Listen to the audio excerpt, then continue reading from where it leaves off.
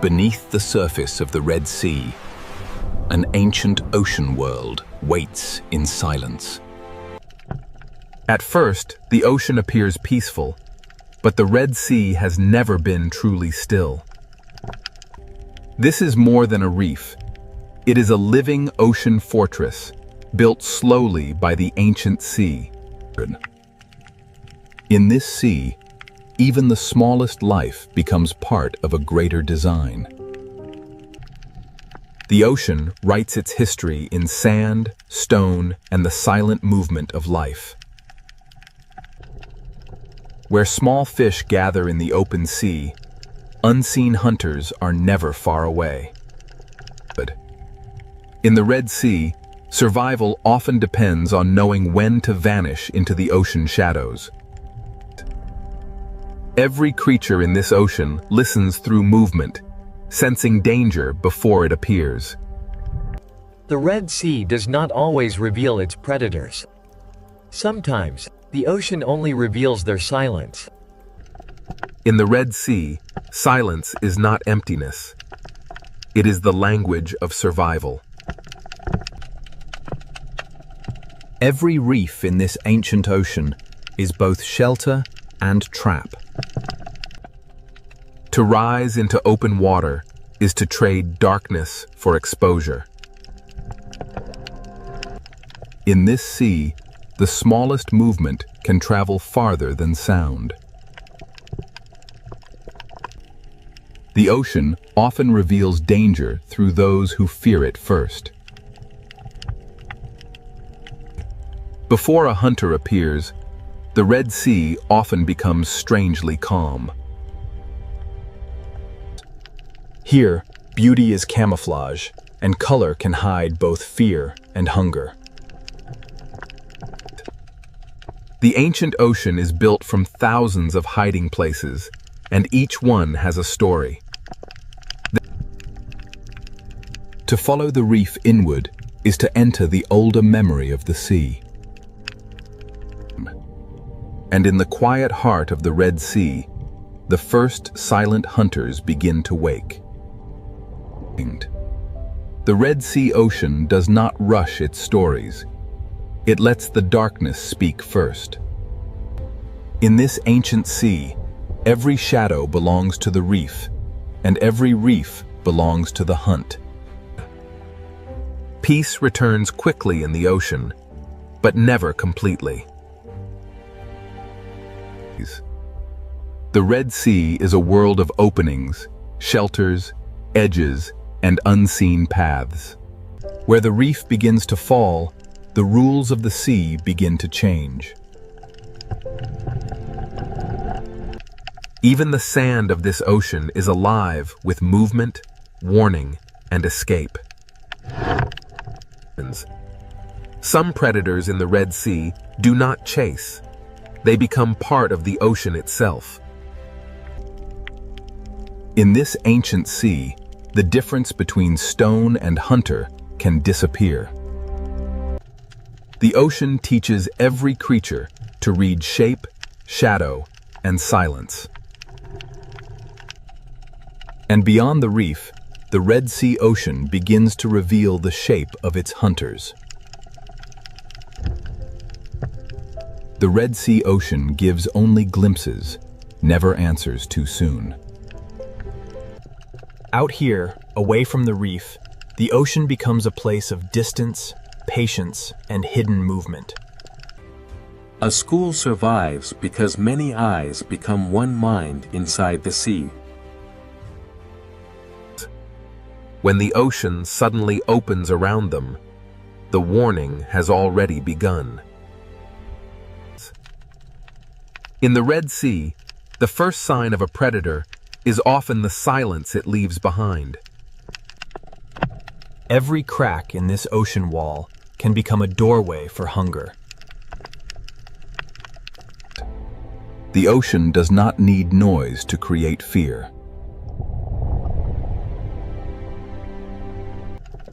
Separation is the moment the ancient sea has always understood. For the hunted, the ocean is measured in inches, shadows, and seconds. And ahead, where the Red Sea bends into darkness, the hunters wait without a sound. The deeper the Red Sea ocean draws us in, the more its silence begins to feel alive. In this ancient sea, the hunter does not need to be seen to be felt. The Red Sea records every movement, even when the creature that made it has already vanished. Every arch, cave, and hollow in this ocean can become a waiting mouth. Here, survival belongs to those who can become invisible inside the sea. The Red Sea does not separate beauty from danger. It weaves them into the same silence. The hunted may escape one shadow, but the ocean is filled with many.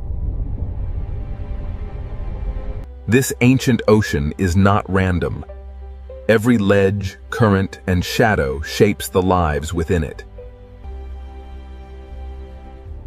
In the Red Sea, peace is only a pause between movements. And now, beneath the beauty of this ancient sea, the silent predators of the Red Sea begin to emerge. Beneath the beauty of the Red Sea ocean, the hunters are already in position.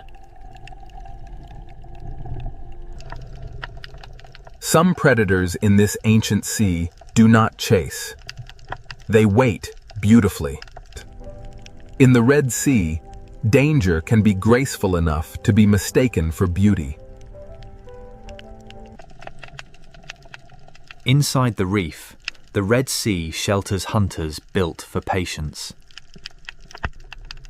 The ancient ocean gives even its fiercest hunters a place to remain unseen. Every hollow in this sea may be empty, or it may be waiting. Strength in the Red Sea ocean is often hidden beneath stillness. A hunter does not always need speed. Sometimes it only needs the perfect place. On the ocean floor, the Red Sea teaches predators how to become stone. In this sea, survival may depend on seeing what does not wish to be seen. The Red Sea ocean has hunters that hide not in darkness, but beneath the sand. What looks like empty sand may rise and move with the patience of the sea itself.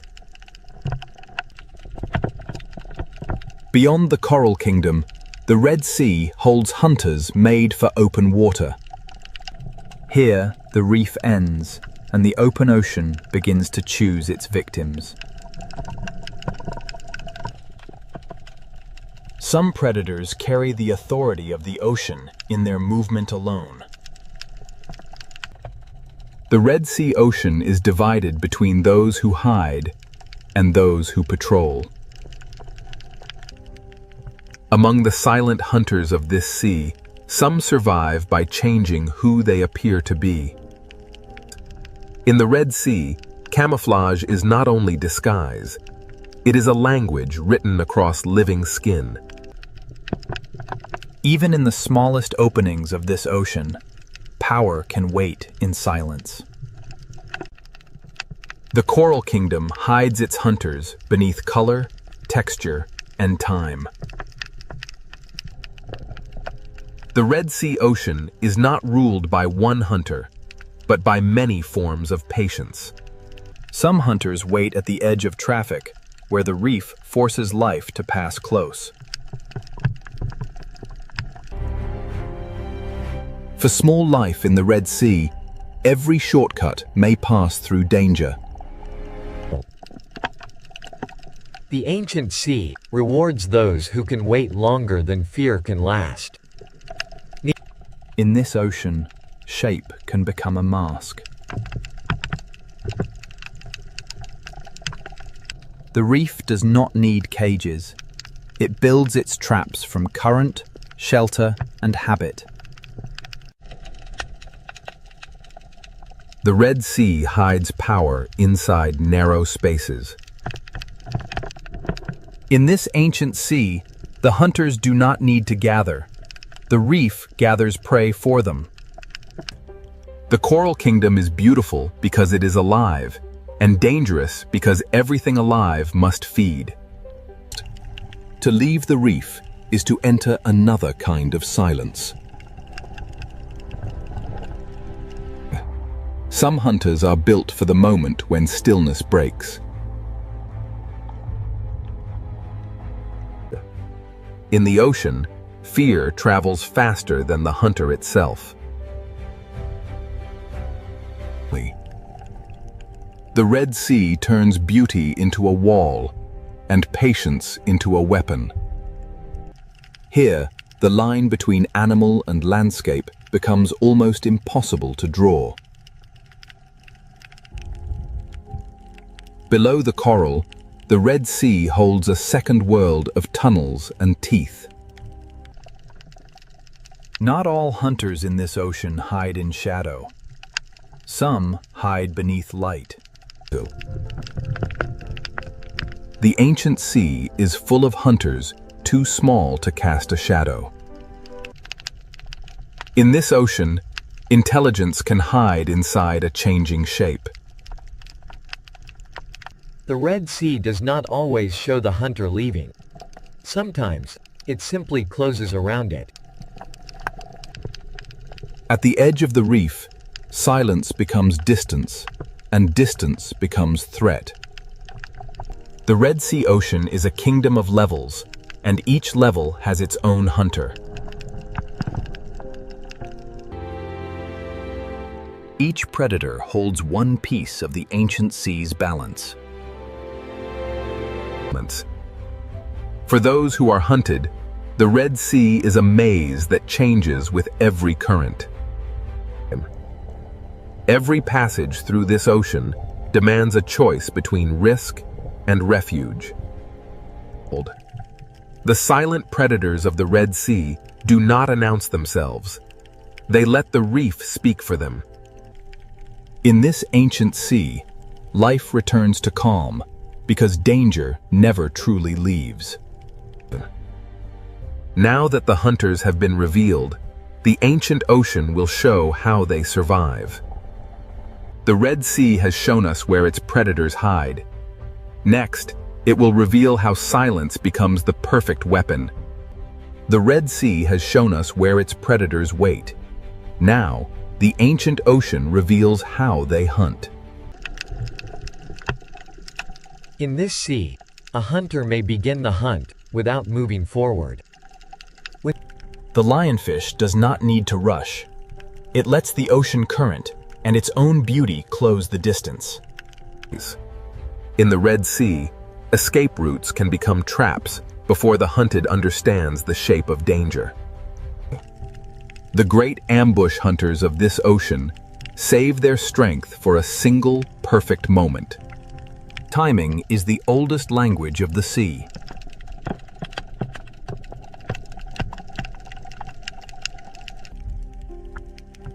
Some hunters in the Red Sea survive by becoming the place where they wait. In this ancient ocean, the most dangerous shape may be the one that seems to have no shape at all. The Red Sea turns ordinary pathways into hunting lines. The hunt begins long before movement. It begins with choosing where the sea will bring life next. In the coral kingdom, even a body shape can become camouflage. To vanish in the Red Sea, a predator does not always need darkness. Sometimes it only needs imitation. Few hunters in this ancient sea understand disguise as deeply as the octopus. Across its skin, the ocean writes a disguise that can change from one breath to the next. The Red Sea rewards hunters that can move without becoming a signal.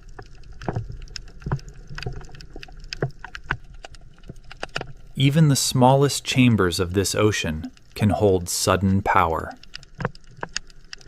Here, silence is not weakness. It is control. The reef is not only a home, it is a strategy built from stone, current, and instinct. A cave hunter turns darkness into territory. In this ocean, even fear must share the reef with delicate life.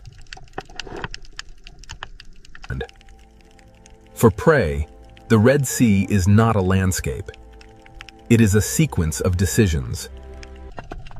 The seafloor watches upward with eyes the reef has taught us to miss. In this ancient ocean, patience often lasts longer than opportunity.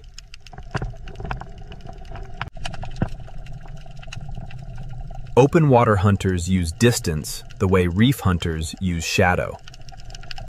A predator can control a place without touching anything inside it. When stillness breaks, the ocean becomes a storm of decisions. The hunt does not end when the hunter disappears. It remains in the memory of movement. The Red Sea hides danger by making it look old. When everything moves except one thing, the ocean asks us to look again. Ambush in the Red Sea is not always sudden. Sometimes it is arranged slowly. The predator is only half the trap. The other half is the reef. In this ocean, one wrong path can bring the hunted into another hunter's patience. The Red Sea is full of moments where survival depends on stopping in time.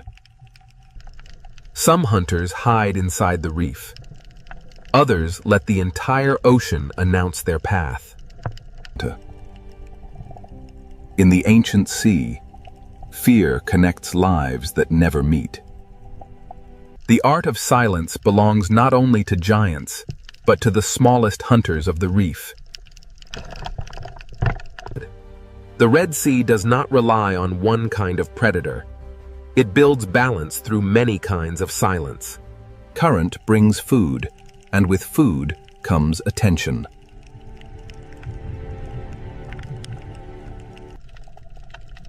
Every feast in this sea has an audience. When the moment finally comes, the ocean barely has time to notice. The Red Sea closes over every hunt, leaving only movement where fear had been. For the hunter that can change its skin, the reef itself becomes a mask. Not every opportunity is taken. The Red Sea teaches its hunters to choose carefully. The art of survival here is not only hunting, but knowing when not to hunt. The hunted draw the map of the predators without ever naming them. Every predator here has a method, and every method belongs to the ancient sea. As light begins to weaken, the rules of silence become even stronger. Daylight exposes the hunters, but dusk begins to return them to shadow. The Dale's silent hunters have shown their craft, but the Red Sea has another world waiting after dark. As the ancient ocean darkens, patience begins to change into movement. In the Red Sea, silence has mastered the day. Now, the night will give it a deeper voice. As daylight leaves the Red Sea ocean, silence deepens into something older. The reef does not sleep when the light disappears. It changes who is allowed to move. When night enters the Red Sea, even the coral begins to hunt. The smallest hunters of this ancient ocean awaken before the larger shadows begin to move. Darkness does not empty the Red Sea. It reveals another ocean within it. By day, the cave protected the hunter. By night, the hunter leaves the cave behind. The night reef belongs to those who know every tunnel in the ancient sea. At night, the Red Sea shortens the space between danger and life. The lionfish becomes more haunting when the ocean loses its color. In the night sea, patience becomes harder to see and easier to obey. Beneath the night water, even the sand may be alive. The Red Sea hides movement beneath stillness until the moment it chooses to rise. Night gives the octopus a larger canvas for disguise.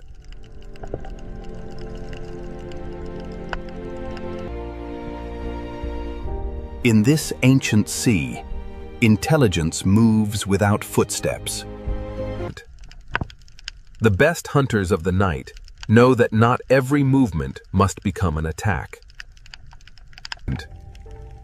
At night, the ocean hides the hunter until the hunted begins to move differently. The open sea grows wider in darkness, and the hunters of distance become harder to read. In daylight, distance can be measured.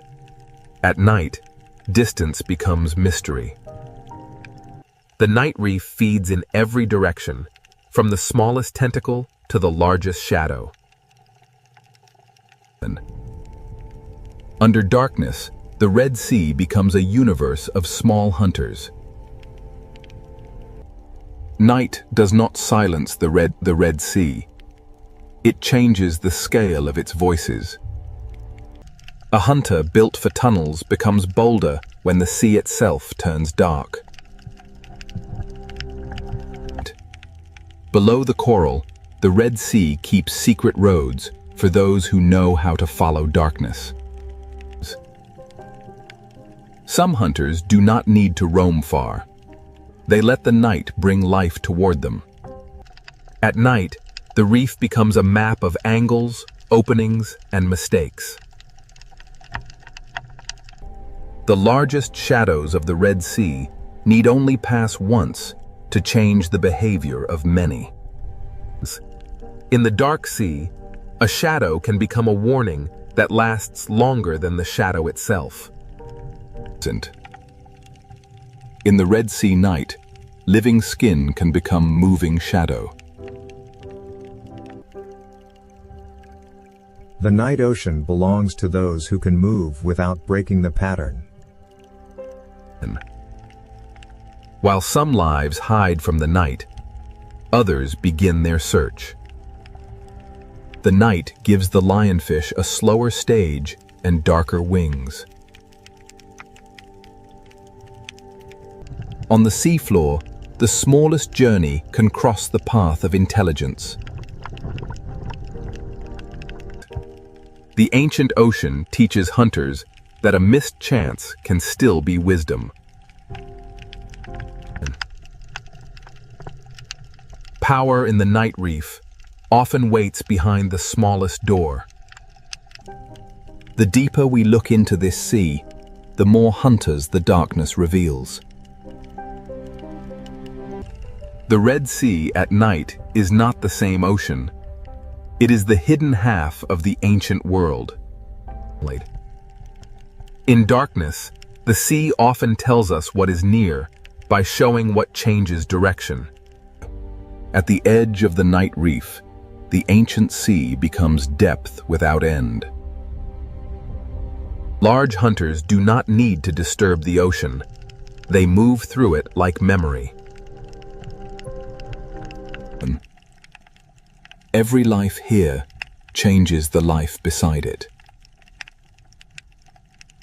The night shows the Red Sea as a chain of hunger, movement, and balance. Nothing in this ancient ocean hunts alone. Every hunt belongs to something larger. The smallest drifting life can shape the path of the largest hunter. By night, the Red Sea reveals the hidden pattern that daylight disguises. Even before dawn arrives, the night sea begins to prepare for another change. The Red Sea does not change all at once. It trades one silence for another. The hunters of darkness do not vanish. They become part of the reef again. By morning, the Red Sea looks peaceful, but the night has left its mark in every movement. Night has shown us the hidden hunters of the Red Sea. Now, the ancient ocean will reveal how every life feeds the next. Every story of survival in the Red Sea ocean begins with something almost too small to see. The current does not simply move water. It carries the first meal of the reef. The coral that builds this ocean world also joins the endless act of feeding. From drifting life, the reef receives energy, and from that energy, movement begins. These small fish transform invisible life into motion, color, and opportunity. The food chain of the Red Sea is not a straight line. It is a web of feeding, cleaning, guarding, and escape. Even those that do not hunt reshape the ancient ocean with every bite. Nothing wasted in the Red Sea truly disappears. It descends into another life. At the bottom of the sea, feeding and hiding often happen in the same breath. In the ancient sea, survival is not only competition. Sometimes it is an agreement. Even hunters must sometimes enter the economy of the reef.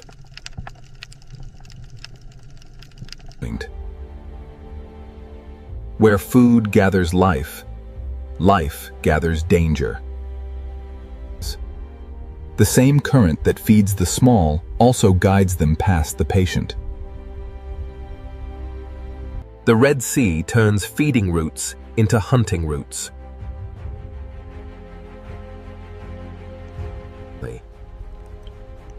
Every escape in this ancient ocean may lead past another mouth. The hunter waits where the ocean teaches the prey to return.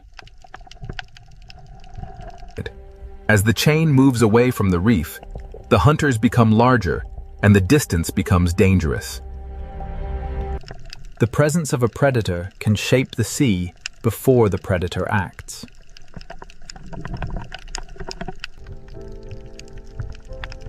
Hunger pulls life outward. Fear pulls it back. The chain does not end when food falls. It begins again on the ocean floor. At this scale, the Red Sea is a world of fragments, shelters, and sudden danger. In the ancient ocean, even the smallest hunter and the smallest prey live by timing. Some feeding protects the very home that makes feeding possible.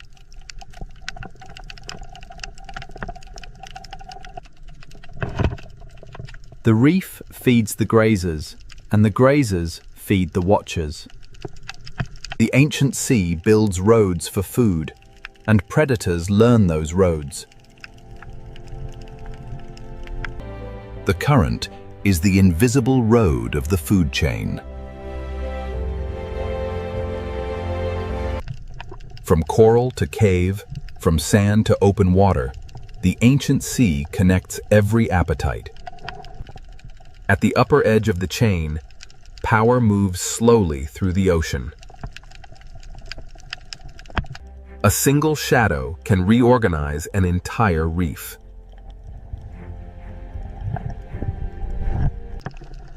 The Red Sea survives because fear pauses life, but hunger restarts it. This is the architecture of hunger beneath the Red Sea. The ancient ocean does not separate beauty from hunger, or hunger from balance. In the Red Sea, endings often become places for new life to begin. Every hunter is also part of a larger pattern, and no creature stands outside the chain. The rules of the reef can change with a single body moving away. When one creature moves through the sea, others follow the changes it leaves behind. Opportunity in the ocean rarely belongs to only one life. The ancient reef is not a battlefield alone. It is a living arrangement. The hunted are not passive in this sea. Their movement helps shape the hunt. Survival is not only escaping the strike, it is learning the shape of pressure. Some lives move in bursts. Others keep the reef alive through constant work. The foundation of the ancient ocean is built from lives that pass unnoticed. The farther life moves from shelter, the more the ancient ocean tests it. The Red Sea is not ruled by hunger alone. It is held together by the balance hunger creates. The silent predators of the Red Sea are not outside the reef's balance. They are part of what keeps it alive. Now that the chain of life has been revealed, the Red Sea will show us why its silent hunters are guardians of an ancient marine world. Now, the Red Sea ocean shows us why its silent predators are not destroyers, but guardians of balance. To understand this ocean, we must see every life as part of one long rhythm. The smallest life in the Red Sea carries the strength of the largest hunters. The ancient sea begins with delicate mouths, reaching into the current. The reef gives them food, and the predators teach them movement. The lionfish waits in beauty, and through that waiting, the reef remains alert. Even the teeth of the Red Sea have a place inside the reef's fragile order. The great reef hunters preserve their strength, and the ocean learns their patience. Beneath the sand, the Red Sea keeps another layer of balance.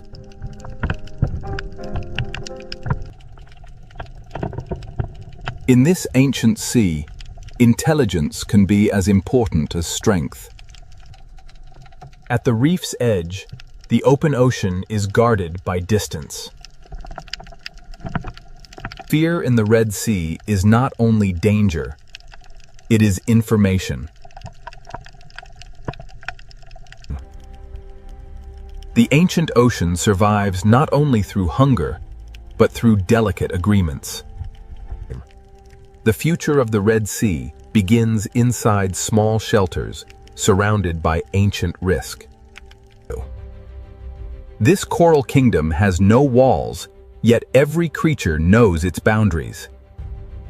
The current carries food, warnings, memory, and life through the Red Sea. Nothing in this ocean moves alone.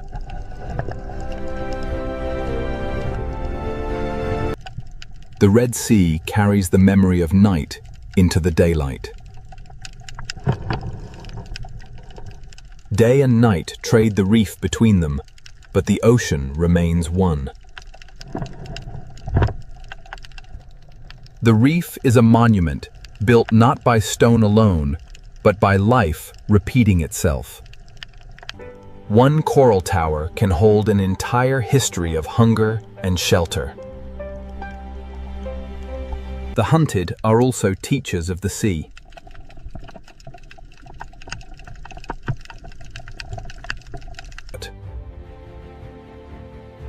Every turn they make records where danger waits. A guardian does not always protect by gentleness. Sometimes it protects by keeping balance firm. The Red Sea teaches life to look carefully, or become part of the lesson. Balance is not peace without danger. It is life continuing with danger understood. The ancient sea survives because nothing is allowed to remain unchanged for too long.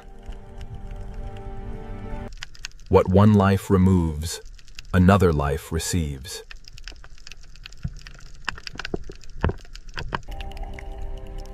The ancient ocean survives not only through hunger, but through delicate agreements. The future of the Red Sea begins inside small shelters surrounded by ancient risk. This coral kingdom has no walls, yet every creature knows its boundaries. The current carries food, warnings, memory, and life through the Red Sea.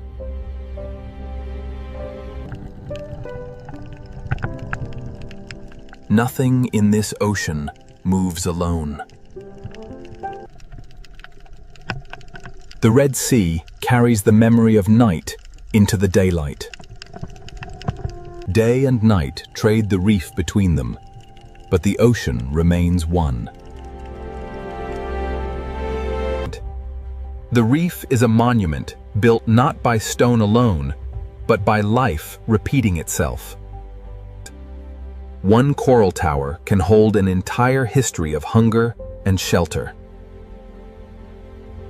The hunted are also teachers of the sea.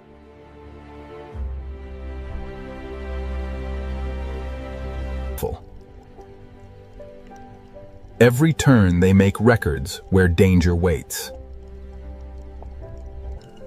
A guardian does not always protect by gentleness. Sometimes it protects by keeping balance firm. The Red Sea teaches life to look carefully, or become part of the lesson. Balance is not peace without danger. It is life continuing with danger understood. The ancient sea survives because nothing is allowed to remain unchanged for too long. What one life removes, another life receives. The guardians of the reef are not only the large hunters, they are also the tiny workers beneath them. The Red Sea is built in layers of dependence. The greatest hunters are not outside the reef's story. They are among its oldest sentences. The Red Sea endures because life here never stops answering change. This current has carried us through beauty, fear, hunger, and renewal. The silent predators remain, not as interruptions, but as part of the music of the sea. In the Red Sea, even darkness has a role in keeping the reef alive. A school of fish is not only many lives, it is one answer to the ancient question of survival. Between shelter and open water, the Red Sea keeps its balance.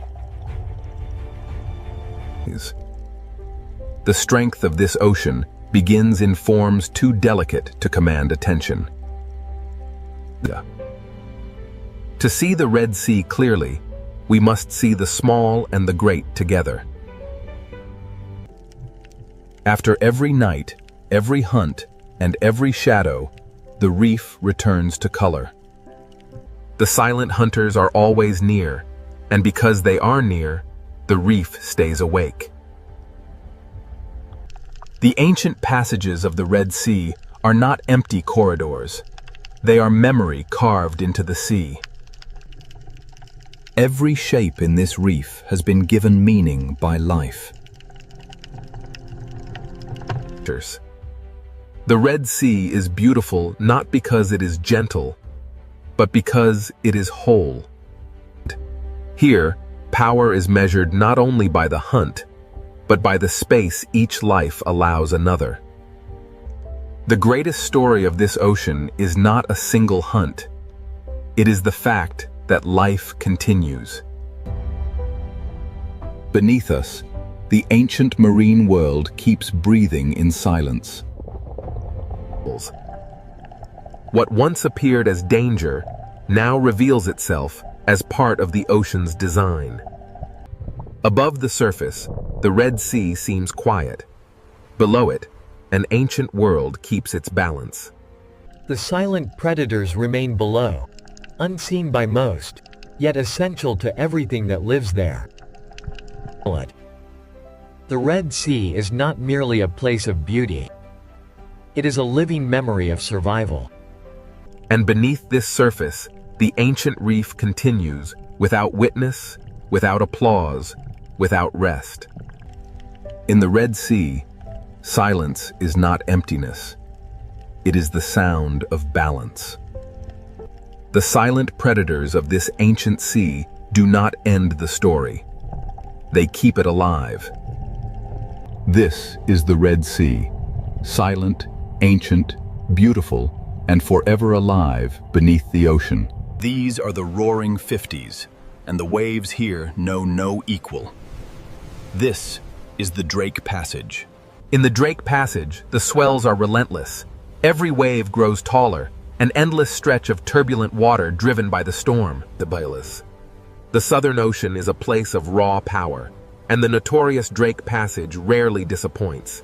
Challenging all. Beyond the shelter of the Horn lies the open expanse of the Drake, a passage famed for its turbulent seas and isolating fog. Here, there is no shelter, no safe harbor, only the dark sea and the relentless fury of the wind and waves. The swell builds relentlessly, a living machine of water and wind, culminating in the chaotic fury of the Drake Passage. The ocean corridor between Cape Horn and Antarctica is enormous and exposed, with waves moving in several directions beneath the heavy clouds. The sea becomes a doorway into the deeper story of Cape Horn. Ahead lies the violent Drake Passage, ruled by southern winds and hidden currents. The tiny research vessel provides a stark reminder of humanity's place in this immense wilderness. The Drake Passage, leaving the faint shadow of Cape Horn behind, we enter the unforgiving waters of the Drake Passage, where the ocean swells dominate everything. The gray waves roll endlessly here, propelled by the fierce winds of the deep south, a raw and untamed wilderness of water. From this height, the ocean reveals itself as a moving corridor, vast to human eyes, yet narrow when measured by the planet's forces. Beneath the gathering storm clouds, the ocean stirs, a vast engine waking, its power unleashed by the relentless wind. Here, in the infamous Drake Passage, the true force of the Southern Ocean is unleashed as massive swells rise and collapse with unimaginable power. The powerful swell dissipates into churning foam, only to be met by a fierce gust, scattering the spray across the relentless currents. Away from the sight of land, the waves themselves form a continuous chain, pulling us deeper into the profound blue-black heart of the ocean. As the camera glides forward, a low cloud bank rolls over the sea. The waves below move in long, parallel ridges. Below the surface turbulence of the Drake Passage lies an immense force, a hidden current, powerful and unrelenting, shaping the ocean depths. The Drake Passage. Its turbulent waves hint at a power far greater than the surface reveals. The chaotic surface yields to a powerful system. Long, dark ridges begin to form, revealing the hidden forces below the Drake Passage. From this height, the true scale of the Southern Ocean reveals itself, a relentless, rhythmic breathing machine powered by global winds. This is the Drake Passage, a violent gateway where two great oceans converge in a freezing chaos. The westerly winds assert their dominance, tearing at the surface of the frigid sea. The ocean responds with a raw, untamed power. An invisible force pulls at the water, stretching the sea itself across the infamous Drake Passage. Below the rolling waves, hidden currents exert their force, shaping the violent scene on the surface and pulling the ocean into its depths. Here, in the unforgiving waters of the Drake Passage, the sheer scale of the Southern Ocean becomes overwhelmingly clear. This is the Drake Passage, a volatile stretch of water where the visible storm gives way to the unseen forces below. Below the mist lies the true heart of the Southern Ocean, a vast and dangerous realm where wind meets current in an eternal struggle. Beneath these waves lies a pressure few vessels can withstand. This is the Southern Ocean, and it demands respect. This is the Drake Passage, where the Atlantic and Pacific converge, creating towering waves and chaotic currents far below the surface. The sea no longer looks random. Every ridge and trough is connected to the wind, distance, and invisible currents flowing through the Drake Passage. Beneath the violent surface, a deeper engine moves, folding the dark water into itself. A powerful gust tears across the surface, transforming the ocean into streaks of silver-white motion. But this is the Drake Passage, where the sea itself rises like a dark wall, unleashing the raw energy stored within its depths as it breaks into foam. As the chaos of the impact subsides, the true scale of the Antarctic waters is revealed, stretching endlessly towards the ice. Here, where the continents end and the true ocean begins, the Drake Passage guards the gateway to the deep unknown. The Drake Passage holds secrets beneath its turbulent waves. Deep below the surface, a massive current flows. As we journey deeper into the Drake Passage, the true force of the wind and the hidden currents beneath the waves begins to reveal itself. The Drake Passage, a violent, restless sea where two oceans collide before the final approach to the ice. The Drake Passage, a place where every second changes the shape of the world. Descending into the trough reveals the true scale of the Southern Ocean's power, a chaotic gateway into forces unseen. The Drake Passage is endless and exposed. There is no island, no harbor, and no peaceful coastline to soften the ocean's violence. In the infamous Drake Passage, the wind is the undisputed master. It rips across the water, tearing spray from the waves and drudged. The Southern Ocean holds the memory of distant storms. These waves, growing heavier now, carry that immense. The unforgiving swells of the Drake Passage offer no mercy. Here, swallowed by the immense power of the Southern. And so the ship vanished beneath the swell. The ocean, timeless and untamed, simply closed over the space. This is the Drake Passage, a visual threshold between the world we know and the mysteries that lie beneath the ice. Legend. Behind the mist lies Cape Horn, the final sentinel of the land. Now, the violent expanse of the Southern Ocean tolerates no weakness. Here, the waves are the true masters, and the land merely a fragile witness to their power. Here, at the edge of Cape Horn, the Southern Ocean unleashes its full fury against the Black Rock, a violent prelude to the infamous Drake Passage. For countless millennia, the cliffs of Cape Horn have endured the ocean's endless assault, a testament to the raw, untamed power of the sea. This coastline offers no refuge. It is the final stone edge before the exposed, endless ocean swallows the horizon. As the cliffs of Cape Horn recede, the true scale of the Drake Passage begins to emerge. As the shelter of Cape Horn recedes, the true nature of the Southern Ocean reveals itself. Here, the swells run unimpeded toward Antarctica. Beyond the cliffs of Cape Horn, the ocean asserts its dominance. The small vessel is dwarfed by the immense. As the cliffs of Cape Horn vanished into the churning wake, the vessel pushed into a sea that grew darker, wider, and less forgiving with every passing moment. Here, in the unforgiving Drake Passage, the ocean demonstrates its power, quickly erasing the fleeting presence of the ship's passage. We leave the shelter of Cape Horn now, entering the infamous Drake Passage. Ahead lies the raw power of the Southern Ocean, Cape Horn, the very edge of the world's navigable waters. Beyond this churning chaos lies the frozen expanse of Antarctica, and the coastline stands as a warning.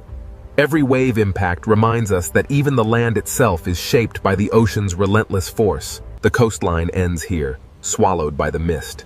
Southward, the ocean stretches like an open gate into unimaginable violence. This is Cape Horn, the gateway to the vast, untamed waters of the Drake Passage. As the swell travels outward, Cape Horn recedes into the mist, and the immense power of the open ocean takes control of the narrative. Here, between the continents, the wind blows unimpeded, driving the largest waves on Earth across the notorious passage. The wave crests move in long, organized rows, driven by an unseen force. What feels wide to us is... As the final coastline disappears, the sea becomes a complete world. A realm with no shelter, no returners. The last sight of land recedes into the mist, and the sea becomes more than water. It is a boundary, both physical. As the waves subsided, Cape Horn vanished. We were now truly exposed to the raw power of the Drake Passage. Now, with no continent or island left to break the force of the wind, the sea grows rougher. The waves rise unchecked across the open ocean. Here, in the Drake Passage, the sea is an exposed arena. Wind, water, and distance combine into a larger, relentless force. We push farther now from Cape Horn, drawn closer to the violent heart of the Drake Passage. Here, Here, at the edge of the world, the Southern Ocean shows its true power. The small research vessel is merely a toy in the hands of the Drake Passage. The sea cares little for the machines of man. It rolls on, indifferent to our passage, reminding us that this crossing belongs to the water. The sea erases scale, direction, and certainty. The vessel is but a fleeting moment in the ocean's eternal power. As the land disappears, the sheer emptiness of the Drake Passage becomes apparent. Nothing but water, wind, and the humbling scale of the open ocean. Below the waves, the water turns to an impenetrable black. Here, in the heart of the passage, the horizon vanishes completely. The true scale of this desolate ocean world remains hidden, obscured by the endless fog and the relentless churning of the waves. Watch closely as the waves lift in sequence.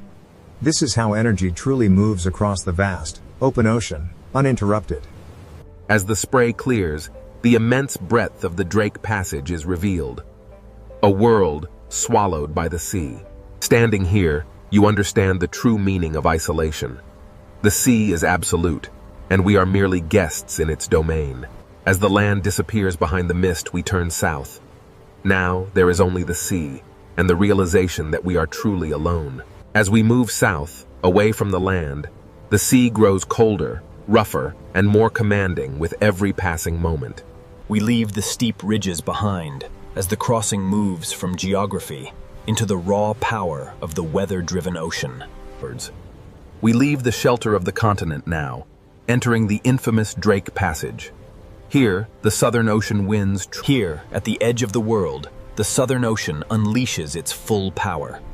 This is the infamous Drake Passage. Here, at the convergence of the Atlantic and Pacific, lies the infamous Drake Passage, a place where the ocean swells run unimpeded around the globe. With Cape Horn behind us, the wind pulls the sea into motion, a natural bridge toward the atmospheric engine ahead. These waves, bending under the immense pressure of the wind, carry an energy that travels across the vast expanse of the open sea. With Cape Horn now gone, the sea becomes the only landscape, the only road, and the only danger between us and Antarctica. As the clouds race overhead, the immense power of the Southern Ocean winds begins to organize the sea into massive, unstoppable rows. Without land masses to slow them, the westerly winds howl across the open water, turning this passage into Earth's most violent and unpredictable marine corridor. Now fully exposed to the Southern Ocean, the westerly winds begin their relentless assault on the Drake Passage. This is the Drake Passage, where the Atlantic and Pacific converge in a violent clash of wind and water. As we rise, the true force of the westerly winds becomes visible. Long lines of foam sweep across the water. The relentless wind writes across the ocean's surface, etching temporary patterns into the rolling waves before they vanish into the deep blue. Here, in the unforgiving Drake Passage, the atmosphere and the ocean move as one powerful, interconnected machine. The sea carries energy from distant storms, and each wave feels like a message traveling across thousands of kilometers of Southern Ocean water. With thousands of miles of open water, the Southern Ocean builds immense power, culminating in these towering walls of water. Far from any shore, the westerly winds sweep across the open ocean, unimpeded. It is this vast... In the Drake Passage, the atmosphere presses its rhythm directly into the water, synchronizing the sky and the sea in a powerful, relentless surge. As the storm intensifies, a powerful gust of wind rips across the water, turning the ocean surface into a blinding sheet of silver spray and foam. The wind rips water from the crest as the massive wall of the ocean roars forward, an ancient and primal force unleashed. A force larger than any single storm pulls at the sea, revealing the deep troughs beneath the churning foam. The sea looks chaotic at first, but the wind reveals a hidden order in the direction of crests, spray, and foam lines. Here, where the water ends and the atmosphere begins, the horizon dissolves into a single gray boundary. The truth here, the westerly winds command the sea, reminding even the sturdiest vessels of nature's dominion. The ship departs, and the relentless wind-driven spray sweeps across the surface, allowing the sea to reclaim its untouched, powerful... The Drake Passage is infamous for its massive seas. Driven by the relentless westerly winds, these waves form endless ridges of raw, moving energy. Driven by the relentless circumpolar winds, the ocean surface is pulled eastward, a massive conveyor of energy linking these waves to the icy continent beyond. Here, the wind is not just a presence, it is the undisputed master, whipping the waves into a frenzy. Navigating the Drake Passage means facing some of the most treacherous waters on Earth, where waves emerge suddenly from the gray mist. Below the chaos of the storm layer lies the Drake Passage, where wind systems larger than continents shape the sea into these endless bands of power. Driven by winds that began far beyond this place, the swells carry that memory north, entering the unforgiving waters of the Drake Passage. As the storm intensifies, these colossal swells become mountains of water, revealing the true depth and fury of the Southern Ocean. The Drake Passage is known for its treacherous waters. Here, multiple wave directions collide, creating an unstable, churning sea. Here in the Southern Ocean, the sea appears violent. But every motion is connected to the wind, distance, and immense pressure. The ocean is a vast, complex system, driven by the atmosphere above it. Wind energy transfers to the water, powering the massive currents we see. As the gale intensifies, the crests are peeled away, strips of water racing across the surface like smoke. Here, at the Drake Passage, the powerful westerly winds sweep across the open marine corridor, driving the waves relentlessly eastward. With no land to block the storm, the wind imparts its energy directly into the sea. The waves grow longer and steeper, organizing in south of Cape Horn. The infamous Roaring 40s and Furious 50s unleash their full force across the unbroken expanse of the Southern Ocean. Here, in the notorious Drake Passage, the ocean moves not as individual waves, but as a single, enormous surface under the command of the wind. The ocean moves under atmospheric command. Following the foam scars twisting over dark water, subtle spiral motions reveal... The sea below answers with ripples, swells, spray, and troughs, turning the Drake Passage into a visible conversation between air and water. Observe how quickly a strong gust can reshape the open water, turning dark, rolling ridges into a chaotic expanse of bright foam. The wind's immense power literally shaves the tops from the waves, transforming the ocean surface into a violent spray. The ocean carries the memory of wind across its surface, each swell recording pressure, distance, storm history, and the wind's memory is etched into the very fabric of the sea. Here, in the immense Southern Ocean, westerly wind, the transparent currents, invisible to the naked eye, are the silent architects of the waves beneath the storm's fury.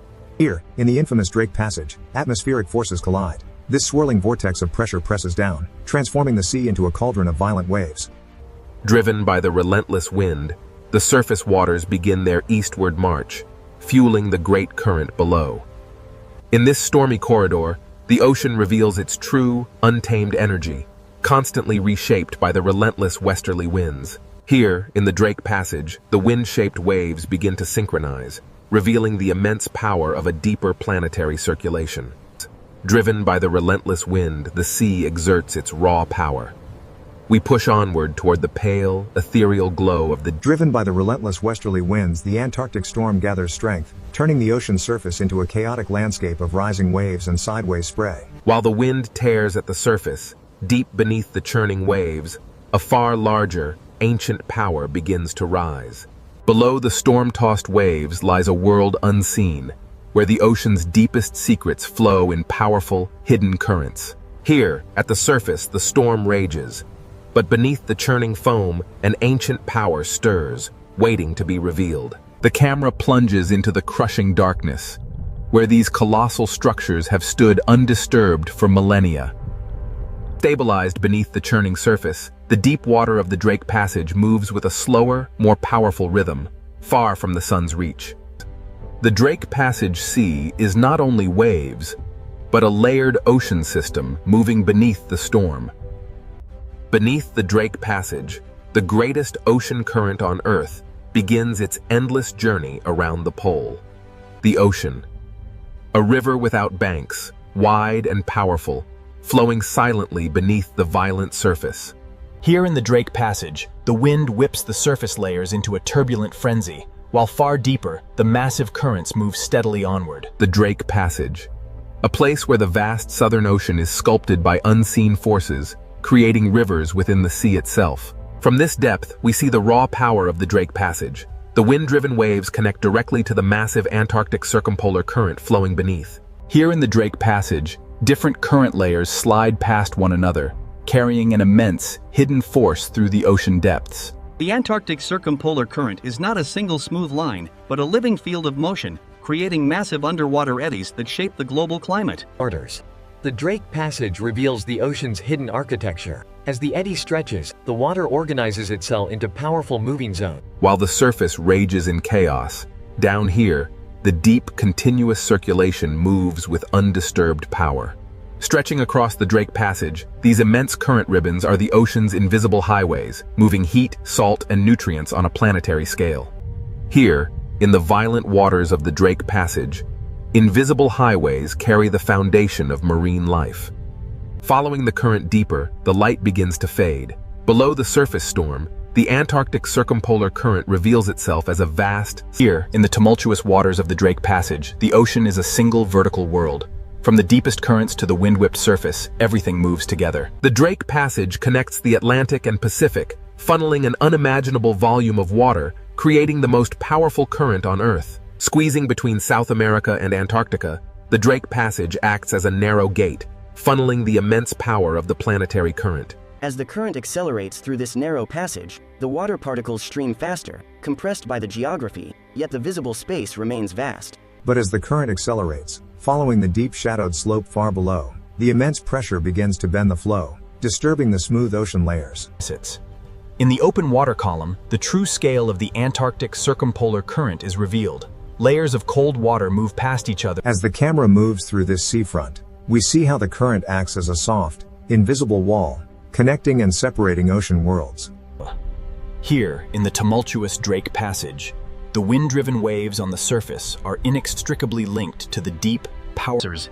The camera descends deeper now, revealing the hidden circulation of the ocean. These vast currents move relentlessly from west to east. Here, in the depths of the Drake Passage, layers of water slide past one another, carrying an immense, unseen force. Changes. What begins as a localized eddy soon stretches into a powerful current front. Here, in the Drake Passage, the sea organizes and the ocean reveals two distinct realities. Above, chaos reigns in the storm-tossed waves. But these immense current ribbons pass through the Drake Passage like invisible highways, moving water, heat, salt, and nutrients across the Southern Ocean. Flowing through the Drake Passage, these invisible highways carry the very foundation of marine life across the violent sea. As we descend deeper, the surface storm fades, revealing the true power of the Antarctic circumpolar current. A vast, silent force moving through the... Here in the Drake Passage, the ocean is a vertical world. From the deep currents to the surface winds, everything moves together. Every second, a volume of water riven by the Drake Passage dwarfs all the rivers on Earth combined, a silent, powerful force shaping the globe. An immense volume of water is squeezed through this narrow gate, a planetary current accelerating through the Drake Passage with unimaginable force. This is the planetary current gate, a massive convergence of water. Plunging beneath the waves, the current accelerates through the passage, compressed by the geography of the deep. Driven by forces unseen, the current accelerates, bending as it encounters the abyssal slope far below, disturbing the tranquil layers of the deep ocean. Here, the powerful flow of the sea curves and folds, influenced by the shadowed architecture of the ocean floor, revealing the next chapter of this deep journey. The Antarctic circumpolar current feels endless.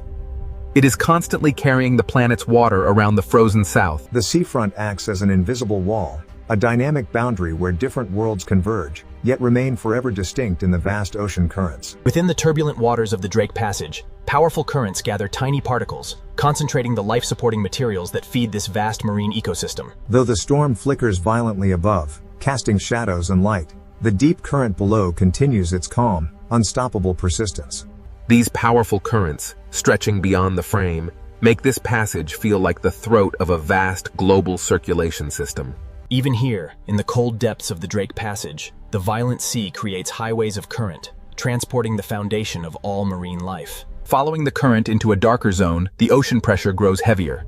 The Antarctic circumpolar current is a vast, silent force beneath the surface storm. Emerging from the crushing darkness of the pressure zone, the Drake Passage reveals its vertical nature. Here, the deep currents merge with the distant pull of surface winds.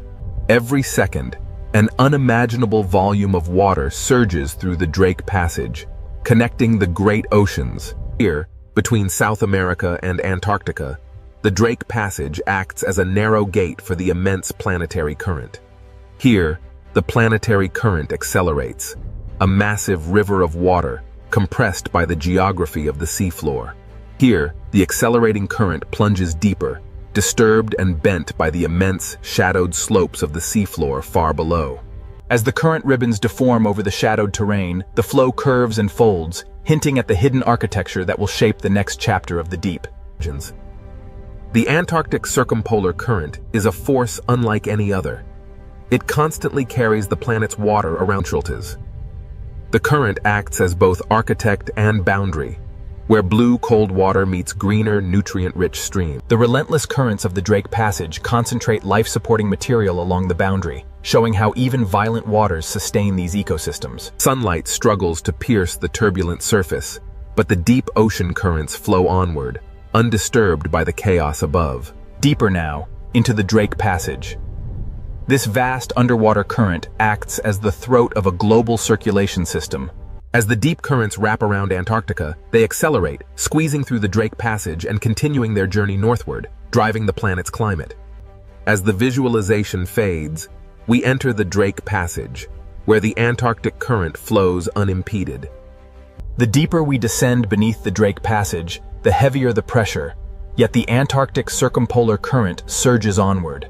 The deep ocean currents, vast and powerful, begin to shift. They twist around unseen terrain, foreshadowing the hidden ridges and basins far below. The deep ocean is never still. Here, the currents bend and twist, forming powerful vortices that shape the underwater landscape. The sea appears simultaneously chaotic and organized as the eddies stretch and break apart. Eventually, the steady eastward. As we ascend, the true complexity of the Drake Passage reveals itself. Beneath the raging storm, the deeper currents flow. Here, between the surface turbulence and the deeper currents, lies the true nature of the Drake Passage, a powerful gateway in the world ocean. Here, the ocean is a moving archive, a vast repository of temperature, salt, carbon and energy flowing around the Antarctic continent. Here, in the depths of the Drake Passage, the strongest forces move silently, an immense current carrying particles through the dark water. While the storm rages on the surface far above, the Antarctic circumpolar current holds its steady, immense path through the dark ocean depths. Below the waves, the silent power of the depths. The immense currents of the Drake Passage begin to reveal the contours of the hidden seafloor far below. Even here, in the crushing dark of the deep ocean, hidden mountains rise, steering the powerful flow of planetary water. The ocean floor is far from empty. It is architectural, a realm of hidden walls beneath the violent surface. As the circulation tightens into faster streams, the focus shifts to the shape of the seafloor. Here, the true power. The seafloor beneath Drake Passage is not passive, but actively reshapes the current.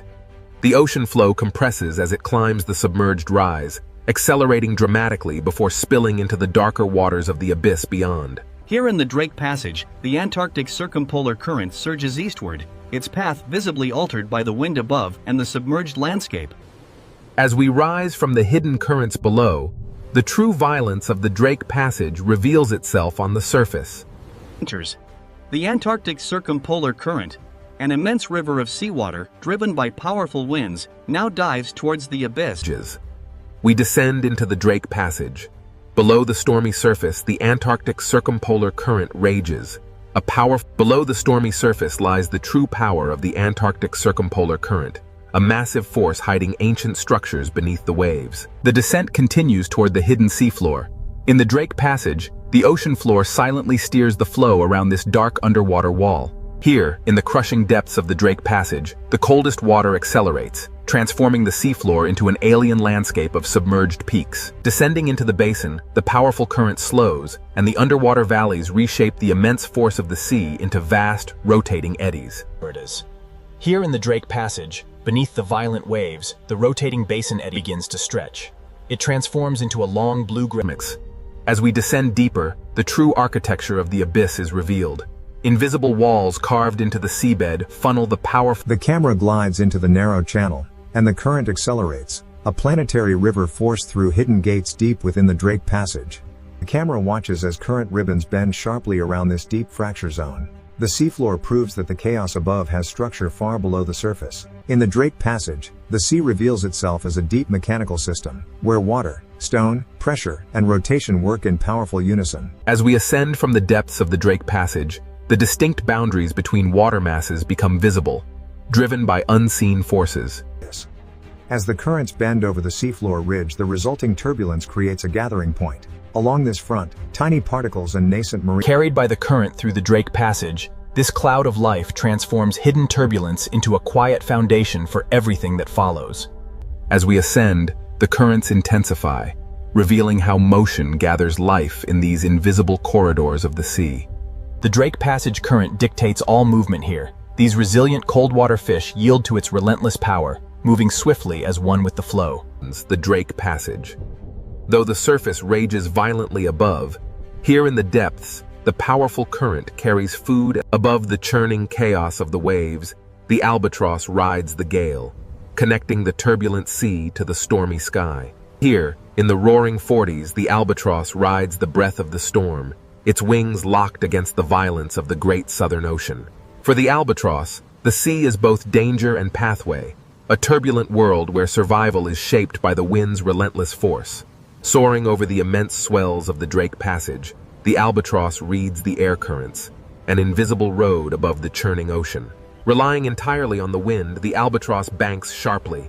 The ocean surface below traces its path in white foam, a testament to its Here, amidst the endless swells of the Drake Passage, survival depends on motion, not resistance.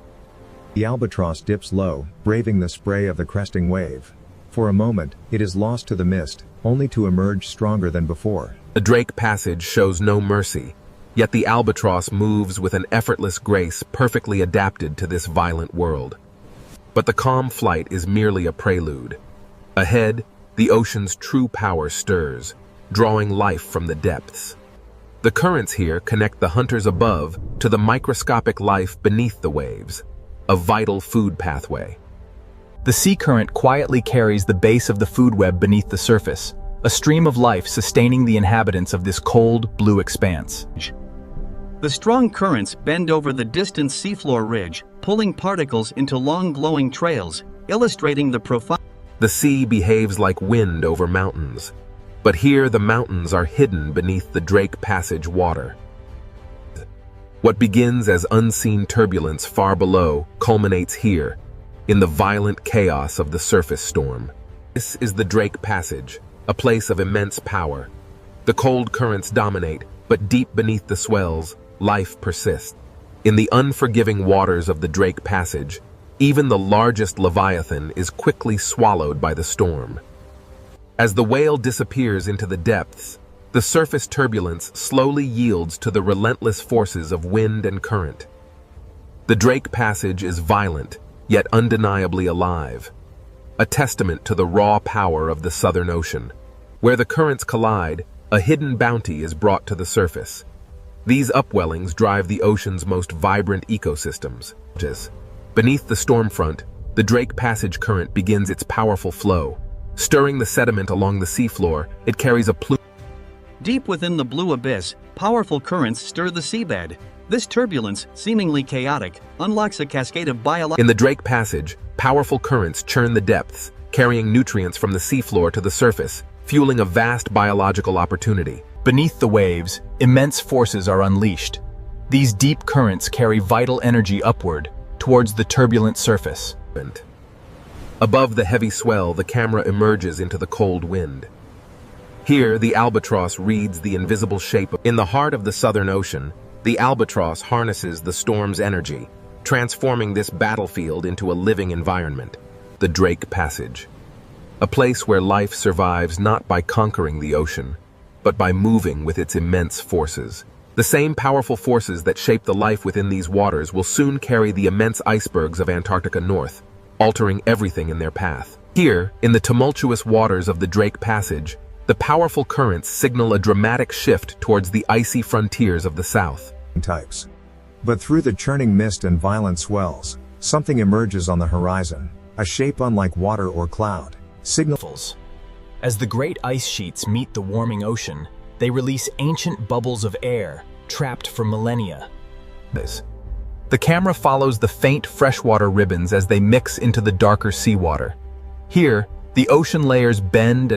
From the silent depths, we rise through the mixing waters to witness the ocean's raw power as it sculpts the ancient ice.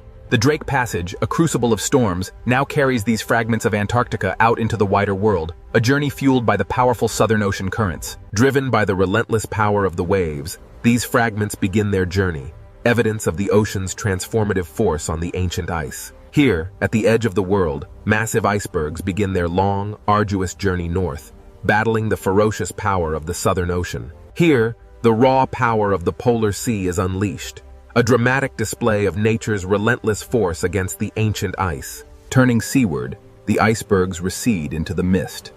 This is where the frozen realm meets the turbulent, living waters. In the relentless churn of the Southern Ocean, even the most colossal ice formations are fleeting. The water is eternal. Beyond the frozen gateway lies the Weddell Sea, an unbroken expanse, stretching toward the Antarctic Peninsula. Here, in the Drake Passage, the relentless Antarctic circumpolar current pulls the ice fragments eastward, a hidden force beneath the waves. Here, beneath the surface, the sea moves both ice and water through the same planetary pathway. Here, the ancient ice surrenders its form. The cold freshwater descends, a memory merging with the deep, shaping the currents of tomorrow. This is where temperature, salt, and ice converge. A visible climate space formed by the meeting of distinct ocean currents and freshwater plumes. Driven by powerful winds, the Antarctic circumpolar current relentlessly circles the frozen continent, accelerating as it is forced through the gauntlet of the Drake Passage. The abstract visualizations give way to the raw power of the ocean. Here, where warm and cold waters collide. The storm rages, yet life persists even here.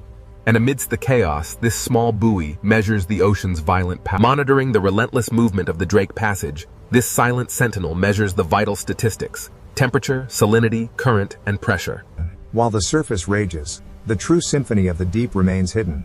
Here, science listens passively to the ocean's uncontrolled voice as the instrument recedes, the true observatory reveals itself. The Drake Passage carries secrets through its layers. The data reveals a stark reality. Deep currents are accelerating, linking the silent depths to the increasing violence of the sea. Here, beneath the waves, we witness the raw power of the Drake Passage, a crucible where atmosphere, ocean, and ice collide. As the atmosphere meets the ocean and the ice, the relentless waves continue to carve its base, slowly reshaping this fragment of the frozen continent. A powerful yet subtle shift. The meltwater drips from the ancient blue ice, joining the vast global circulation. As the wind strengthens, the sea becomes a violent force.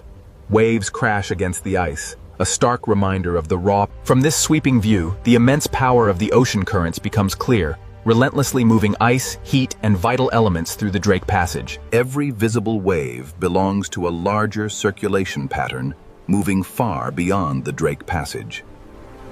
Down here, beneath the churn of the surface, the ocean currents move silently, carrying with them the clearest signals of our changing climate. The Drake Passage, where the immense physical power of the ocean converges with life, signaling profound planetary change. Rising from the depths, we witness the relentless power of the current. The ocean carries this fragment of ancient ice. Even the ice, once part of a towering glacier, now drifts aimlessly in the vast, cold expanse. The albatross navigates the Drake Passage, a crucible where wind, ice, and sea converge in this untamed ocean. This is the Drake Passage, a place where the immense power of the ocean dwarfs even the largest mountains of ice, reminding us of nature's overwhelming scale. As the storm finally relents, the ocean begins its slow, rhythmic breathing once more. Here, in the Drake Passage, the Earth's motion is laid bare. The storm may soften, but the camera descends toward the restless sea. Here, the ocean remains ancient and unfinished, a corridor for the relentless currents of wind. The journey south reveals the immense power of the Antarctic, a vast reservoir of ice and cold water influencing every ocean on Earth. Turning north from the Antarctic glow, we enter the Drake Passage, a place defined by the immense scale of the pure ocean and the raw power of the wind. The journey north reveals the true scale of the oceanic realm, where every force, from the deep currents to the high winds, the Southern Ocean is a place of raw power, beautiful in its terror, indifferent to those who cross its path. Here, the waves roll endlessly into the mist, carrying the memory of the wind, the hidden currents, and the cold breath of Antarctica. Here, in the dark sea, the last iceberg drifts slowly, the memory of Antarctica carried on it. This is the Drake Passage, a place where the true power of the ocean is felt. No map between Cape Horn and the frozen continent, the Drake Passage reveals its true power, an untamable force where sky and sea merge. The Drake Passage, a fitting end to our journey, reminding us that this world remains wild, powerful, and utterly beyond our control. From above, the Pacific Ocean looks peaceful, endless, and almost motionless. But beneath this beautiful ocean surface, the planet is not still. The ocean hides a world of pressure, heat, stone, and movement. What seems like silence is only the surface of a much larger story. We now descend into the Pacific Ocean, where the hidden power begins. Above us, the ocean is bright. Below us, the earth begins to reveal itself. The deeper we go, the more the ocean changes from beauty into mystery. The Pacific Ocean is not only a body of water, it is a cover over a moving world. Below this ocean, entire plates of rock move slowly through time. They move too slowly for the eye to see, yet strongly enough to shape the planet. This ocean floor is not an empty place. It is a map written in stone. Every crack beneath the ocean tells us that Earth's crust is under pressure. Here, beneath the Pacific Ocean, pressure builds where no sunlight reaches. The surface above may be calm, but this hidden ocean floor is constantly changing. If the ocean water vanished, the Pacific would not look smooth at all. It would reveal mountains, trenches, fracture zones, and scars carved into the ocean floor. Some of these ocean trenches are deeper than mountains are tall. These are not empty holes in the ocean. They are places where Earth's crust bends downward. At the edges of the Pacific Ocean, one plate can be forced beneath another. This slow descent is the beginning of the Ring of Fire. The Ring of Fire is not a perfect circle of flames. It is a horseshoe of geological pressure around the Pacific Ocean. Around this ocean, tectonic plates meet, collide, slide, sink, and fracture. This hidden boundary crosses the edges of continents, island arcs, and deep ocean basins. Volcanoes rise here because the ocean floor is being recycled into the planet. Some volcanoes reach the sky as islands. Others remain hidden forever beneath the ocean. The ocean hides much of Earth's volcanic power from human eyes. Here, fire does not need the open air. It can build new rock beneath the sea. Under the Pacific Ocean, heat, water, and stone meet in darkness. The seafloor itself seems to breathe where Earth's interior reaches the ocean.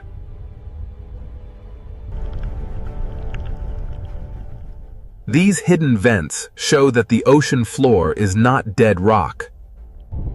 Even in darkness, the ocean can turn heat into life. The same force that creates life here can also store enormous danger. Along these boundaries, the ocean floor can become locked in place. The plates keep trying to move, but friction can hold them together.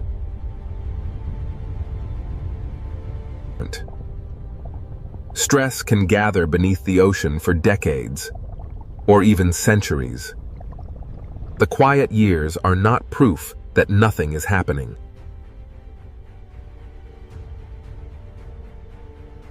When a locked boundary finally breaks, slow motion becomes sudden release.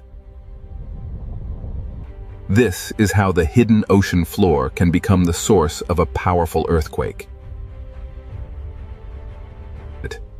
If the movement is strong and shallow beneath the ocean, the water above can be displaced. A tsunami does not begin as a wall of water. It begins when the seafloor moves. In deep ocean water, this energy may pass almost unseen. The Pacific Ocean can look peaceful while a force is already crossing it. This is the danger of the hidden ocean floor. What happens below can travel far beyond the source. The Ring of Fire connects trenches, volcanoes, earthquakes, and ocean waves into one vast system. And it is not a single doomsday switch. It is a long chain of active tectonic edges. The scale is difficult to imagine because the ocean hides almost everything. From below, the Pacific Ocean feels like a lid over a restless planet. The world above sees waves. The world below holds the engine.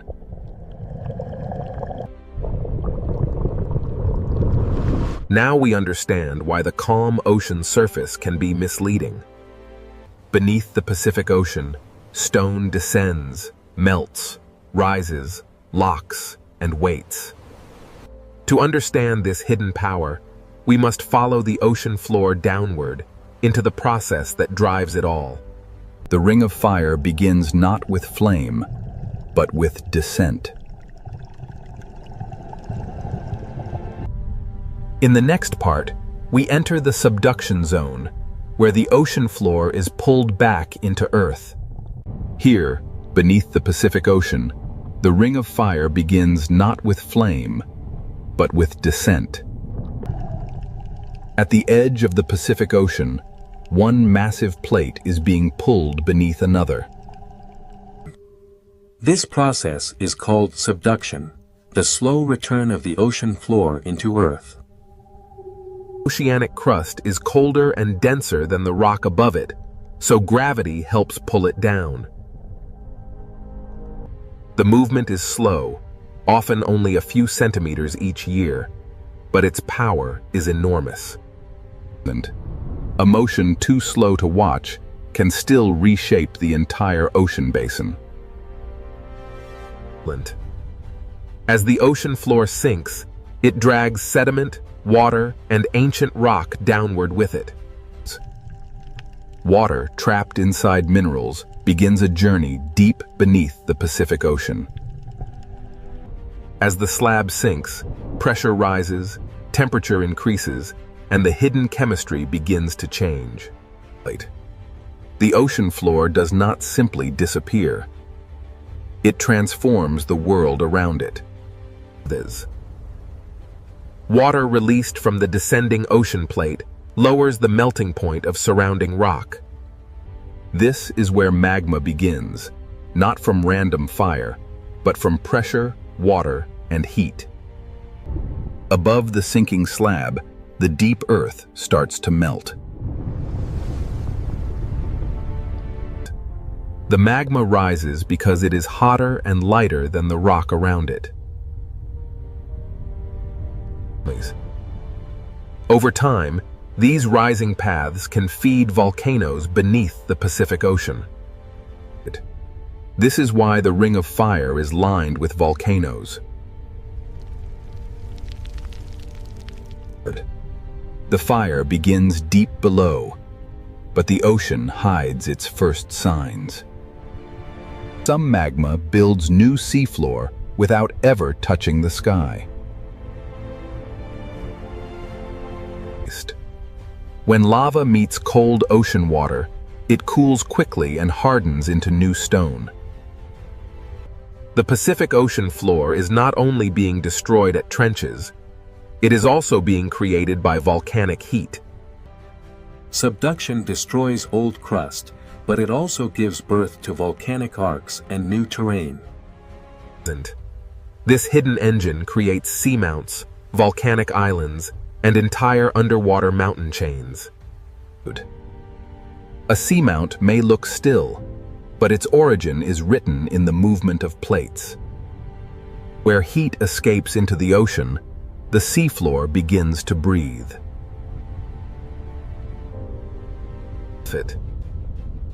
Hydrothermal vents are signs that Earth's interior is reaching into the ocean.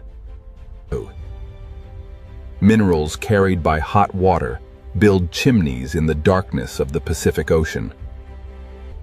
In this hidden ocean world, heat becomes chemistry, and chemistry can become life. Even without sunlight, the ocean can support life near the heat of the Earth. Subduction is not only a destructive force, it is also a creator of hidden ecosystems. But the same process that creates heat and life also stores danger along locked boundaries. Where the descending ocean plate meets the plate above, friction can stop the movement. The plates continue pushing, but the boundary holds them in place. Energy gathers slowly beneath the Pacific Ocean, hidden from the surface world. For decades or centuries, the ocean above may look completely calm. The quiet years are part of the earthquake cycle, not proof that nothing is happening. Every locked section is a place where slow motion can become sudden release. When the boundary finally breaks, stored energy can move the ocean floor in seconds. This is the link between subduction and the largest earthquakes on Earth. The same boundary that creates magma can also lock enough energy to shake entire regions. The subduction connects the deepest trench, the hidden magma, the volcano, and the earthquake. It is not fire first. It is motion first. The fire comes later. And when that fire reaches the ocean floor, a new hidden volcanic world begins. Many of the Pacific Ocean's most active volcanoes never touch the sky. They erupt in darkness, under pressure, surrounded by cold seawater. This is where subduction reveals its most dramatic face beneath the ocean.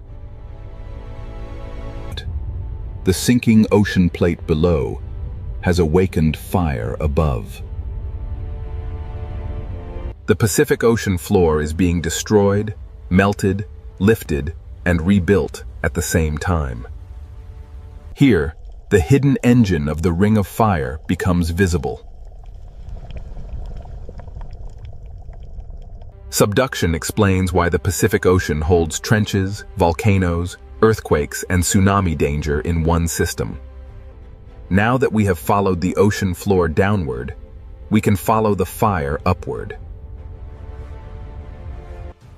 In the next part, we enter the world of submarine volcanoes, where fire does not need the sky. Beneath the Pacific Ocean, the planet is not only sinking, it is beginning to burn. Beneath the Pacific Ocean, fire does not need the sky to begin. Here, the Ring of Fire reveals itself in darkness, pressure, and silence. Most people imagine volcanoes reaching into the air, but many are hidden beneath the ocean. This volcano has no ash cloud, no mountain skyline, and no watching crowd. Its power is hidden below the sea, where sunlight never reaches. Under pressure, even a quiet ocean floor can become a volcanic landscape. Magma rises through fractures, searching for a path into the ocean. When lava enters the Pacific Ocean, fire and water meet in an instant. The ocean cools the lava quickly, turning molten fire into new stone. These rounded forms are pillow lava, one of the signatures of underwater eruption. The ocean floor is being built one cooled layer at a time. A submarine volcano is not only a place of destruction, it is a factory of new terrain. Every slope records older eruptions beneath the ocean, layered in darkness over time. Some eruptions build slowly, while others reshape the ocean floor in sudden bursts. Not every eruption is glowing lava. Sometimes the ocean floor exhales heat through mineral smoke. With hydrothermal vents form where seawater enters cracks, heats below, and rises again, loaded with minerals. In the deep ocean, minerals can build towers where heat escapes from the earth. These chimneys are monuments to the hidden connection between the ocean and Earth's interior. The seafloor seems to breathe, exhaling heat from a world far below.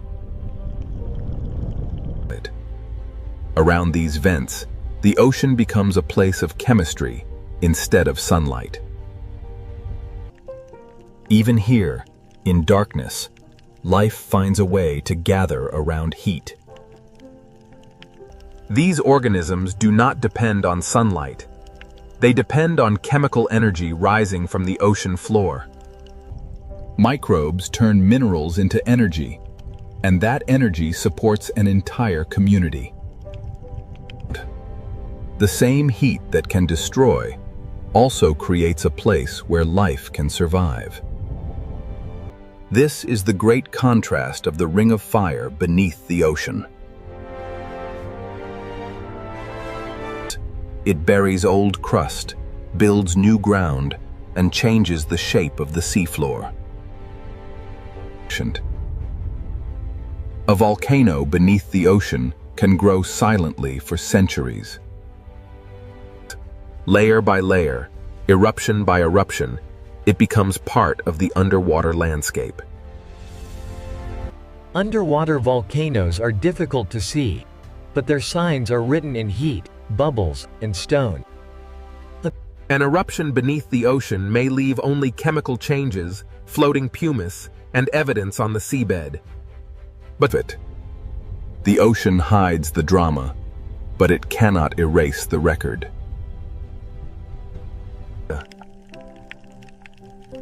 After the heat passes, the ocean floor keeps the memory of eruption. New rock is born hot, then sealed quickly by the cold Pacific Ocean. Here, time is layered across the ocean floor. Submarine volcanoes can build, collapse, fracture, and rebuild beneath the waves. Even underwater, volcanic slopes are shaped by instability and pressure. Gas, heat, and pressure rise through cracks long after an eruption begins to fade. The volcano becomes a living machine of rock, water, heat, and chemistry. This hidden world proves that destruction and creation are not separate beneath the ocean. Life gathers at the edge of heat, where the deep ocean should seem impossible. Above the vents, the Pacific Ocean remains cold and silent, hiding everything below. From the surface, none of this fire can be seen. The ocean hides not just one eruption, but a long history of volcanic change. Across the Pacific Ocean, countless volcanic worlds rise from the seafloor. Some will never become islands, but they still shape the ocean around them. Minerals from these vents paint the ocean floor with traces of Earth's interior. Old vents die, new vents open, and the volcanic system keeps changing. But even in the deep ocean, nothing here is truly frozen in time. The same heat that feeds the vents also reminds us that pressure is still rising below. A submarine volcano is connected to forces much larger than the vent itself. Behind the lava and vents lies the same tectonic engine that bends the ocean floor downward. The volcano is the visible breath of a hidden system beneath the Pacific Ocean. But the same boundary that creates volcanic fire can also lock dangerous energy in place. The Ring of Fire does not separate volcanoes from earthquakes. It connects them. Where the plates become stuck, the next story begins. The hidden fire builds new worlds, but the locked boundary stores the power to shake them. In the next part, we enter the locked boundary, where a megathrust earthquake can begin. Here beneath the Pacific Ocean, the hidden fire gives way to a different kind of power. This is where the ocean floor can become locked by friction. The plates continue trying to move, but the boundary resists. The movement does not stop. It becomes stored energy. Over decades or centuries, the upper plate can bend like a spring. The ocean above may look calm, while stress gathers below. A megathrust fault can extend for hundreds of kilometers beneath the ocean.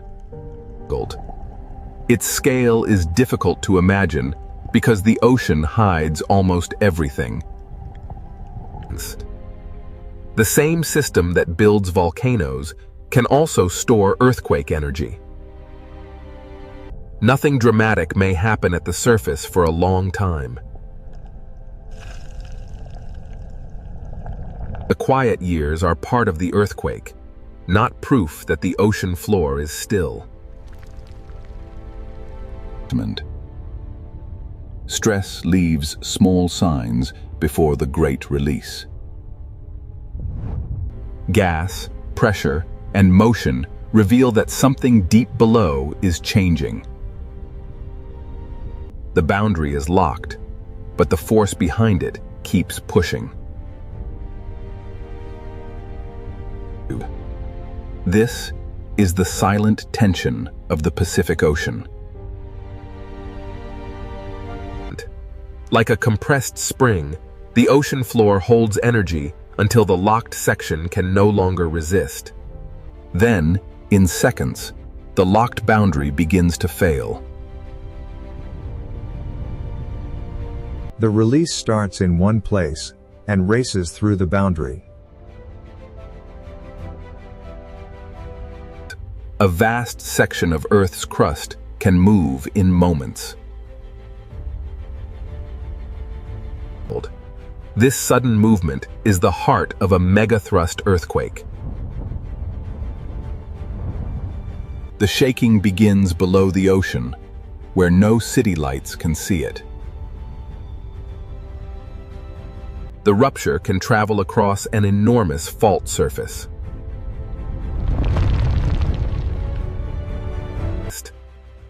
This is why the largest earthquakes on Earth are often born at subduction zones. When the ocean floor moves vertically, the water above cannot remain still. The earthquake changes the shape of the seabed in an instant. The first sign of danger is not always a giant wave, but a displacement of the entire ocean column. Far above, the ocean surface may still appear peaceful. But the source has already released energy into the sea. Not every part of the boundary moves the same way. After the main break, the ocean floor may continue adjusting.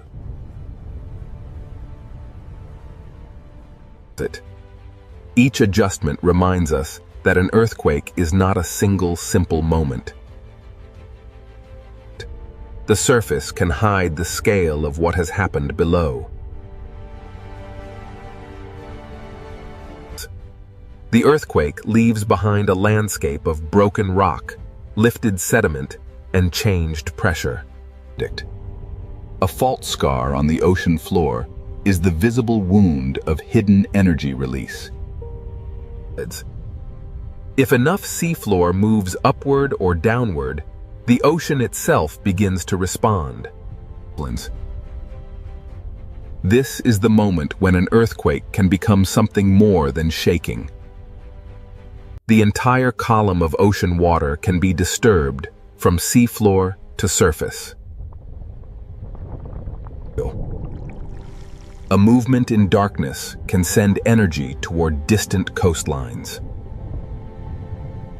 In deep water, this energy may travel almost unseen.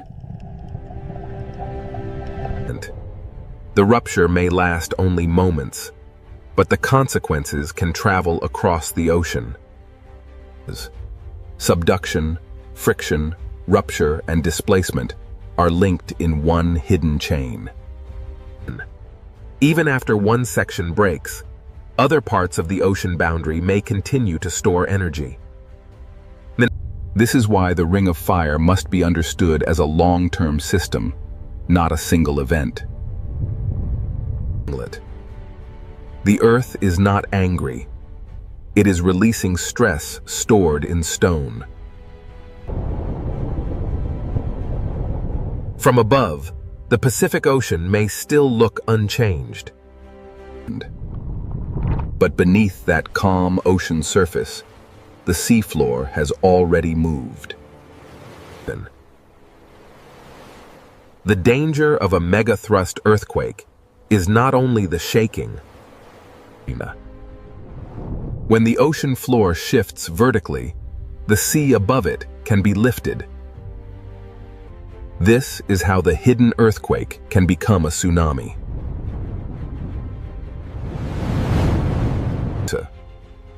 A tsunami begins not as a towering wave, but as the ocean being displaced. In deep water, the first movement may be almost impossible to see.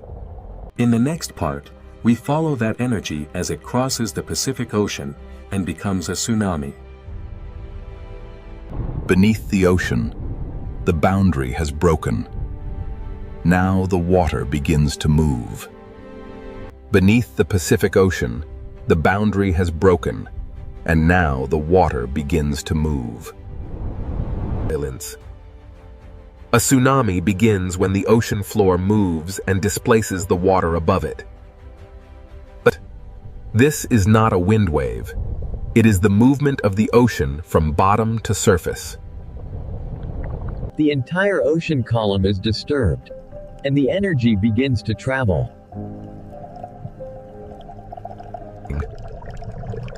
In the deep Pacific Ocean, the first sign of a tsunami may be almost invisible. The source may be hidden beneath the sea, but the energy does not stay there. A tsunami can cross enormous distances while the ocean surface still looks calm. But far from shore, the Pacific Ocean may show almost no dramatic height. The danger is not always in what the eye can see.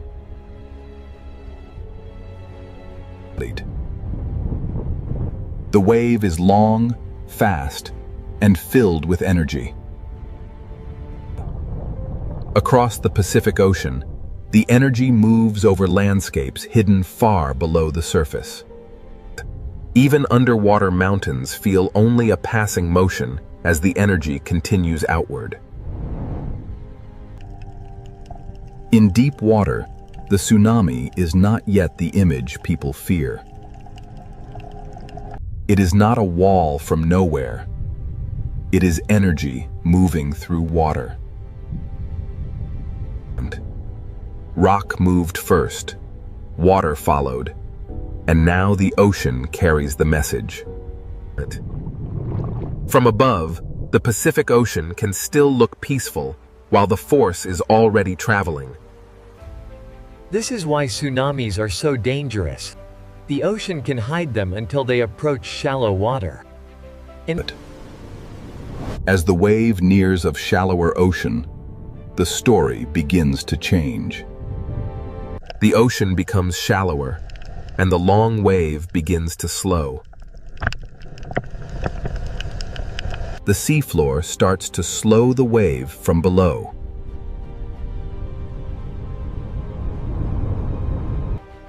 As the wave slows, its energy is squeezed into a smaller space. The hidden motion begins to grow into visible force. Near shore, the ocean floor feels the change first. The energy that was almost invisible in deep water now begins to rise. The ocean surface changes because the whole water mass is being forced upward. What was low and fast in deep water becomes higher and more dangerous near shore. A tsunami near shallow water is not just a wave. It is a moving mass of ocean.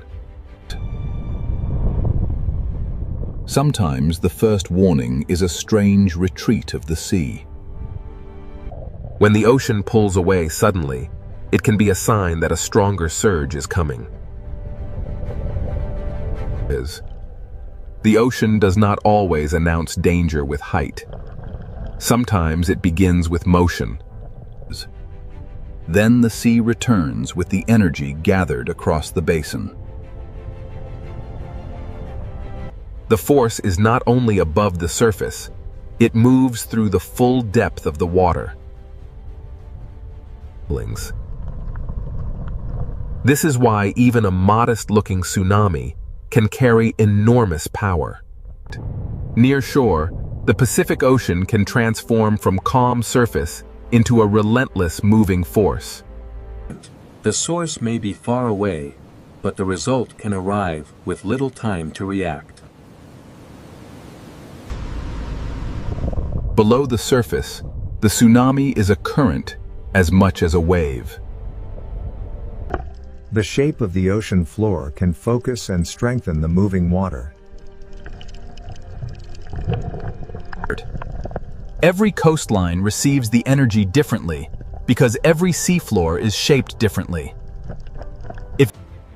A tsunami is physics. Rock moves, water is displaced, and energy spreads. The chain begins at the ocean floor and ends wherever the energy reaches shallow water. To understand a tsunami, we must connect the quiet surface to the hidden seafloor.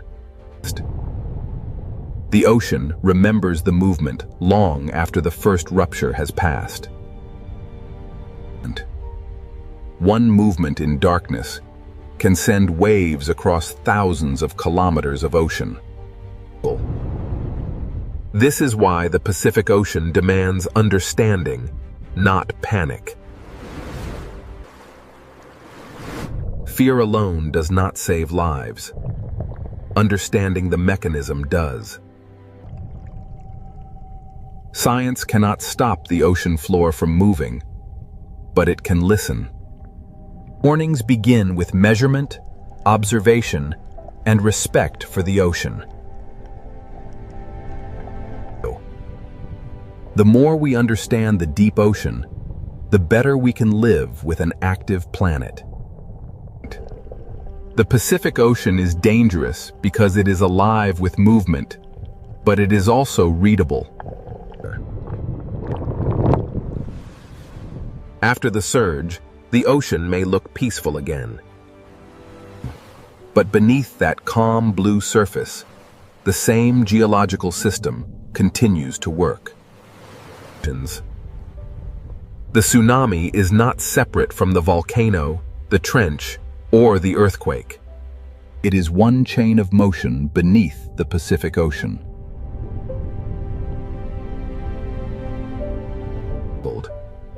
Even after disturbance, the deep ocean continues to create life around heat. The same hidden forces that can threaten coastlines also build new worlds beneath the sea. The Ring of Fire is both warning and creation, danger and renewal. Here, life survives not by conquering the ocean, but by moving with its relentless forces. The same forces that sculpt these waves will soon carry the influence of Antarctica north, bringing with them the deep, cold breath of the ice. We are now entering the Drake Passage, the gateway to the frozen continent. Here, the ocean currents collide with the first signs of ice. Moving beyond the ice, the ocean reveals its power. And there, on the edge of the world, a shape unlike any cloud or wave beckons. As we push through the swirling mist of the Southern Ocean, the first signs of the Antarctic ice begin to emerge. Plunging beneath the surface reveals the true architects of this world. Immense ribbons of current flow across the seabed, moving mountains of ice unseen. Rising from the depths, the ocean reveals its true power. The living wind of the Drake Passage gives way to the silent majesty of Antarctic ice. Here, the Drake Passage reveals itself as a living system. We move now towards the story of the ice. Emerging from the mist of the violent Southern Ocean, the first giants appear.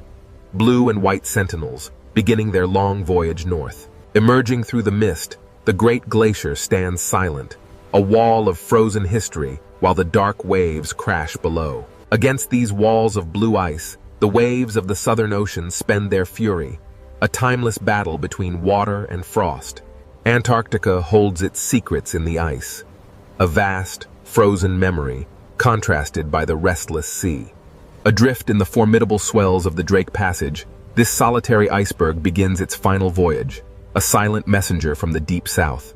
Rising from the turbulent ocean, the iceberg's visible peak suggests the immense mass hidden beneath the waterline. Below the turbulent surface, the true scale of the iceberg is revealed, a colossal structure of ancient ice extending deep into the dark ocean abyss.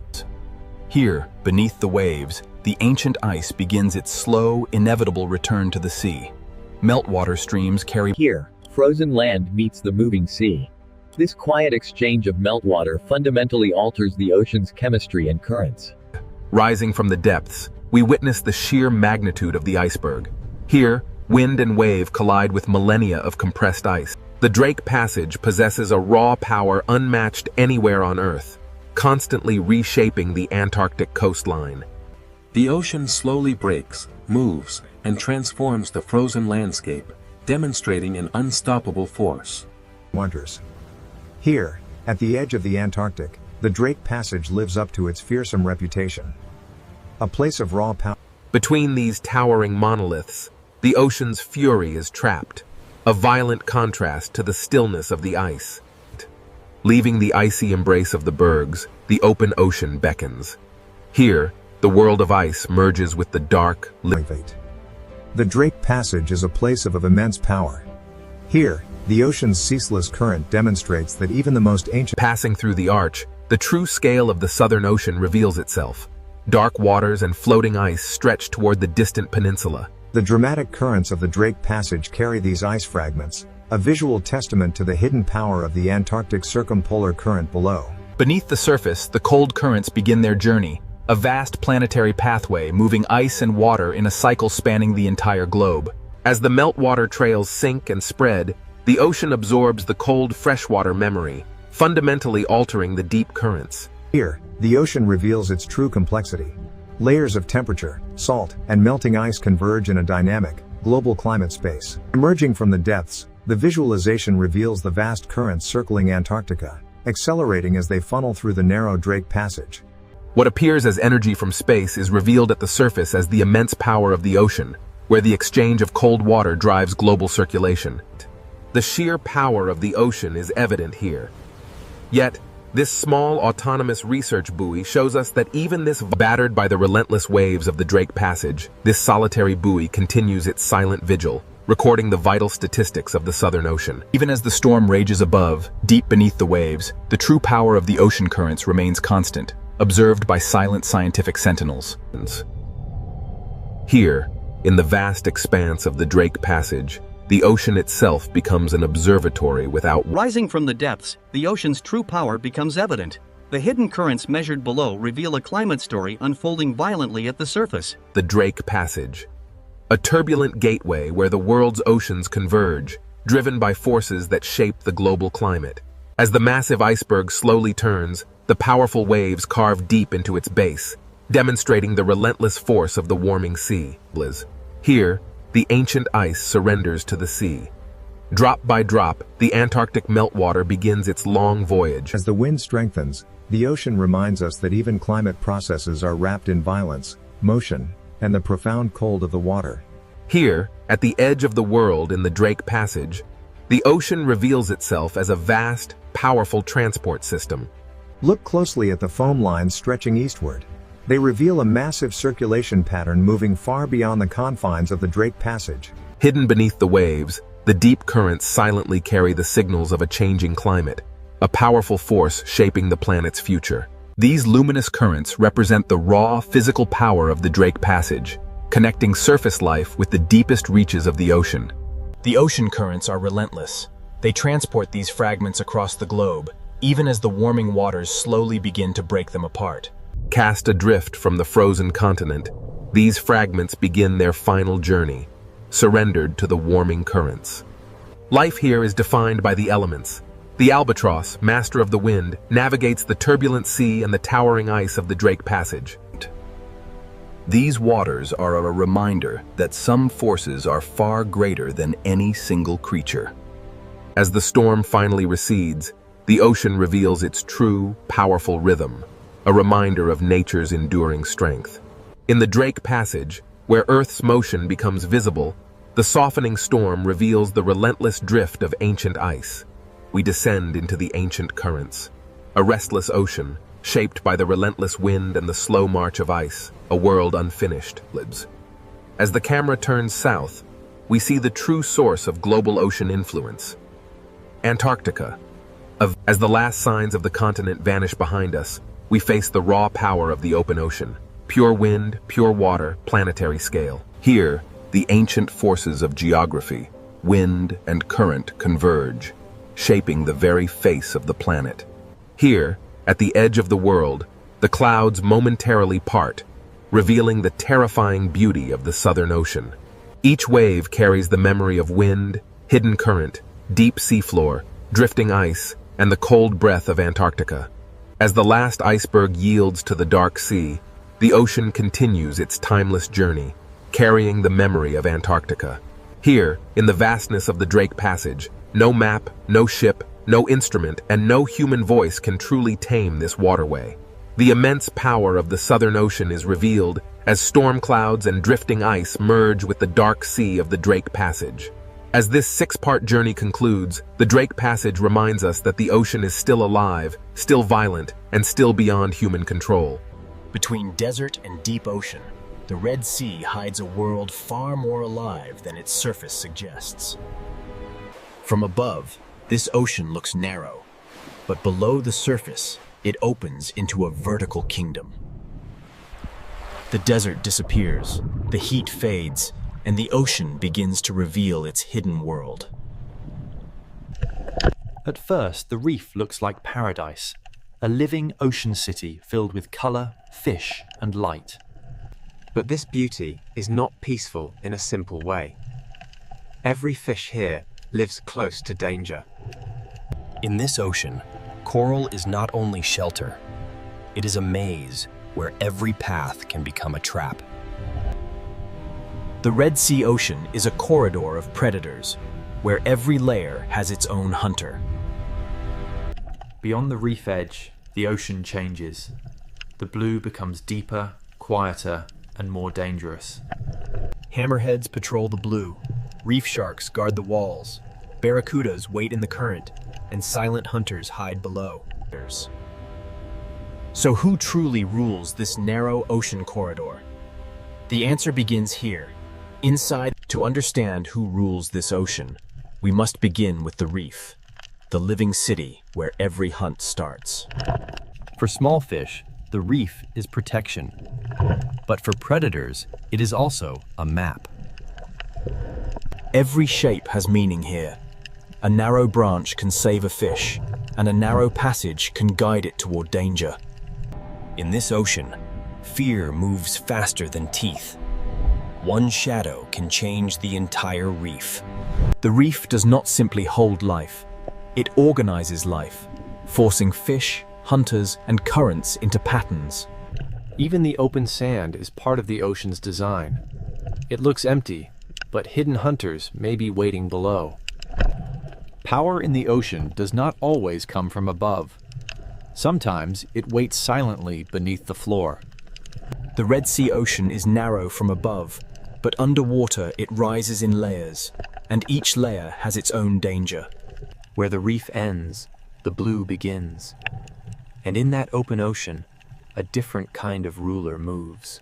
This is why the question is not only which creature is strongest. The real question is, which predator controls which layer of the ocean?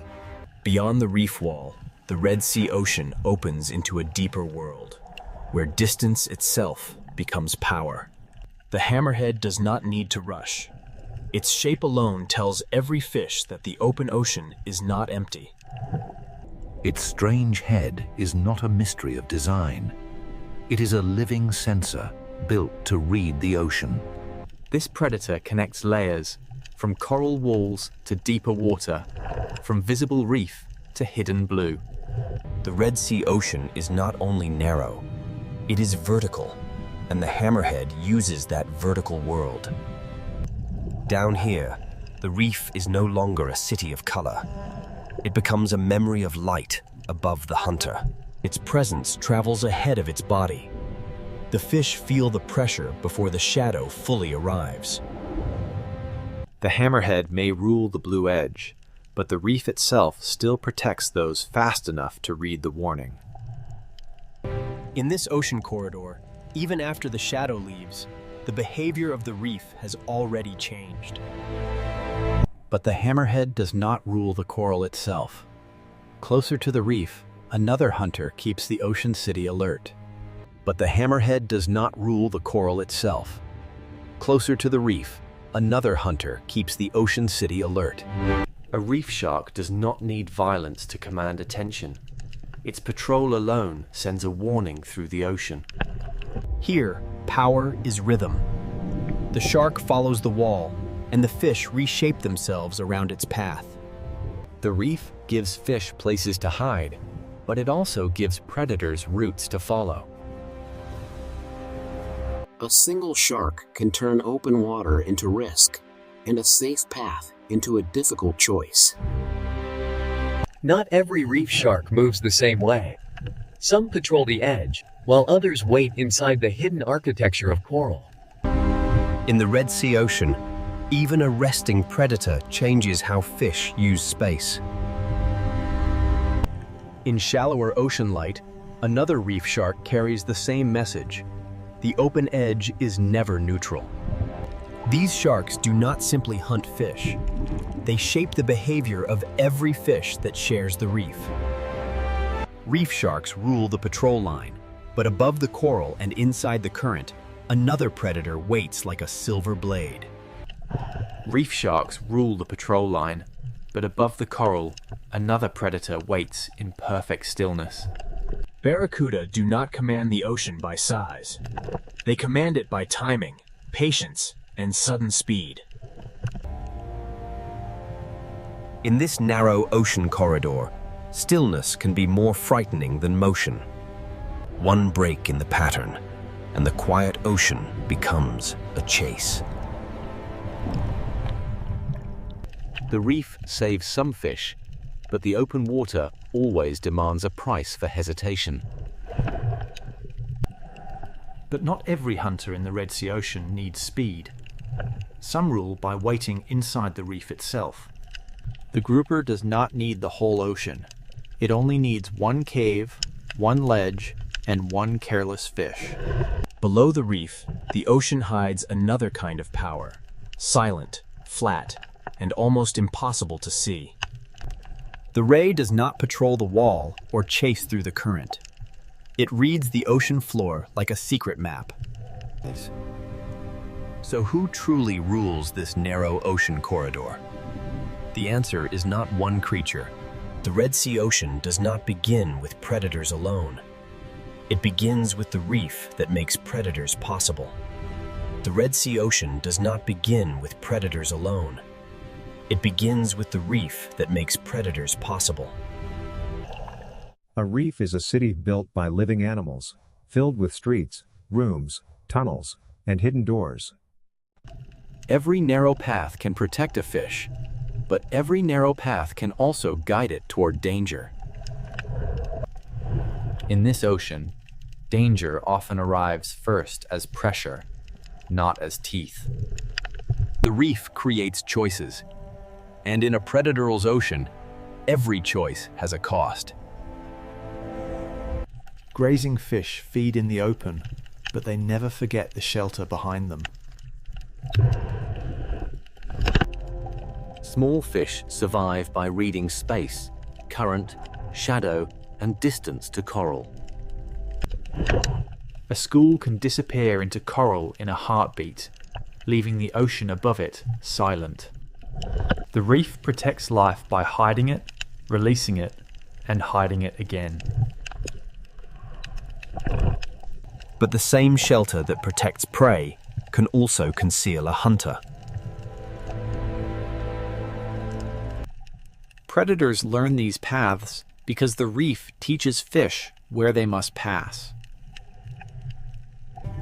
A gap that lasts only a second can become the most dangerous place in the ocean. Safety is never permanent here. It is borrowed from the shape of the reef. This is why the Red Sea Ocean feels larger than it looks. It is narrow, but it is layered. Between coral walls, even sand becomes part of the hunting system.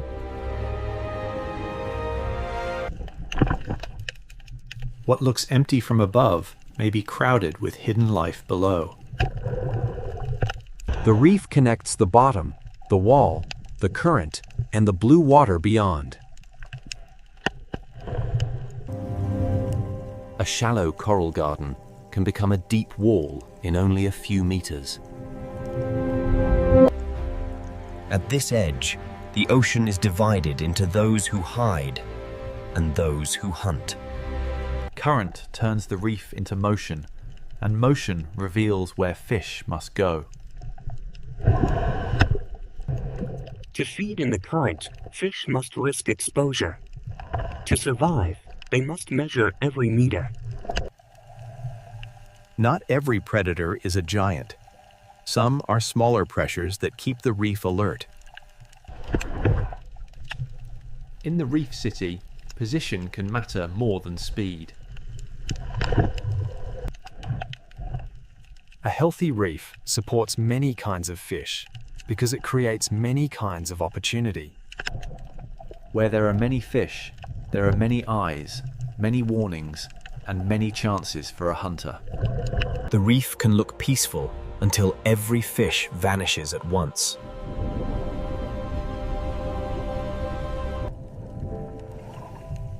Survival here is a rhythm of leaving, hiding, and returning. The architecture of coral decides how the ocean moves. At the slope, the reef becomes a border between the crowded city and the unknown blue. The closer fish stay to structure, the more choices they have when danger arrives. The blue beyond the wall is not empty space. It is another hunting ground. This is the first lesson of the Red Sea Ocean. Predators are not separate from the reef. They are products of it. The reef keeps fish alert, and alert fish keep the entire ocean city moving. Every meal is a calculation. How far from shelter? How long in the open? How close to the current? The reef is not one solid wall. It is a network of safe zones divided by danger. Ambush does not need open space. It needs a place where prey must pass. Even one coral tower can contain many worlds: surface, shelter, shadow, and risk.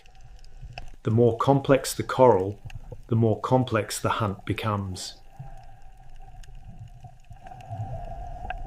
A healthy reef creates density, and density brings both abundance and danger. Where current touches coral, food arrives, fish gather, and predators learn to wait. Where current touches coral, food arrives, fish gather, and predators learn to wait. Above the coral is opportunity. Inside the coral is safety. Between them is the risk that shapes every fish. The reef begins every hunt, but not every hunter stays inside it. The reef surface holds small fish, the caves hold patience, the sand holds secrets, and the blue holds distance. Where the wall ends, the reef stops controlling everything, and the open ocean begins to take over. This boundary is one of the Red Sea's most powerful places, where shelter ends and true open water begins. Beyond the reef, power belongs to animals that can read distance, depth, and current. And when the reef wall falls away, one of the Red Sea's most iconic shadows begins to appear. The reef has shown us where every hunt begins. Now the ocean will show us what moves beyond its walls. Beyond the reef, the Red Sea Ocean belongs to distance, depth, and shadows. The hammerhead is not a reef hunter. It is a reader of open ocean space. Its strange shape is not weakness. It is a tool built to sense the hidden signals of the ocean. Here, the coral city fades, and the ocean becomes a map of current, depth, and motion.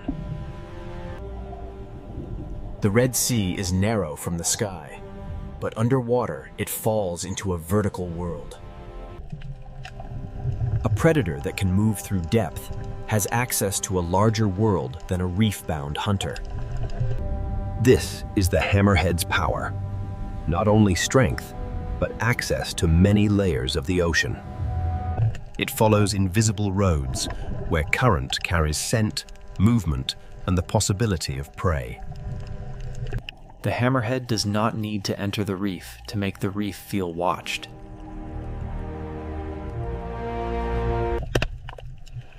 Small fish answer the shark with distance, shelter, and sudden silence. This is not the rule of constant attack. This is the rule of presence. Its body is built to search, to sense, and to move across ocean space with patience.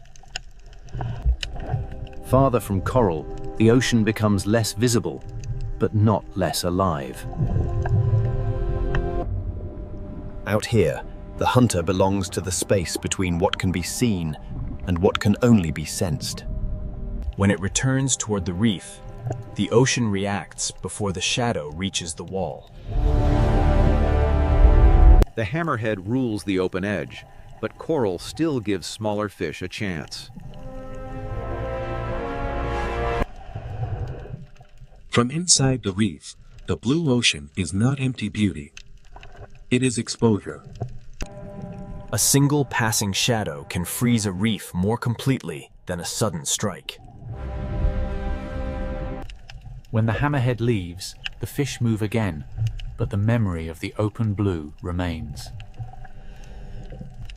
When the hammerhead leaves, the fish move again, but the memory of the open blue remains. But the hammerhead does not rule the coral itself.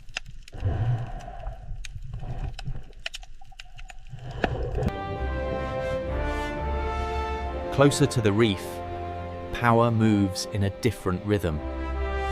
Here, the reef shark becomes the moving pressure along the coral border.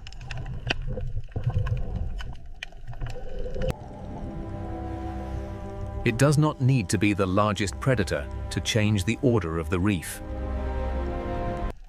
The reef gives fish shelter, but the shark turns every open lane into a decision. A channel is not just a passage. With a shark nearby, it becomes a test. The reef shark reads edges, walls, current, and hesitation. Its power is not chaos. Its power is order. Once the patrol passes, the reef relaxes, but never completely. Some reef sharks patrol in motion. Others turn the hidden spaces of coral into quiet danger. Even resting, a predator changes the way fish approach the reef. In shallower light, another shark carries the same ancient pressure. The blacktip moves through sunlight, but its message is the same. Open water is never neutral. The shark does not simply search for food. It shapes the movement of everything smaller than itself. From inside the coral, even a passing shark becomes the sky of danger. Predators create caution, and caution shapes where fish feed, hide, and travel.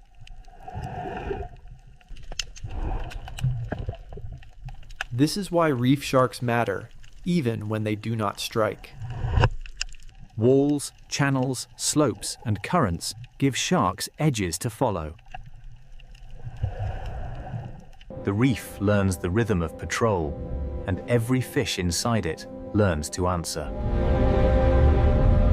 Current brings information, and a shark knows how to read it.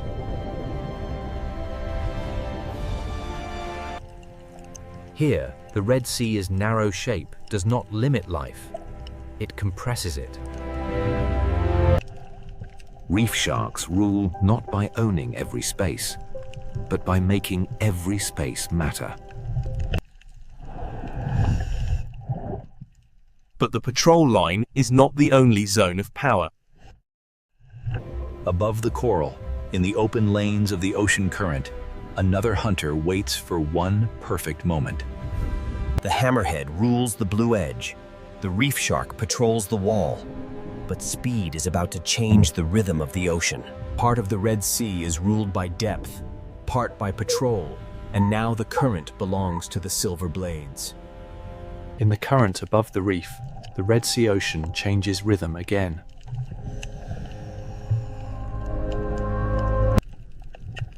Barracuda do not rule by size. They rule by stillness before speed. The ocean looks calm, but every fish beneath them is calculating distance to shelter. For prey, the reef is safety.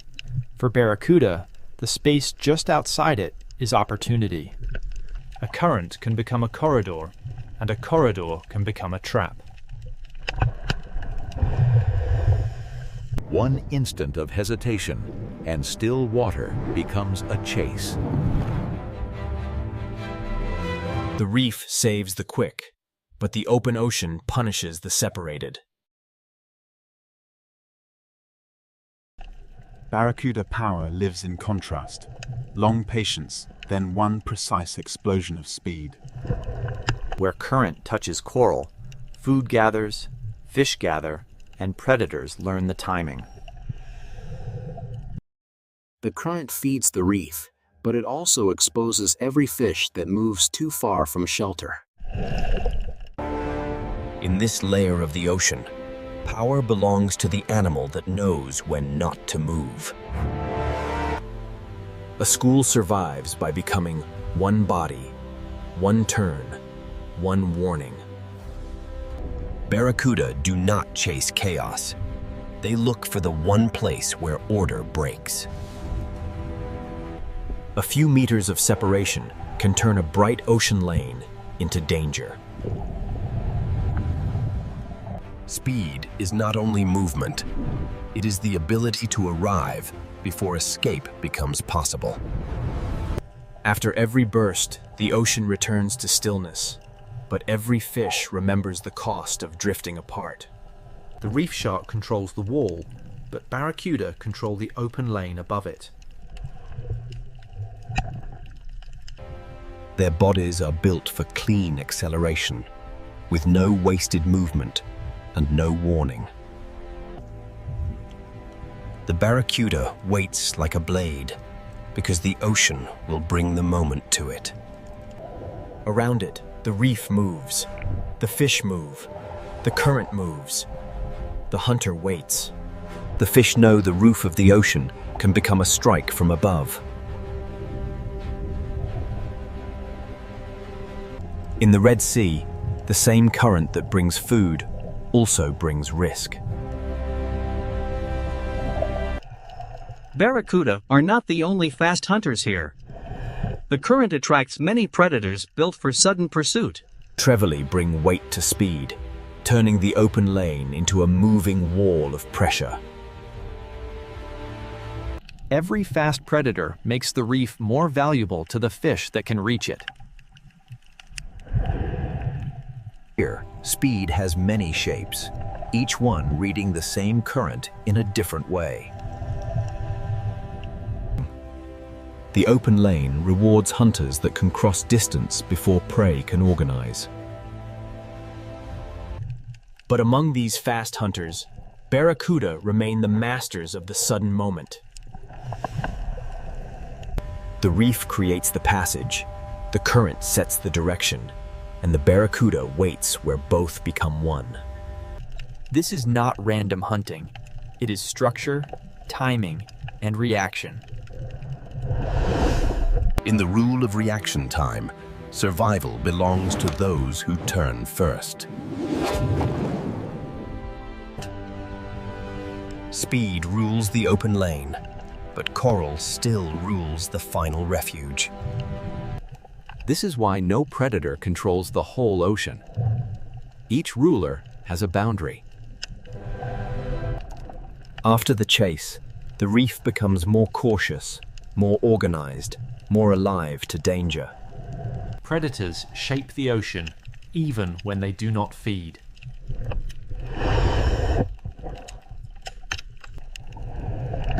The map is not drawn in sand or stone. It is drawn in movement. For the viewer, they are beautiful. For the reef fish, they are the shape of the open water's danger. The Red Sea Ocean gives them a perfect stage. Clear water, strong current, and fish forced close to structure. But the reef has predators that do not need open water or sudden acceleration. Below the silver hunters, the reef holds a slower kind of power. Here, dominance is not measured in speed, but in position.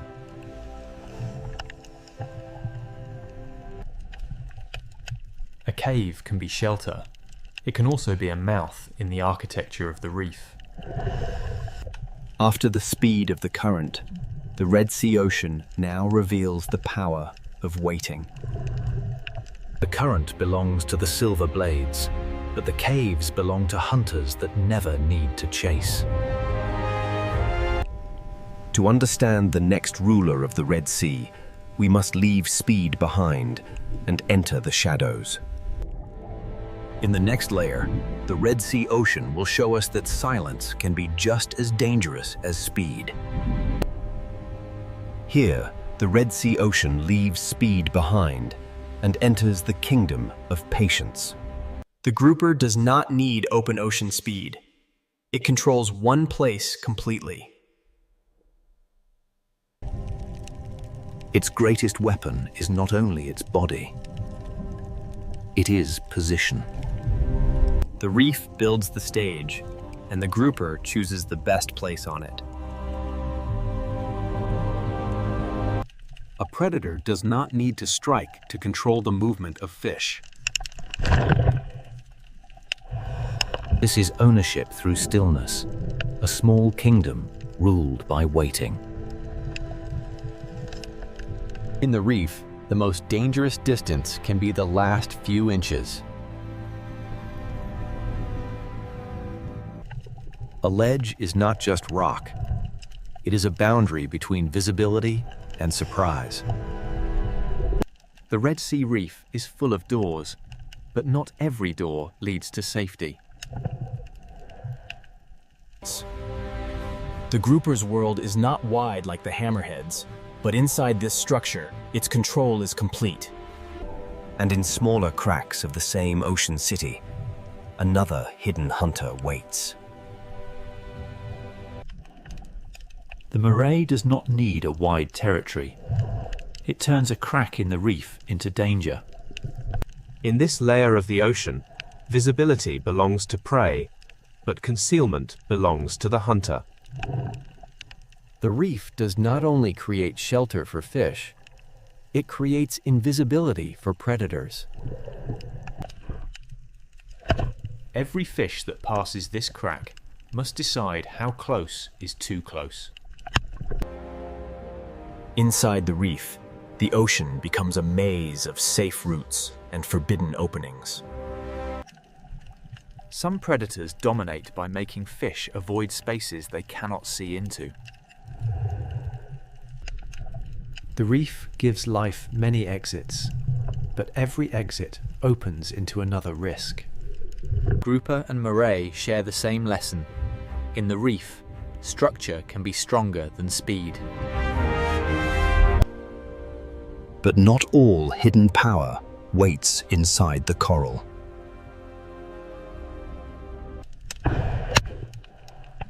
Below the reef, the ocean floor hides a quieter kind of hunter. The sand seems empty because the predator has become part of it. The ray does not chase through open water. It reads the ocean floor.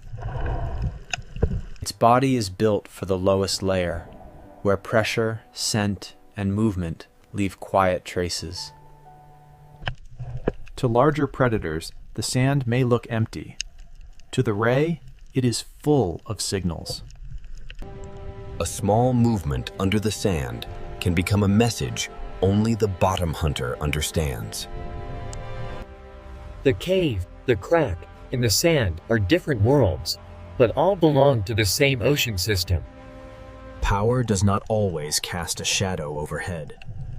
Sometimes it waits beneath a thin layer of sand. The danger disappears not because it leaves, but because it becomes invisible again. The sand is not a gap between important places. It is an entire layer of the hunt. In this lower world, the hunt happens through contact, pressure, scent, and patience.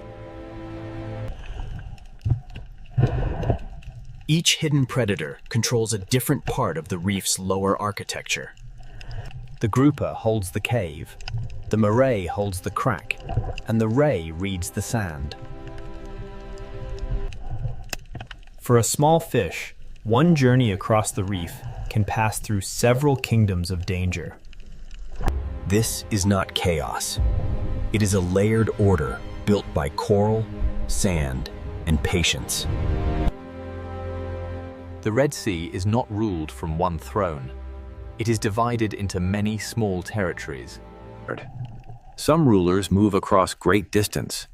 Others make one small place dangerous every day.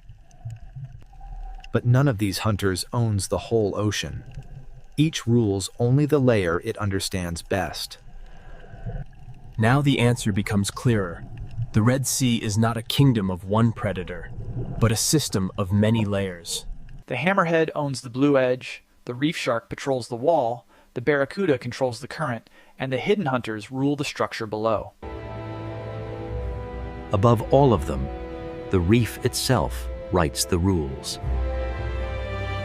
It creates shelter, ambush points, current breaks, sand borders, and the density of life that makes predators possible.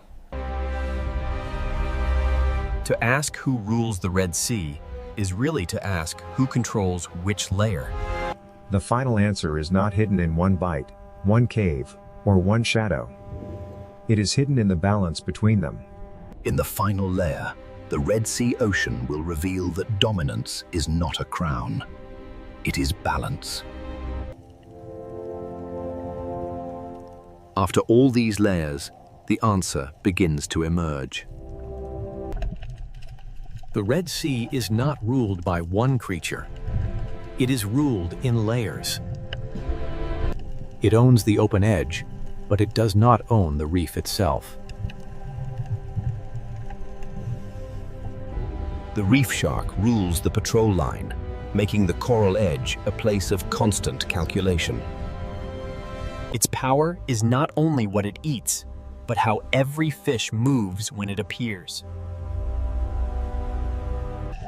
Above the coral, the barracuda rules the moment when stillness becomes speed. In the open lane, reaction time can become the difference between survival and disappearance. Inside the reef, the grouper rules by patience and position. It does not need to cross the ocean. It makes one cave dangerous every day. The moray rules the cracks, where invisibility becomes control.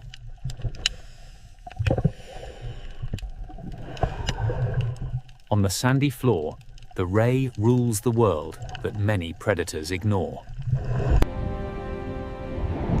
It reads the floor the way a shark reads open water. Each predator rules a place, but none of them rules the entire ocean alone. The real structure is not a throne. It is a map of layers. For small fish, survival means knowing which layer belongs to which hunter. Predators create caution. Caution shapes movement. Movement shapes the reef. A reef is more than coral. It is coral plus fish, grazers, predators, current, sand, depth, and time. When predators disappear, the ocean does not simply become peaceful. It becomes different. A reef may still look alive, but one invisible layer of control can be missing. A predator's presence is part of the reef's rhythm.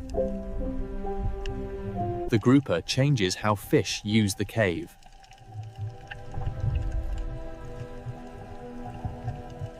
The barracuda changes how fish hold together.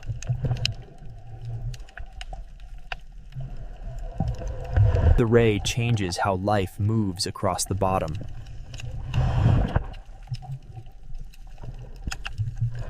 Each predator is a warning, a boundary, and a force in the movement of the reef. Balance does not mean peace without danger. Balance means every role still exists. The Red Sea is narrow, but vertically it becomes an entire world. Its narrow shape does not limit life. It compresses life into intensity.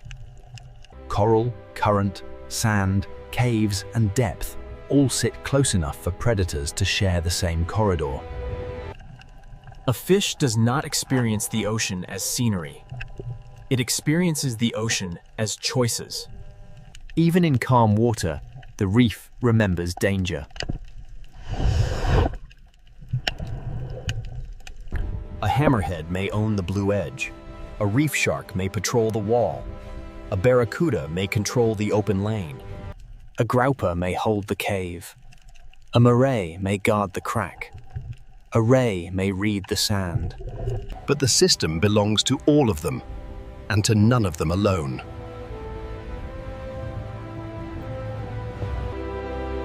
Above all predators, the reef itself rules the rules. It builds the shelters, the hunting lanes, the current breaks, and the density of life. Without the reef, the predators lose the structure that gives their power meaning. Without predators, the reef loses part of the pressure that keeps it dynamic. Caution shapes movement. Movement shapes feeding. Feeding shapes coral. Coral shapes shelter. And shelter shapes the next generation of reef life.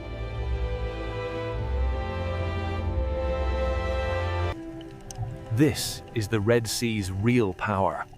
Not one monster, but a living network. Dominance here is not noise. It is pressure moving quietly through every layer. From above, this may look like one narrow sea. Beneath the surface, it is many worlds stacked together. Every fish, every coral branch, every shadow, and every current carries part of the answer.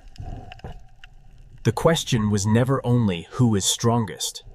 The question was who belongs to which layer. The answer is not one king.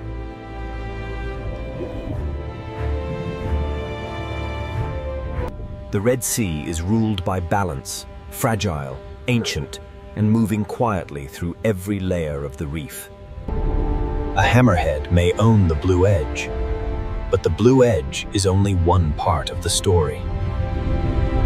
A reef shark, a barracuda, a grouper, a moray, and a ray each hold a different piece of power. But no piece is the whole ocean. The real ruler is the relationship between them.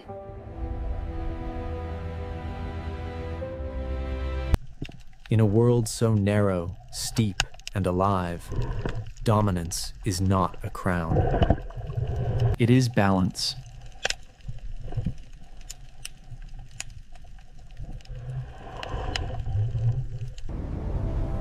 In northern Norway, land does not end gently. It breaks apart into fjords. Here, the ocean is not scenery. It is the force that decides where life can remain. The coast is shaped by wind, ice, and ocean, and every edge feels exposed to the next storm. In winter, the light can fade for weeks, and the ocean turns almost black beneath the Arctic sky. Small fishing villages cling to the ocean's edge, as if one more storm could pull the world into the dark water below. These houses do not stand apart from the ocean. They survive by staying close to it, and by respecting its power. The ocean gives fish movement, memory, and danger. It feeds the coast, then tests it without warning. This is not the soft coastline of a warm sea. It is a place of cold currents, rough weather, and sudden life. The ocean cuts into the land through fjords, carrying salt, cold, food, and the rhythm of survival. From above, the coast looks frozen and severe. But beneath the ocean surface, nothing is still. The secret of this coast begins below the waves, where the ocean moves long before life becomes visible. Above the sea is wind and ice. Below the sea is current, darkness, and hidden energy. In this cold ocean, life begins quietly, almost invisibly, in the movement of water and light. The smallest life in the ocean prepares the way for fish, birds, whales, and people. When the ocean gathers enough food, small fish arrive, and the silence begins to change. A single fish is fragile, but in the ocean, thousands can move like one living body. The Arctic Ocean teaches life to move together, to read pressure, shadow, current, and danger. Above the sea, wings begin to gather. Below the sea, silver movement calls the coast awake. The birds read the ocean from above, searching for the first signs that fish have risen. Even the wind becomes part of life here, lifting wings above the restless ocean. The fjord looks silent from far away, but the ocean beneath it is beginning to concentrate life. Then, from the cold ocean, a breath appears, proof that giants have followed the fish. The ocean has sent a signal, and the largest hunters in these waters are beginning to answer. Nothing here is random. The ocean gathers prey, and every predator must arrive at the right moment.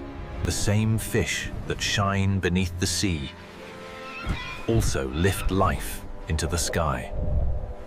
Here, ocean, mountain, bird, fish, whale, and village are not separate stories. They belong to one system. Northern Norway is alive because warm and cold meet at the edge of the ocean. The sea gives, and the sea tests. It opens the coast, then closes it with storm and ice. People do not conquer this ocean. They build beside it, waiting for weather, fish, and season to allow life forward. A harbor here is more than shelter. It is the thin line between the village and the open ocean.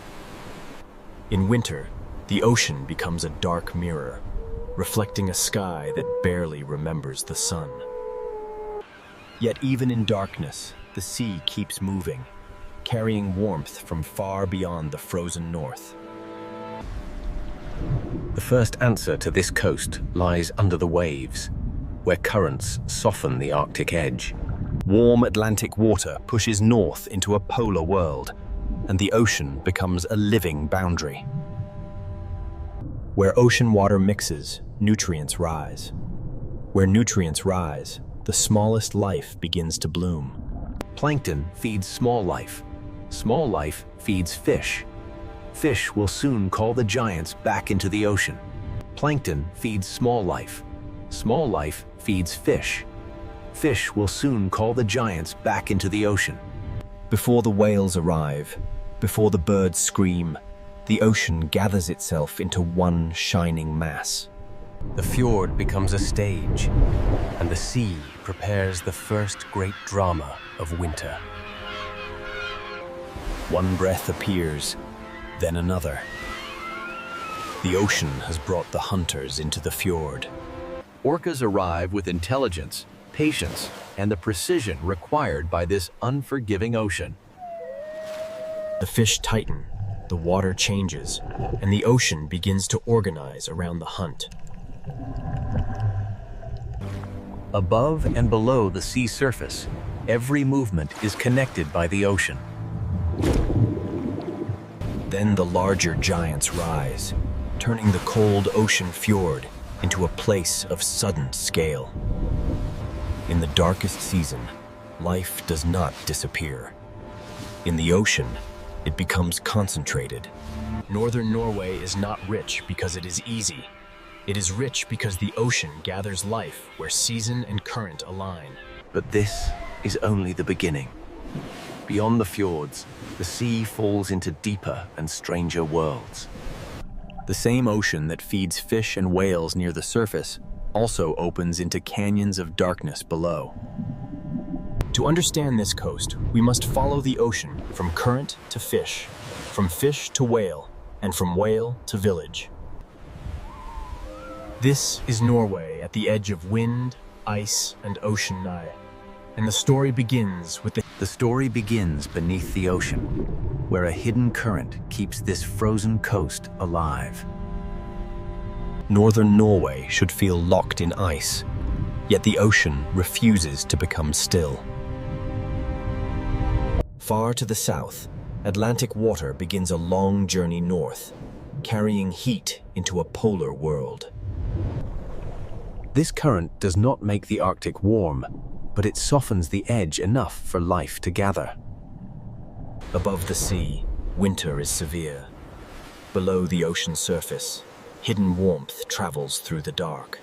The coast survives because the ocean is not one single body of water, but many forces meeting. Where Atlantic warmth meets Arctic cold, the ocean becomes dynamic, restless, and rich. Where Atlantic warmth meets Arctic cold, the ocean becomes dynamic, restless, and rich. When light returns after the long darkness, microscopic life begins to bloom. A bloom this small can change everything, because the entire visible drama begins with the invisible. Plankton feeds smaller animals, and those smaller animals become the first bridge toward fish. Small fish follow the bloom, and the cold ocean begins to concentrate energy. In this ocean, survival often begins with gathering. The season is short, the light is limited, and every creature must arrive when the ocean allows it. The fjord becomes more than a landscape. It becomes a corridor where the ocean gathers life. One fish is almost invisible in the sea. Thousands can change the shape of the water. When the school turns, the ocean flashes. When it tightens, it becomes a living mass. The ocean does not keep its secrets for long. What gathers below is soon read from above. Birds begin to circle because the sea beneath them has changed. They watch the water, reading ripples, flashes, and the movement of fish beneath the ocean skin. Below the birds, the fish are no longer scattered. The ocean has begun to build a winter feast. This movement is not random. It is timing made visible inside the ocean. Across the cold sea, scattered life begins to come together. In winter, abundance in the Arctic does not spread gently. It gathers in dense, fragile places. This is how the ocean turns invisible energy into visible life. Plankton becomes fish, fish becomes movement, and movement begins to call the giants of the sea. A fjord can shelter life, but it can also concentrate it until every predator notices. From above, the signs are small. A circle of birds, a change in the sea, a pulse beneath the surface. The land remains silent, but the ocean below it is full of decisions. Air and sea are linked by fish, and every wing above the water depends on what the ocean provides. The power of this school is not aggression. It is concentration. A scattered fish is difficult to find. A dense school changes everything. The ocean compresses life into a shape that birds can follow and whales can find. The first hunters are already reading the surface, but the greatest hunters are still beyond the frame. Far across the ocean, another sign appears and looms. A breath, a ripple, a giant turning toward the feast. The fish do not know the whole story, but the ocean around them is changing. The current began this story. The fish made it visible. Now the sea is ready to summon larger life. Sometimes the entire fjord feels organized around one movement beneath the waves. The mountains look still, but the ocean below them is preparing the first great winter spectacle. Herring are not the largest animals in this story, but in the winter ocean they may be the most important. A transfer of energy, carrying the bloom of the ocean into bodies large enough to feed giants. Individually, each fish is small. Together, they become a living storm beneath the sea. This is the moment when the Arctic coast begins to wake in the coldest part of the year. The ocean has gathered its silver bloodline, and the giants have begun to arrive. Soon, intelligence will enter the dark water, and the fjord will become a hunting theater. The entire drama of northern Norway begins with invisible changes in water. The land may be frozen, the sky may be dark, but the ocean continues to carry energy north. Fish feed whales, seabirds, seals, and people. The ocean connects them all. A current alone does not create a winter spectacle. For that, the sea needs a smaller creature. It needs herring, the silver bloodline of the Arctic winter. And when the herring are forced upward beneath the cold ocean surface, one of the most intelligent hunting scenes in the sea is about to begin. Now, beneath the cold ocean surface, one of the most intelligent hunting scenes in the sea begins. In the winter fjords of Norway, the herring become the center of the season. Orcas do not enter this ocean as random hunters. They arrive with memory, coordination, and purpose. They begin to work around the school, reading its shape and guiding its movement. The herring respond as one body, folding inward as pressure builds from every side. The power of the orca is not speed alone. It is strategy. Above the water, birds follow the signs. Below the sea, the hunt is being arranged. The fjord becomes a single connected world, with fish, whales, birds, and mountains in one frame. Movement, bubbles, and pressure turn the open ocean into a carefully shaped trap. To the viewer, it may look chaotic, But inside the sea, every movement belongs to a pattern. A tail strike breaks the order for a moment, and the silver wall shivers through the ocean. The school tightens again, because in this ocean, scattered life is fragile. At the surface, black fins cut through the cold ocean, like signals from another intelligence. The birds know what the ocean is hiding, and the orcas know how to bring it within reach. The scene becomes almost architectural, a structure built from pressure, movement, and fear. The herring form a living sphere, and the orcas hold the boundaries of the sea around it.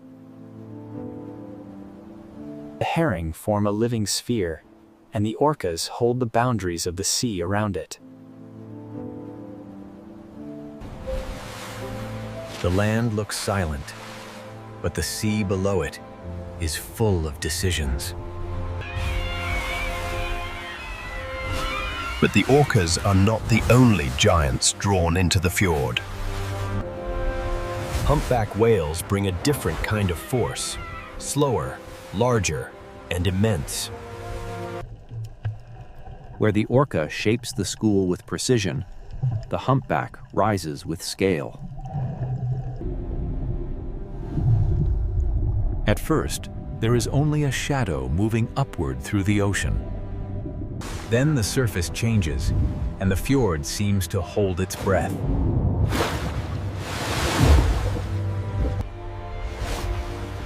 For 1 second, the ocean opens, and a giant becomes visible. Water drains away, the whale sinks again, and the surface closes over the feast. The school breaks, then gathers again, because the ocean keeps forcing life back into motion. Orcas and humpbacks do not hunt in the same way, but both reveal the same truth. Northern Norway's winter sea is not dead. It is concentrated. The cold does not stop life. It compresses life into moments of intensity. Under this different light, every animal must use the season before the season closes. Breath turns white in freezing air, fins cut the dark ocean, and birds scream over the waves. Below it all, the herring flash like a hidden silver storm. The fjord becomes a feeding theater, and the small village beyond it becomes part of the same ocean story. The sea that gathers whales also sustains the people who live beside it. After each surge of motion, the ocean settles, but the current keeps the story moving. The hunt is never permanent. Abundance in the Arctic is brief, and every creature must follow it. When the moment is over, the giants move on, because the ocean never holds still. The fjord has offered food, but beyond it, the sea continues into deeper water. Not every giant hunts near the surface, and not every ocean story remains in the light. Farther west, beyond the winter fjords, the ocean floor begins to fall away. The same coast that holds herring and orcas also stands beside an abyss. Here, the ocean is no longer only wide, it becomes deep. Below the feeding fjords, another world waits, one built from darkness, pressure, and sound. The winter spectacle has shown how life gathers near the surface, but the next giant follows a different path. Beyond the fjords, the seafloor drops, and another whale enters the unseen ocean. The next chapter belongs not to the Silver School, but to the deep diver that follows darkness itself. From the hunting fjords of winter, We now descend toward the deep ocean canyons, where sperm whales search with sound. From the hunting fjords of winter, we now descend toward the deep ocean canyons, where another giant follows darkness itself. Farther west, the coast reveals one of its greatest secrets. Deep ocean water comes close to land. Here, the sea does not remain shallow for long. The ocean drops beside the shore. Beneath the waves, slopes and submarine canyons open a doorway into a deeper world. For humans above, the horizon may look simple. For a deep diver, it is an entrance.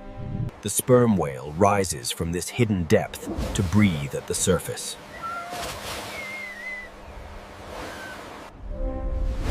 This is not a hunter of the shallow herring fjord. It is a giant built for vertical journeys. Before the dive, the whale waits and breathes, gathering oxygen for a world without light. Its body seems almost still, but every breath prepares the descent. Then the back arches, and the surface moment becomes a doorway. The ray's tail is like a door closing between the world of air and the world of depth. Below the surface, the whale leaves the human world almost completely.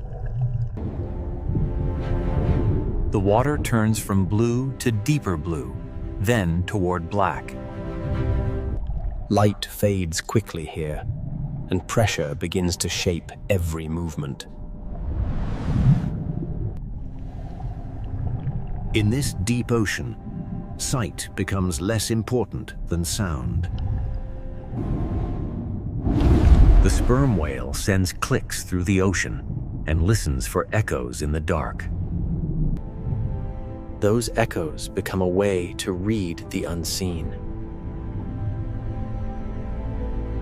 The coastline is dramatic above water, but below the sea, the drama continues downward.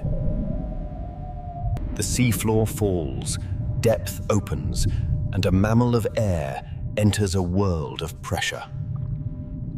Above is the coast of villages and storms. Below is the acoustic world of the sperm whale. Somewhere in this darkness, squid and other deep-water prey move beyond human sight. The hunt is rarely seen, but the idea of it gives this ocean its weight.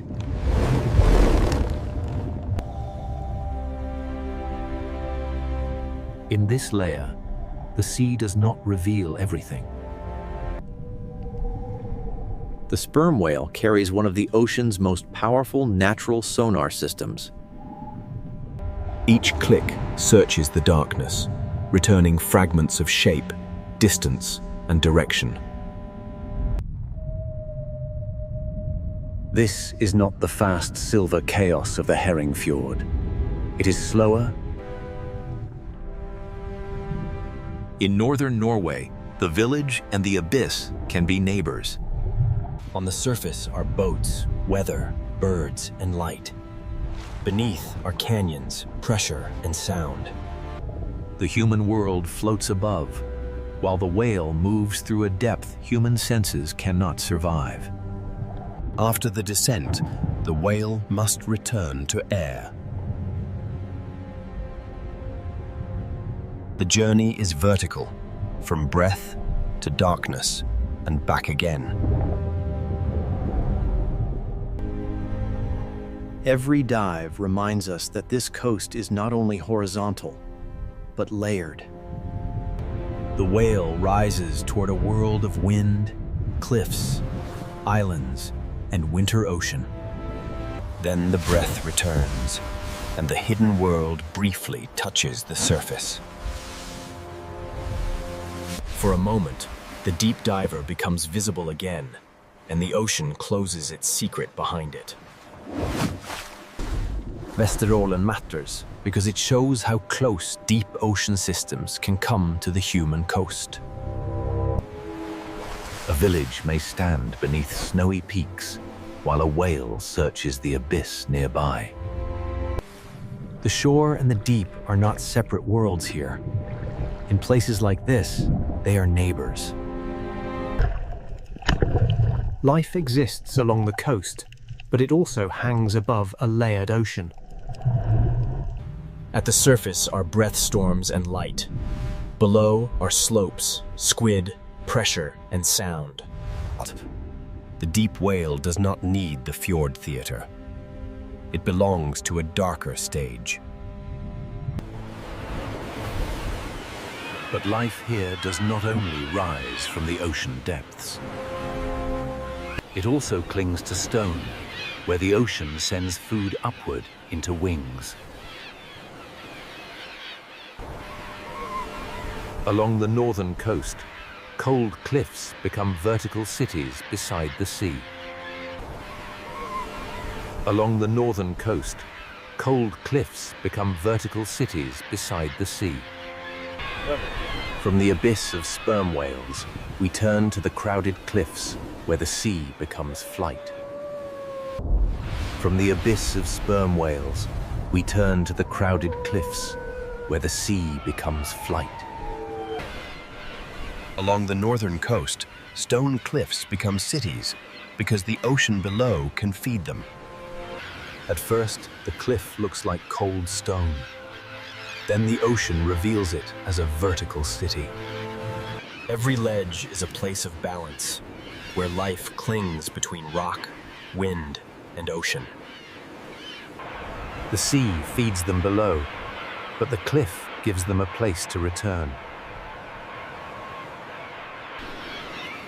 A puffin-carrying fish is carrying the energy of the ocean onto land.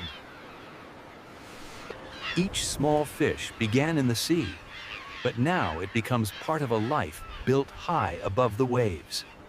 The birds dive into the ocean, take from the sea, and bring that life back to stone. A seabird colony is not only a spectacle, it is evidence that the ocean nearby is productive.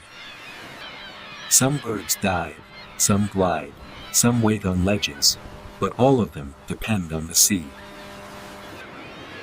On these cliffs, survival is measured in inches of stone and miles of ocean. The cliff is built from rock, but its life is built from fish. When they leave the cliff, they enter the ocean's weather. When they leave the cliff, they enter the ocean's weather. When fish shift, birds must search farther, and the ocean becomes harder to read. A cliff can roar with life, but a quieter ledge can also tell a story from the sea. When birds vanish from a place like this, it is not only a loss of sound, it is a signal from the ocean. Seabirds make absence visible because they return from the sea to land.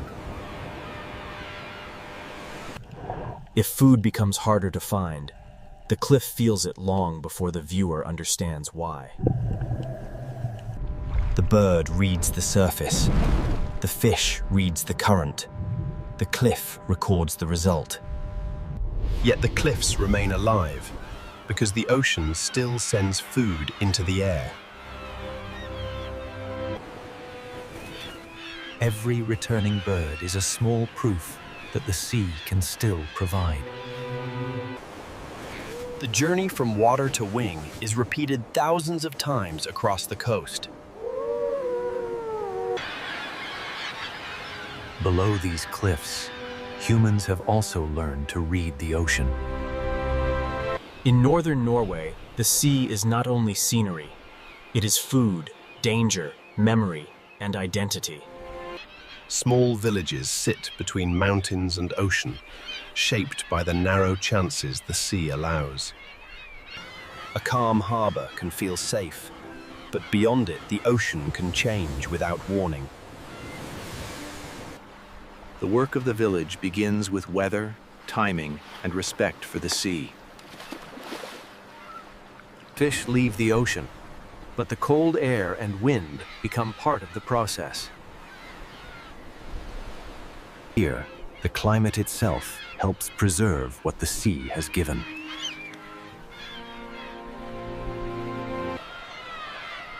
The village is not separate from nature. It is woven into the ocean's rhythm. People here have not lived by conquering the ocean. They have lived by negotiating with it. A fisher reads wind, current, fish movement, and season before trusting the sea. The coastline may look beautiful from far away, but the ocean does not forgive carelessness. Knowing when to turn back can be as important as knowing where the fish are. A harbor light in winter is not only beautiful, it is a signal of adaptation. Behind each light is a life built around weather, fish, darkness, and return. Generations learn this coast not only from maps, but from storms remembered. The same sea that feeds a village can threaten it, depending on wind, distance, and timing.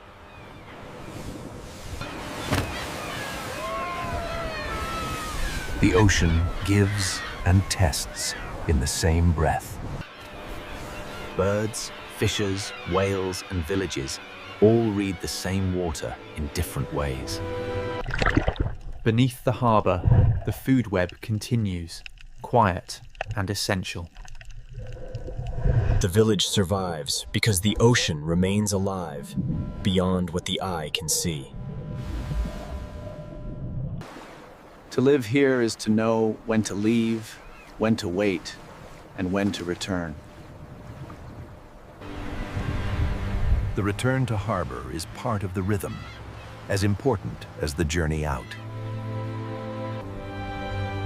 This human layer keeps the coast from becoming only a wilderness postcard. The birds return to ledges, the boats return to harbor, and both returns depend on the sea. Northern Norway is a coastal system where ocean productivity climbs into wings and settles into villages.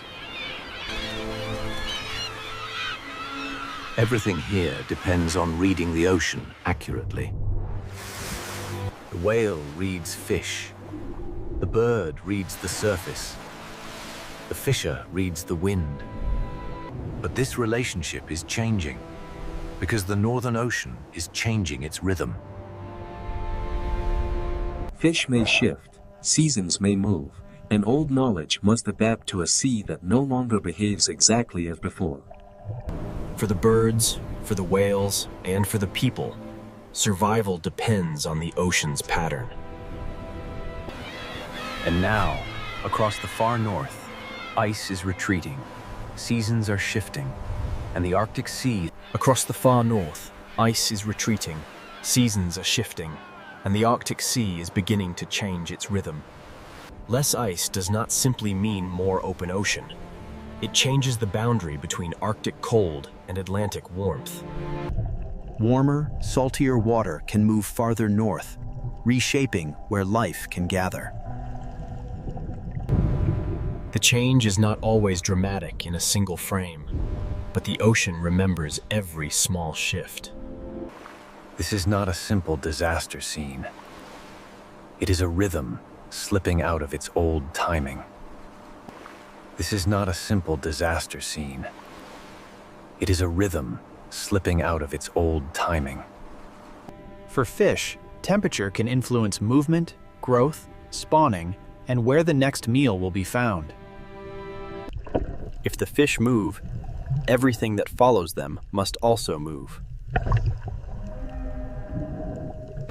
For seabirds, the question becomes how far they must fly before the ocean offers food. A quieter cliff is not only a quieter cliff. It may be a message from the sea. A quieter cliff is not only a quieter cliff. It may be a message from the sea. When the food web shifts beneath the surface, the change rises into the air. For whales, the location of prey decides where the journey must go. If herring gather differently, the giants must search differently. For fishing communities, these changes are not abstract. They arrive as questions at the harbor. Where will the fish be? When will they come? Will the old calendar still work? Knowledge built over generations must now listen to an ocean that is changing its behavior. Life here was always difficult, but it was difficult within patterns animals and people could learn. When the timing changes, the challenge becomes deeper than storm or cold. For herring, the question is where to gather. For whales, where to feed. For seabirds, the question is how far to fly before the sea gives enough. For the coast itself, the question is how to remain a living edge as the Arctic becomes less predictable. The retreat of ice does not erase life at once. It changes the stage on which life must act. When the stage moves, every actor must adjust. Warm currents, cold seas, herring, whales, seabirds, fishing villages, and retreating ice all belong to one story. Northern Norway is not the edge of life. It is one of its most delicate centers. Northern Norway is not the edge of life. It is one of its most delicate centers. Everything depends on reading the edge correctly, Stokely, the edge between land and sea. The edge between Atlantic warmth and Arctic cold still shapes the life above it. The edge between winter darkness and returning light decides when the ocean can bloom. The edge between abundance and hunger may begin with light no wider than a season. Whales do not come because people hope to see them. They come when the ocean gathers food. Orcas follow herring. Humpbacks arrive when the season offers enough prey. Sperm whales use deep ocean waters where sound can find what sight cannot. Sperm whales use deep ocean waters where sound can find what sight cannot. Humans are part of this system too, reading weather, current, fish movement, and season. A family drying fish in cold air is using the climate as part of the process. A harbor light in winter is not only beautiful, it is a sign that life has adapted. A harbor light in winter is not only beautiful, it is a sign that life has adapted. Edges are where forces meet. Warm water and cold water, mountains and fjords, birds and cliffs, whales and herring. Life here becomes precise because it must. A whale must be where the fish are. A bird must find food before the season turns. A fisher must choose the right day to leave harbor because the ocean remembers every mistake. This precision is not weakness. It is wisdom. The animals do not fight the Arctic Ocean as if it were an enemy. They use what it gives. Wind becomes flight. Cold water becomes a feeding ground. Darkness becomes a season of whale breath and herring movement. Fjords become shelter. Canyons become hunting routes. The people here do the same. They build low against the wind and place villages near protected water. They follow fish, respect weather, and understand that the sea is never only a view. It is a force with memory, and that is why this coast stays with people who see it. Northern Norway is not only beautiful, it is honest. It does not pretend nature is gentle. It shows that life can continue in severe places. To live at the edge is not to be far from life. It is to live where life must become most aware. A school of herring can call whales back into dark fjords. A cliff can hold thousands of wings above a winter ocean. A warm Atlantic current can keep the northern coast open when the land around it is frozen. A small village can survive for generations, not by overpowering the sea, but by learning its rhythm. Here, every form of life is reading something.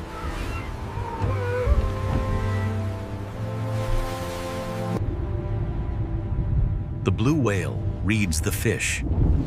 The albatross reads the surface. The fisher reads the wind. The village reads the season. The coast reads the meeting of warm Atlantic water and Arctic cold. Northern Norway is not the end of life. It is where life becomes precise. Between wind, ice, and ocean, every breath, every wing, every returning boat. Not by conquering nature, but by listening carefully enough to remain. This is Norway. Life at the edge of wind, ice, and ocean. From above, Greenland looks silent, but along the edge of the Arctic Ocean, life is already waiting. This is not an empty white world. It is a world where life hides, where ice and ocean meet. The fjords are ocean roads carved into stone, carrying cold water deep into the frozen land. Every dark opening in the ocean ice can become a doorway, a warning, or a lifeline. In Greenland, the frozen surface is never just scenery. It is the stage where survival begins. The silence holds signs, tracks, scent, wind, hunger, and memory. A hole in the ice may look small, but beneath it lies an entire ocean world. For the seal, this is not simply water. It is the border between breath and darkness. Below the ice, the ocean is quiet, but it is not still. Greenland's story begins in this thin boundary between frozen air and living sea. The polar bear looks powerful, but even power depends on the ocean ice beneath its feet. It reads the sea ice through scent, sound, pressure, and patience. Every step costs energy, and in this frozen ocean world, energy is never wasted. The strongest hunter here is still only one life, moving across a fragile frozen floor. Where the ocean opens, the food chain begins to gather. Birds follow the cracks because the ocean below carries food upward. From far away, these cliffs look lifeless, but the sea has already begun to fill them with motion. Here, wings turn ocean food into life on stone. The cliff is not only rock, it is a vertical city built beside the sea. Beneath the noise of wings, a smaller survivor reads the same ocean edge. The fox is small, but in a hard ocean-bound world, Smallness can be a form of strength. It survives not by ruling the landscape, but by noticing what others miss. Where the ocean feeds birds, it also creates chances for the fox.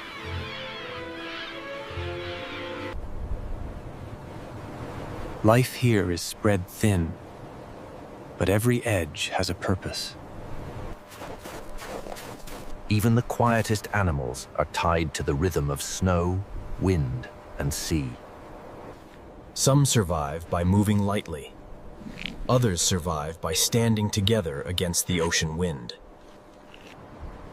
In Greenland, warmth is stored in bodies, in herds, and in every careful choice. Land and ocean are never separate here. The sea shapes the weather, the food, and the movement of life. The fjords carry the ocean into the frozen land, and with it comes the possibility of life.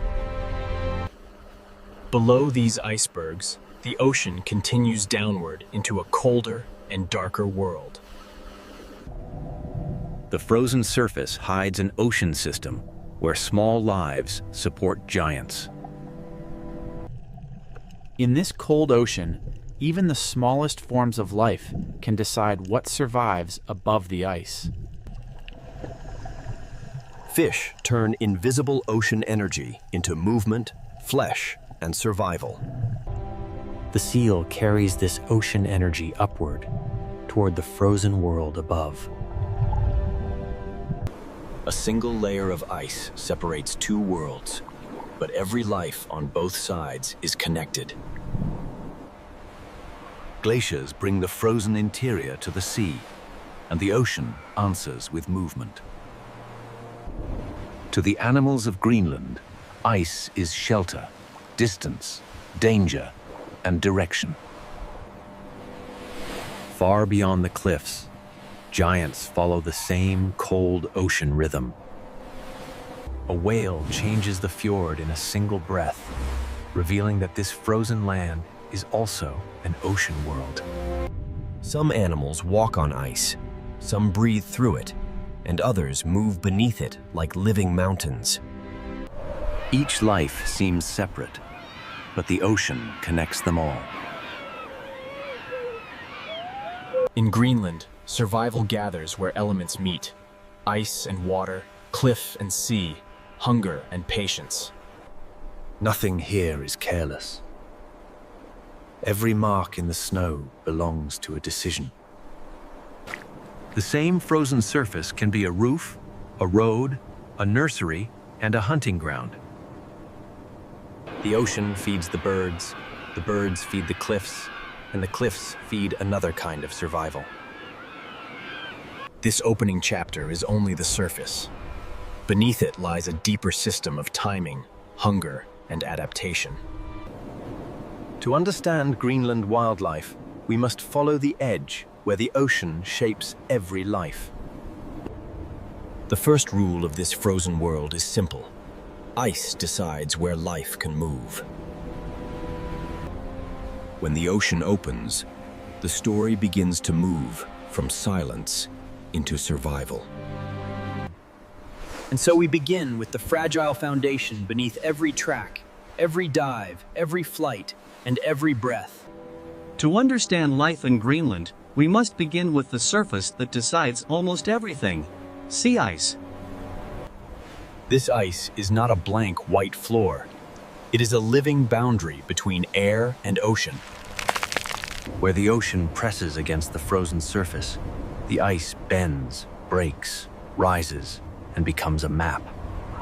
An open lead can become a feeding route, a breathing place, or a dangerous gap between lives. Below the frozen roof, the ocean begins its quiet work. When light returns, even the smallest life beneath the ice can start an entire chain.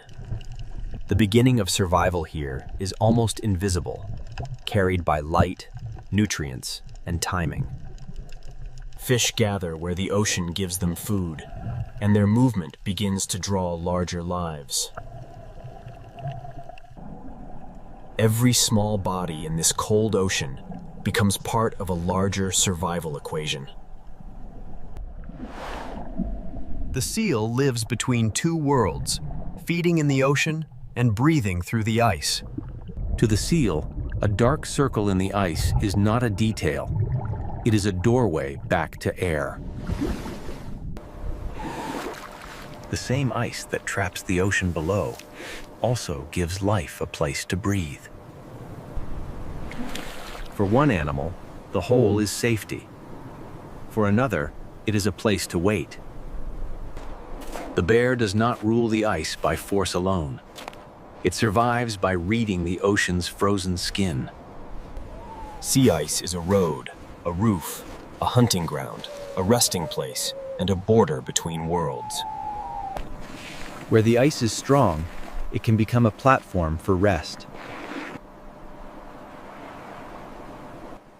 Where snow gathers over ice, shelter can form, but only if the season remains stable.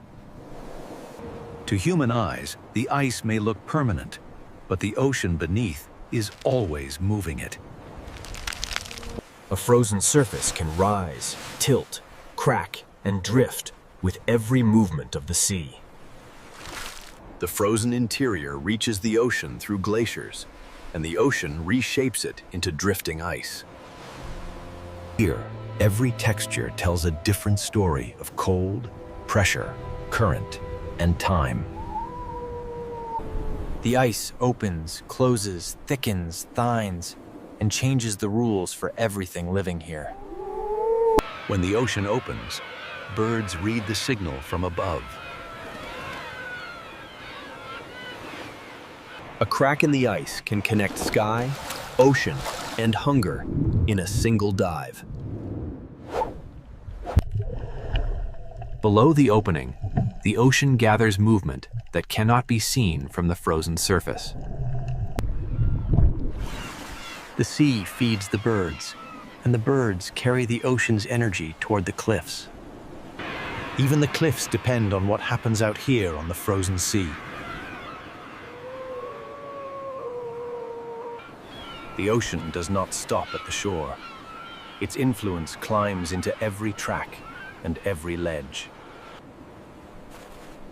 The living Greenland is not found in the empty interior.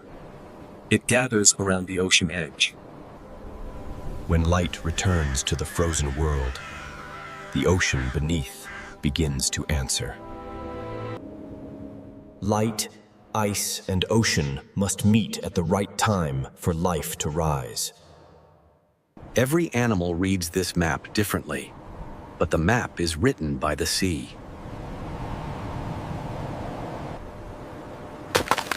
A sound in the ice can mean movement, danger, access, or change. Strength and weakness can exist only a few steps apart. From below, the ice is a ceiling of shadows, openings, and risk. The food web begins quietly, in colors and movements too small to dominate the eye. Plankton feeds fish. Fish feeds seals and birds, and the ice holds each layer close together.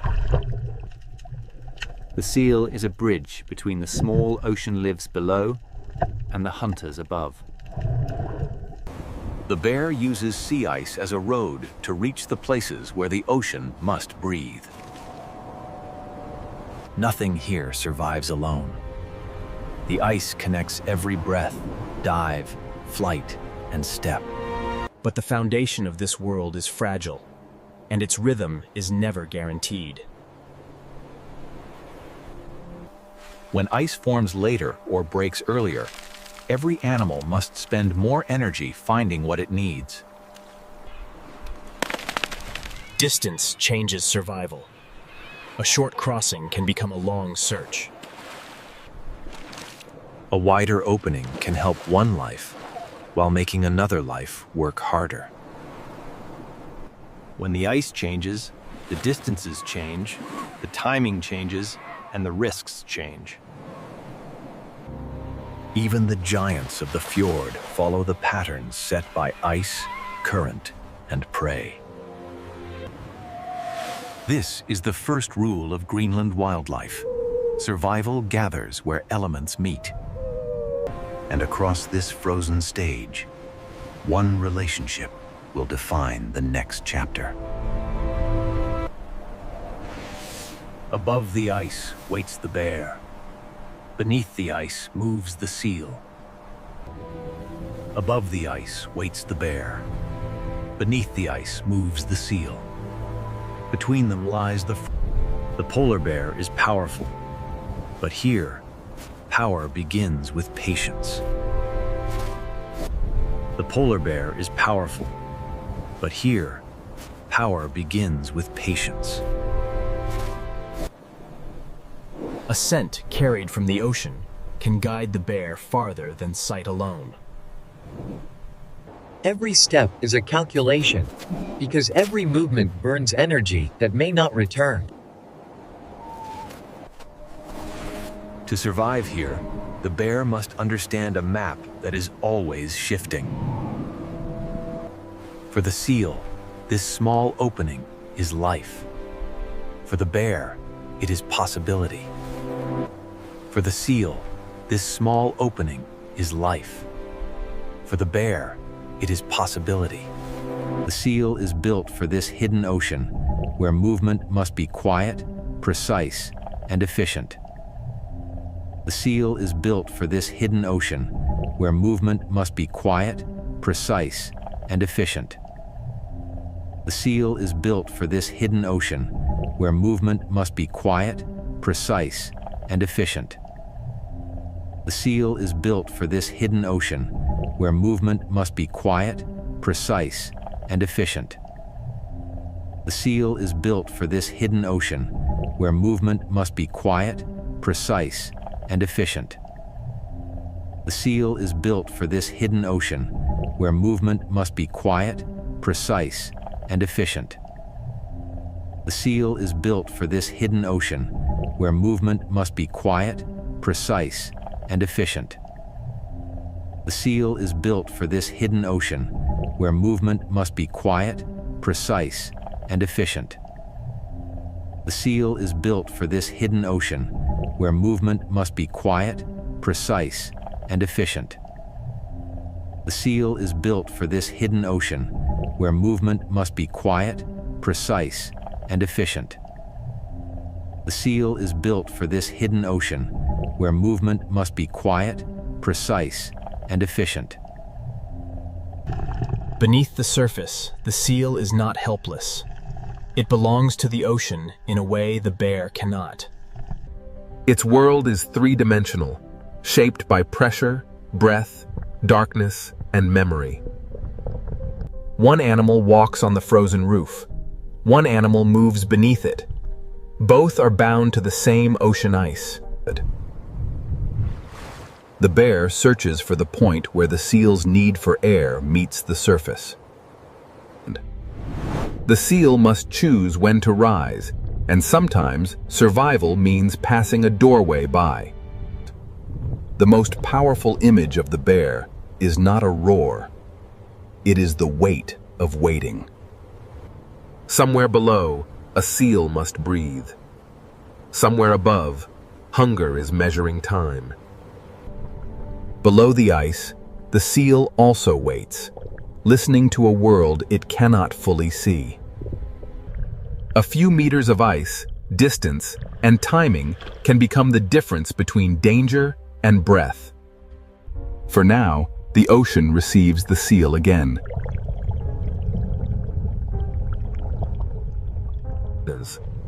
When the scent changes, the bear must decide whether to wait, move, or spend more energy.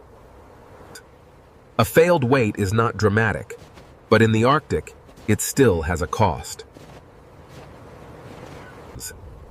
The bear's hunting ground is also a moving platform, shaped by temperature, wind, and sea. When the ice changes, the distance between predator and prey changes with it. The seal's survival depends on food below air above, and ice stable enough to connect them. Fish become seal energy, and seal energy becomes part of the world above. The food web is not a diagram here. It is a path through water, ice, and wind. Rest is not weakness. In a place where every calorie matters, rest is strategy. The ocean below is always active, even when the surface appears still. The seal moves where the bear cannot walk, but it must always return to the surface for air. A crack in the ice can help the seal breathe and force the bear to travel farther. In Greenland, the shortest path is often impossible. The ice decides the journey. For the seal, open water can mean freedom, but also exposure. Neither animal controls this place. Both negotiate with the ice. The bear is a hunter, but it is also a listener in a frozen ocean landscape. The seal is prey, but it is also a specialist of water, pressure, ice, and breath. Without sea ice, the bear can still walk, swim, and search, but its most efficient world begins to vanish. The seal also depends on ice, but in a different way, as sealing, shelter, and access to air. Both lives need ice, but not the same kind, not in the same way, and not at the same moment. Greenland's ice records movement, but only for a little while before the wind rewrites it. Storm, cold, hunger, and timing press on both animals at once. The bear's hunting ground is also a moving platform, shaped by temperature, wind, and sea. When the ice changes, the distance between predator and prey changes with it. The seal's survival depends on food below, air above, and ice stable enough to connect them. Fish becomes seal energy, and seal energy becomes part of the world above. The food web is not a diagram here. It is a path through water, ice, and wind. Rest is not weakness. In a place where every calorie matters, rest is strategy. The ocean below is always active, even when the surface appears still. The seal moves where the bear cannot walk, but it must always return to the surface for air. Here, survival becomes smaller, quieter, and no less exact. The Arctic fox is small enough to vanish, but clever enough to read every edge of this frozen world. Compared with the bear, the fox seems fragile, but in Greenland, needing less can be a kind of strength.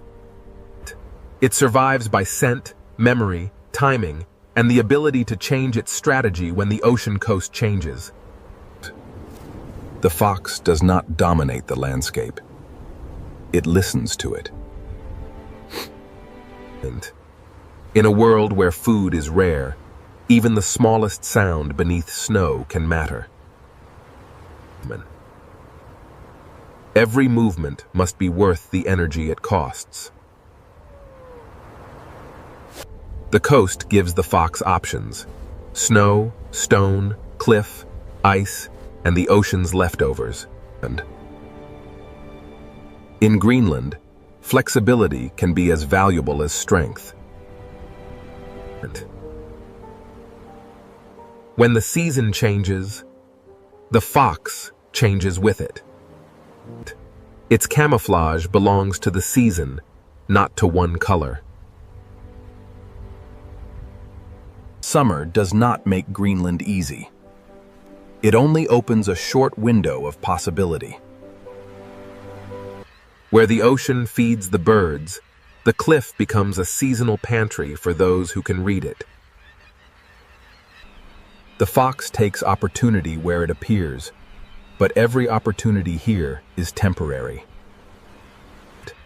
The ocean rises into the cliff through wings, and the fox waits below that movement. On this coast, balance is not only physical, it is the balance between hunger and risk. When food appears briefly, memory becomes a future meal. The fox survives by turning a scattered coastline into a map of chances. But the fox is not the only small life shaped by snow and sea. The Arctic hare survives by becoming part of the whiteness itself. Stillness can be protection when the landscape offers nowhere to hide. Every burst of movement must be measured, because speed also spends energy. Even in a frozen world, life searches for the smallest hidden food. The coast records many lives at once, but only until wind erases the page. Farther from the cliff, another kind of survivor follows the sparse food of the tundra. For these animals, survival is written close to the ground. The food is not abundant. It must be uncovered one small patch at a time. Their path is shaped by wind, snow depth, and the thin food left by a short season. And then the tundra reveals animals built not for speed, but for endurance. Musk oxen carry warmth like a living shelter against the ocean wind. Their coats are not decoration. They are insulation, armor against cold, and the memory of survival. Like the hare and caribou, they live from what little the frozen ground allows. In a place this exposed, the group itself becomes part of survival. The sea does not feed every animal directly, but it shapes the weather every animal must endure. Many strategies cross the same frozen coast, each one answering the same question in a different way. Survival here is not one kind of greatness. It is many precise answers to cold, hunger, and time. The fox may be one of Greenland's most precise survivors, because it is never tied to only one chance. It searches the boundary where the ocean leaves small gifts and the tundra hides small meals. Opportunity is brief here, and the fox must know when to move on.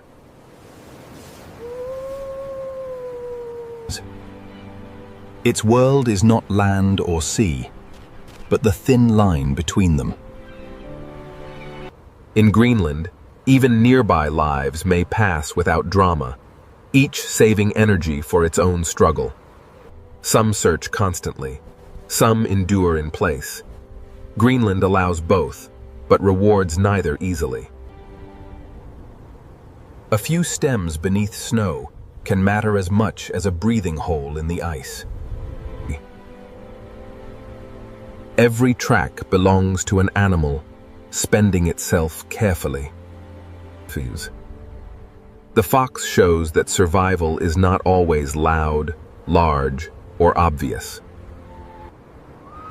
The tundra teaches another lesson. Endurance can be as cinematic as motion.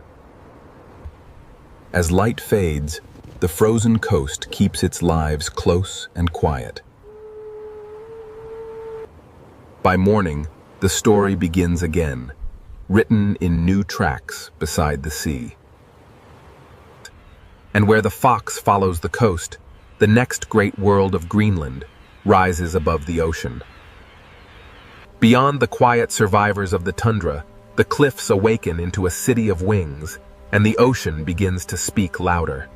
Beyond the quiet survivors of the tundra, the cliffs awaken into a city of wings, and the ocean begins to speak louder. From far away, this cliff looked lifeless. Up close, it becomes one of Greenland's loudest expressions of survival. The ledges are narrow, the wind is constant, and yet life gathers here in astonishing numbers. In Greenland, abundance does not spread everywhere. It concentrates where the ocean can feed it. Every flight away from the cliff is a journey back to the sea. The birds search the openings, because beneath the ice, food begins to move. A single dive connects sky, cliff, ice, and ocean. Below the surface, the ocean gathers the energy that will return to the cliff. The sea gives, and the wings carry that gift back to stone. The cliff is not separate from the ocean. It is fed by every return. Each landing is precise, because space is scarce and the sea below is unforgiving. This is a city without walls, built from wind, rock, wings, and ocean food. For the fox, the cliff is not noise. It is a seasonal map of opportunity. The smallest hunter survives by reading what falls, what changes, and what disappears. The ocean is being delivered upward, wing by wing. Different birds use the same coast in different ways, but all are tied to what the ocean provides. Small wings can carry enormous meaning in a place where nutrients are rare. Around great colonies, the sea even changes the land, feeding soil that would otherwise remain poor. The cliff speaks for the ocean, and the ocean answers through wings. Beyond the cliffs, the coast opens again, and the scale of life begins to change. On the ice, walruses turn a drifting platform into a place of rest. Their bodies are built for cold water, but the ice still gives them a place to pause. The ocean receives them slowly, as if the boundary between ice and water belongs to both. Below the flow, another Greenland world opens, heavier, darker, and shaped by depth. Many marine mammals share the same frozen edge, each using ice and ocean in its own way. Some rest on the ice. Some breathe through it. Some pass beneath it, almost unseen. The same ocean that feeds the birds also carries the lives of seals, walruses, and giants still farther offshore. Farther from shore, the scale changes again. A humpback whale changes the entire fjord with a single breath. The tail rises, and then the giant returns to the hidden ocean below.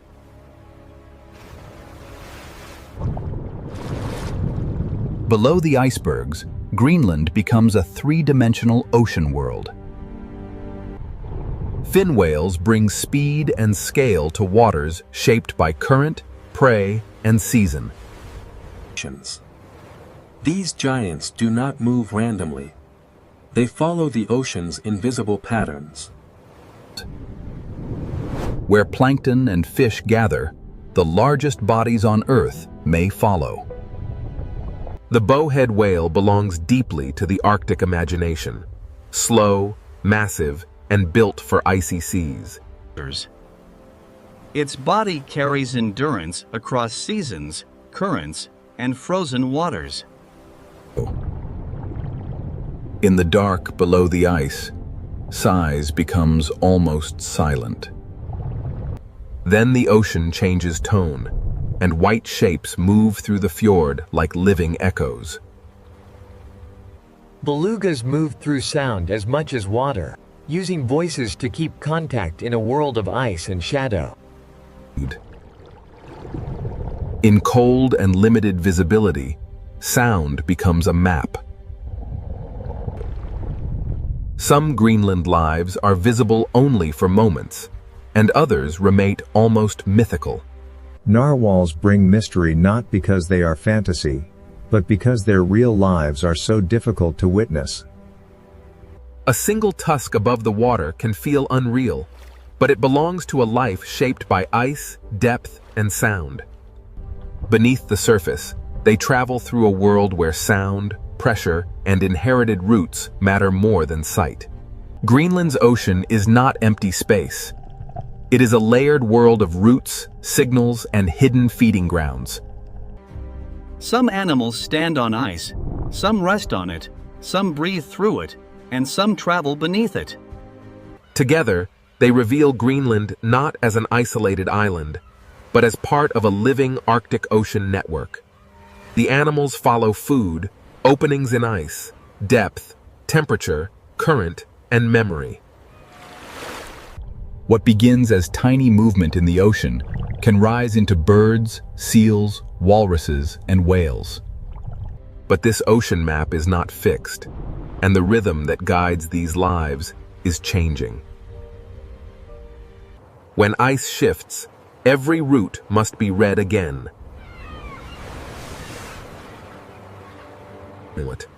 The cliffs, the seals, the walruses, and the whales all depend on timing in the sea. A change in one layer can echo through all the others.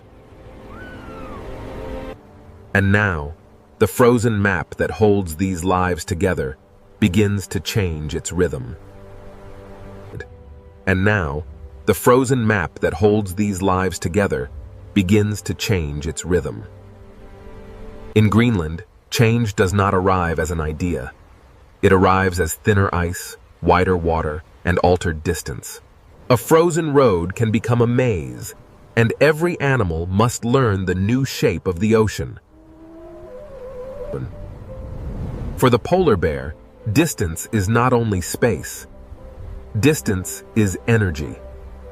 When ice breaks the route, the bear must walk farther, wait longer, and spend more of what it cannot easily replace. Its strength remains immense, but strength needs a platform. The bear is not defeated by one crack, but every extra distance adds pressure to its life. Below the ice, the seal also faces a changing ceiling. More open water can help a seal breathe, but unstable ice can change where it rests, hides, and raises young. The same change can offer one advantage while removing another. Nothing in Greenland has only one meaning. Ice can shelter, expose, connect, and separate. For seabirds, the question is not only whether food exists, but whether it appears close enough and soon enough. A longer flight can turn abundance into effort. The cliff still lives, but its rhythm depends on a sea that is never still. For the fox, flexibility is survival, but even flexibility depends on what the season provides. It searches the coast as it always has, but the coast itself is beginning to answer differently. On land, change appears in snow depth, exposed ground, and the timing of the short feeding season. The tundra animals endure weather from the sea, even when they do not feed directly from the ocean. A small plant, a thin crust of snow, and a few warmer days can change the choices of animals above the sea. And every part of Greenland returns to the ocean sooner or later.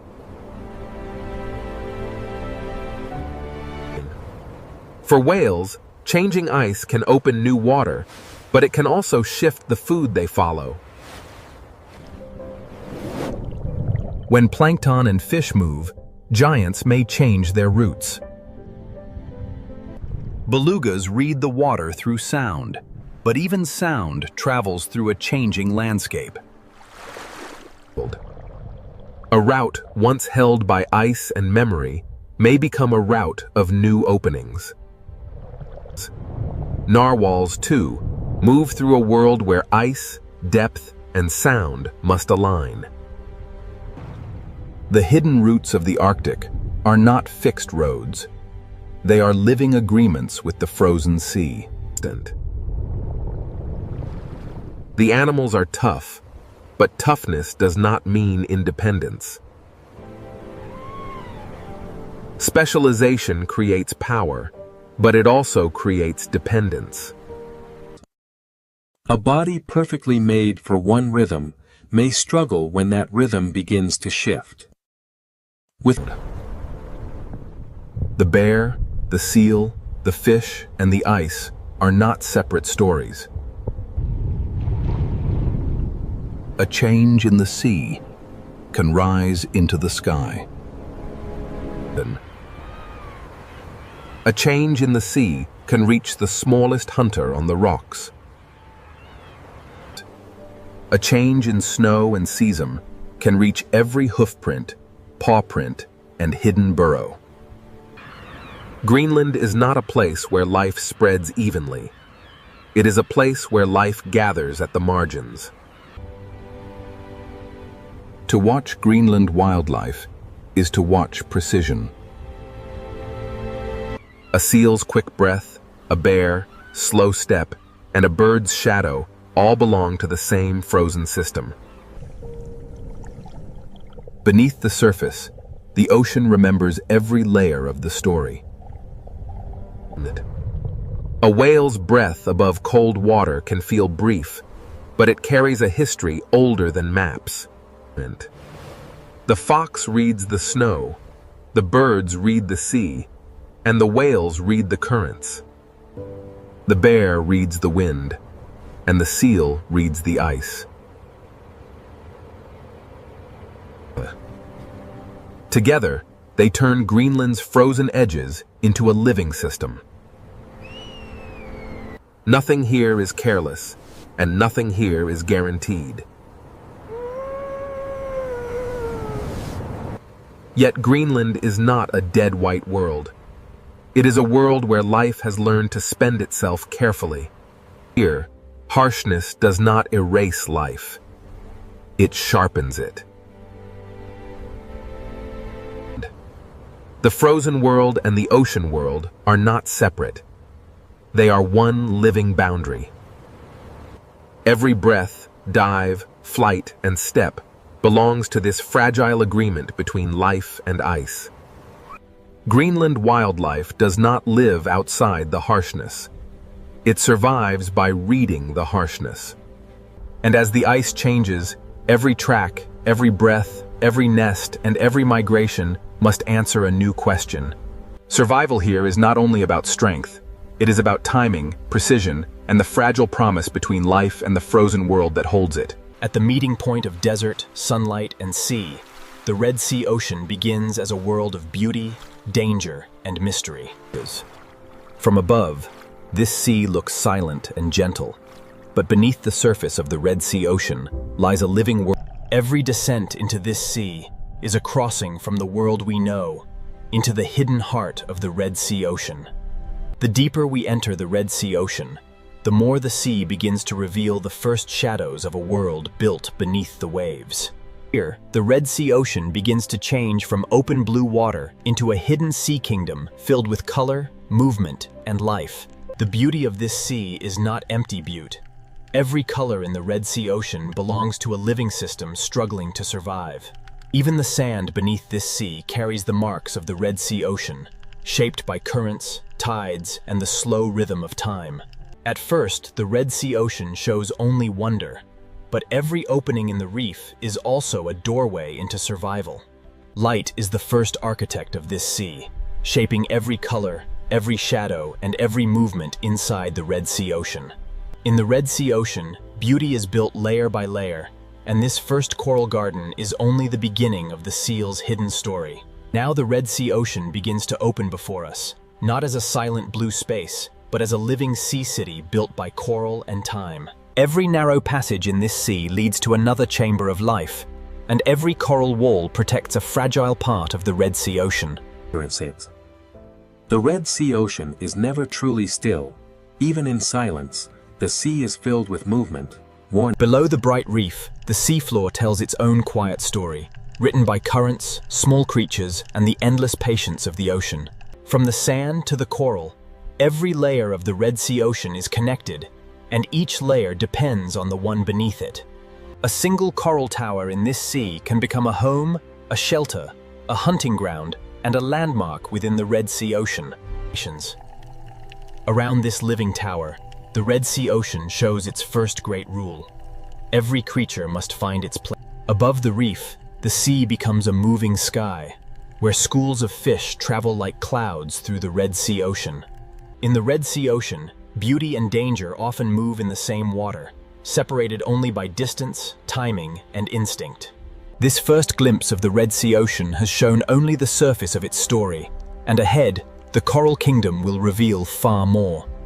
As we move farther into the Red Sea Ocean, the reef begins to unfold like a living map beneath the sea.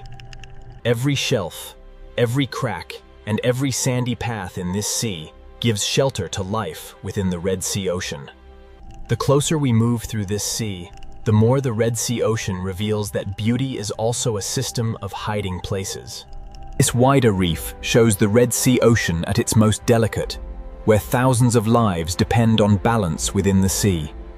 The Red Sea Ocean teaches its lesson quietly. Beauty may fill the sea, but every creature must remain aware. As the fish return to their rhythm, the Red Sea Ocean invites us deeper into the reef, where the true complexity of the sea is waiting. The deeper we follow this movement, the more the Red Sea Ocean becomes a world of hidden roots beneath the sea. Inside this coral passage, the Red Sea Ocean begins to trade open brightness for shadow, depth, and quiet discovery. From above, this sea chamber shows how the Red Sea Ocean builds order from coral, sand, light, and instinct. Even the quiet center of this sea holds signs of movement, proof that the Red Sea Ocean is alive, even where it seems empty. The Red Sea Ocean always leads us from emptiness back to life, from silence back to the crowded pulse of the reef. As the light strengthens again, the Red Sea Ocean reveals its power to turn every reef corner into a new beginning. The Red Sea Ocean is beautiful because it is alive, but life in this sea also means caution, shelter, and constant awareness. This first chapter of the Red Sea Ocean is leading us toward the Coral Kingdom, where the sea's beauty, danger, and mystery begin to collide. The first chapter of the Red Sea Ocean has shown us only the edge of a much greater world beneath the sea. What seemed at first like simple beauty is now becoming a living structure, a sea kingdom built by countless fragile lives. In the Red Sea Ocean, color is not decoration, it is life, warning, camouflage, attraction, and survival within the sea. Every small movement inside this sea has meaning, and every creature in the Red Sea Ocean must understand the rhythm of the reef. The Red Sea Ocean never reveals itself all at once. The sea leads us from one hidden chamber of life into another. Here, beauty gathers in silence, but beyond the light, the Red Sea Ocean still holds danger and mystery. At this boundary, the Red Sea Ocean shows the truth of the sea. Safety and uncertainty often exist only a few meters apart. The opening journey has brought us to the threshold, where the reef begins to tell its deeper story. Before we enter the deeper dangers of the Red Sea Ocean, we must first understand the brilliant sea kingdom that makes this world possible. Next, we enter the Coral Kingdom of the Red Sea Ocean, where beauty becomes a living city, and every corner of the sea hides a story of survival. Now we enter the Coral Kingdom of the Red Sea Ocean, where the sea turns beauty into shelter, movement, and life.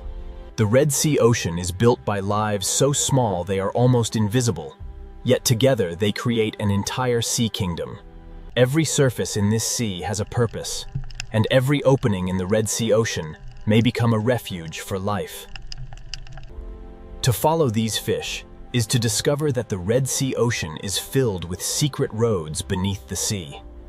Inside the Red Sea Ocean, the Coral Kingdom is a maze where every turn can mean food, shelter, danger, or escape. Beyond the corridor, the Red Sea Ocean opens into a forest of coral, where the sea itself seems to breathe. The Red Sea Ocean is organized in layers, from the coral below to the open sea above, and each layer holds a different kind of life. In this sea, survival is not always a battle. Sometimes the Red Sea Ocean depends on cooperation, but the deeper we observe the Red Sea Ocean, the clearer it becomes that this coral kingdom survives through connection, balance, and constant motion. In this coral kingdom, the Red Sea Ocean survives through connection, and even the smallest fish helps keep the sea alive. The Red Sea Ocean is not only filled with life, it is organized by movement, color, shelter, and instinct. Above the reef, the sea becomes a moving sky, and the Red Sea Ocean fills that sky with thousands of small lives. Every shadow inside this sea has meaning, because in the Red Sea Ocean, darkness can become shelter. Beyond the shadows, the Red Sea Ocean returns to light, where the sea feeds the reef with every passing current. The current is the hidden river of the Red Sea Ocean, carrying food, signals, and change through the sea. As the current carries us forward, the Red Sea Ocean leads us toward a greater reef wall, where the sea's living architecture rises into view. Here, the Red Sea Ocean builds upward, turning coral into a living wall where the sea gathers life in layers. On this wall, the Red Sea Ocean shows how every ledge, crack, and shadow can become a home within the sea. The higher we move along this seawall, the more the Red Sea Ocean reveals how light controls where life gathers. The current feeds this wall, and the Red Sea Ocean turns moving water into energy for the entire reef. In the Red Sea Ocean, survival is often built on trust, where even tiny fish can protect the health of larger lives. Beneath the bright life of the reef, the Red Sea Ocean keeps quieter spaces, where the sea hides what it is not ready to reveal.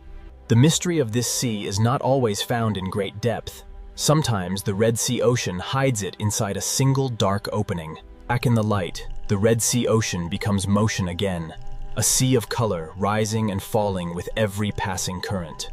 Seen from a distance, this reef wall becomes a complete world, showing how the Red Sea Ocean stacks life from sand to sunlight. As we leave the wall behind, the Red Sea Ocean guides us toward a new reef plateau, where the sea's coral kingdom continues to expand. Beyond the wall, the Red Sea Ocean opens again, and the sea reveals a plateau where life spreads outward in every direction. On this plateau, the Red Sea Ocean becomes a garden of coral, where the sea grows beauty through patience, light, and movement. The closer we look, the more the Red Sea Ocean becomes a world of tiny lives, building the sea one detail at a time. Even across this open sea plateau, the reef creates pathways, and the Red Sea Ocean uses them to connect one shelter to another. This sandy path is more than empty space. In the Red Sea Ocean, it is a route through the sea where movement becomes survival. The Red Sea Ocean leads us from open light back into complexity, where the sea hides countless lives inside coral walls. In this part of the Red Sea Ocean, every creature lives between two choices: remain protected within the reef or risk the open sea. Above the coral, the Red Sea Ocean turns movement into protection, as the sea gathers small lives into one shifting form. In the Red Sea Ocean, unity can become a shield, because the open sea is beautiful, but it is never empty. As the school fades into the sea, the Red Sea Ocean draws us onward, toward a coral forest where the reef's hidden life grows even more intense. Inside this sea forest, every branch of coral becomes a shelter, and every space between them becomes a path through the Red Sea Ocean. To move through the Red Sea Ocean is to follow instinct, because in this sea, every turn can lead to food, safety, or danger. Here, the Red Sea Ocean seems to breathe, as the reef and the fish move together in the same pulse of the sea. Below the color of the reef, the Red Sea Ocean keeps another layer of life, quieter, slower, and harder to see. The Red Sea Ocean never separates beauty from mystery. The sea hides both in the same reef, often only a few inches apart. In the Red Sea Ocean, even the brightest beauty carries awareness, because the sea rewards those who notice change. The Red Sea Ocean often gives its warning in silence, through a shift in movement, a pause in the reef, and a shadow in the sea. This is where the Coral Kingdom teaches us the truth of the Red Sea Ocean. Beauty can protect life, but it can never erase danger from the sea. Next, we leave the brightest heart of the Red Sea Ocean and begin to uncover the hidden danger beneath the beauty of the sea. Beyond the brightest heart of the reef, the Red Sea Ocean begins to reveal the danger hidden inside beauty. At this boundary, the Red Sea Ocean becomes a meeting place where reef life, open water, and hidden danger constantly overlap. As we descend along the reef slope, the Red Sea Ocean leads us into a darker zone where danger becomes harder to see. In this sea, danger does not always arrive with motion. Sometimes it begins with stillness. The reef reacts before the eye understands, because in the Red Sea Ocean, survival depends on sensing danger early. As the reef slope darkens, the Red Sea Ocean teaches us that danger is often hardest to see when the sea appears calm. In the Red Sea Ocean, some danger does not chase through the sea. It waits silently, hidden in plain sight. The Red Sea Ocean often hides its hunters beyond the frame, allowing only their shadow to speak for them. Here, the Red Sea Ocean turns invisibility into protection, and the sea allows danger to become part of the landscape. Here, danger wears beauty openly, and the Red Sea Ocean gives even its most dangerous creatures a hypnotic grace. After seeing what can hide on the seafloor, every shadow in the Red Sea Ocean begins to feel more alive. In the Red Sea Ocean, beauty can be a warning, and stillness can be more powerful than speed. The reef is not only a shelter. In the Red Sea Ocean, it is also a place where danger can wait unseen. Not every hidden creature in this sea is a hunter. In the Red Sea Ocean, camouflage can also be the language of defense. Inside this shadowed space, the Red Sea Ocean reminds us that the reef has eyes, even where the light cannot reach. The Red Sea Ocean is filled with quiet transformations, where survival may depend on becoming part of the sea itself. Nothing here is wasted. Not a shadow, not a crack, not a pause. Everything in the Red Sea Ocean can become part of survival. Every creature in the Red Sea Ocean reads the sea around it, measuring distance, movement, and the intentions of others. In the Red Sea Ocean, danger is not always an event. Often, it is a pattern of respect written into the movement of the sea. We have seen danger inside the reef, but the Red Sea Ocean holds another kind of danger in the open sea beyond. When the fish gather tightly again, the Red Sea Ocean signals that something in the sea has changed. Beyond the reef, the Red Sea Ocean becomes a different world, where the safety of coral gives way to the uncertainty of open sea. In the open sea, there are fewer places to hide, and every movement in the Red Sea Ocean must be measured with care.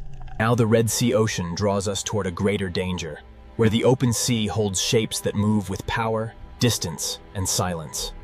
For small fish in the Red Sea Ocean, the open sea offers space, but space also means risk. In the Red Sea Ocean, the open sea can turn silent in an instant, and that silence is often the first sign of power nearby. The Red Sea Ocean does not need violence to reveal danger. Sometimes distance alone is enough to change the behavior of the sea. The Red Sea Ocean gives warning through motion, and when a school tightens, the sea itself seems to hold its breath. A great hunter in the Red Sea Ocean moves like part of the sea itself, quiet, patient, and almost impossible to ignore. In this sea, a hunter does not need to rush. The Red Sea Ocean often gives power to patience. The Red Sea Ocean is not always violent, but the possibility of danger shapes every choice made in the sea. In the Red Sea Ocean, survival is often not about escape at the last moment, but about knowing when to return to shelter. After every journey into open water, the Red Sea Ocean draws small lives back toward the protection of the reef. The reef becomes a fortress in the Red Sea Ocean, a place where small lives survive by knowing every hidden passage of the sea. Inside these coral passages, the Red Sea Ocean changes from open danger into hidden strategy, where the sea rewards those who know the maze. The reef may offer shelter, but in the Red Sea Ocean, the edge of safety is never far from the unknown. Even after leaving the open sea, danger remains. In the Red Sea Ocean, the reef can hide what the eye almost misses. The Red Sea Ocean is full of hidden warnings, and sometimes the most dangerous shape in the sea is the one that looks like stone. As we rise again through the reef, the Red Sea Ocean reminds us that danger and beauty are never separate.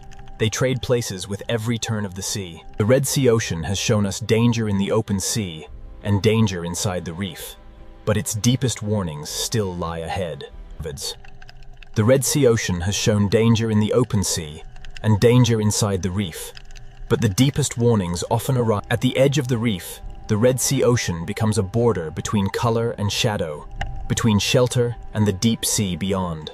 Below the bright reef, the Red Sea Ocean descends into a world where shapes become shadows and danger becomes harder to read.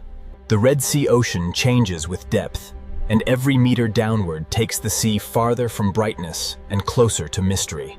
In the Red Sea Ocean, survival is written into small decisions: when to move, when to hide, and when to vanish into the sea. Here, danger is not a moment. In the Red Sea Ocean, danger is the endless presence of the unknown sea around every living thing. The farther we drift from the sunlit reef, the more the Red Sea Ocean begins to trade beauty for silence, depth, and uncertainty. This is where the Red Sea Ocean reveals its true nature: beauty behind us, danger around us, and mystery waiting below. Now the Red Sea Ocean begins to lead us away from the reef and into the deep blue mystery, where light slowly disappears. Next, we descend into the deep blue mystery of the Red Sea Ocean, where the sea grows darker, quiet. Now we enter the deep blue mystery of the Red Sea Ocean, where the sea grows darker, quieter, and less familiar with every descent.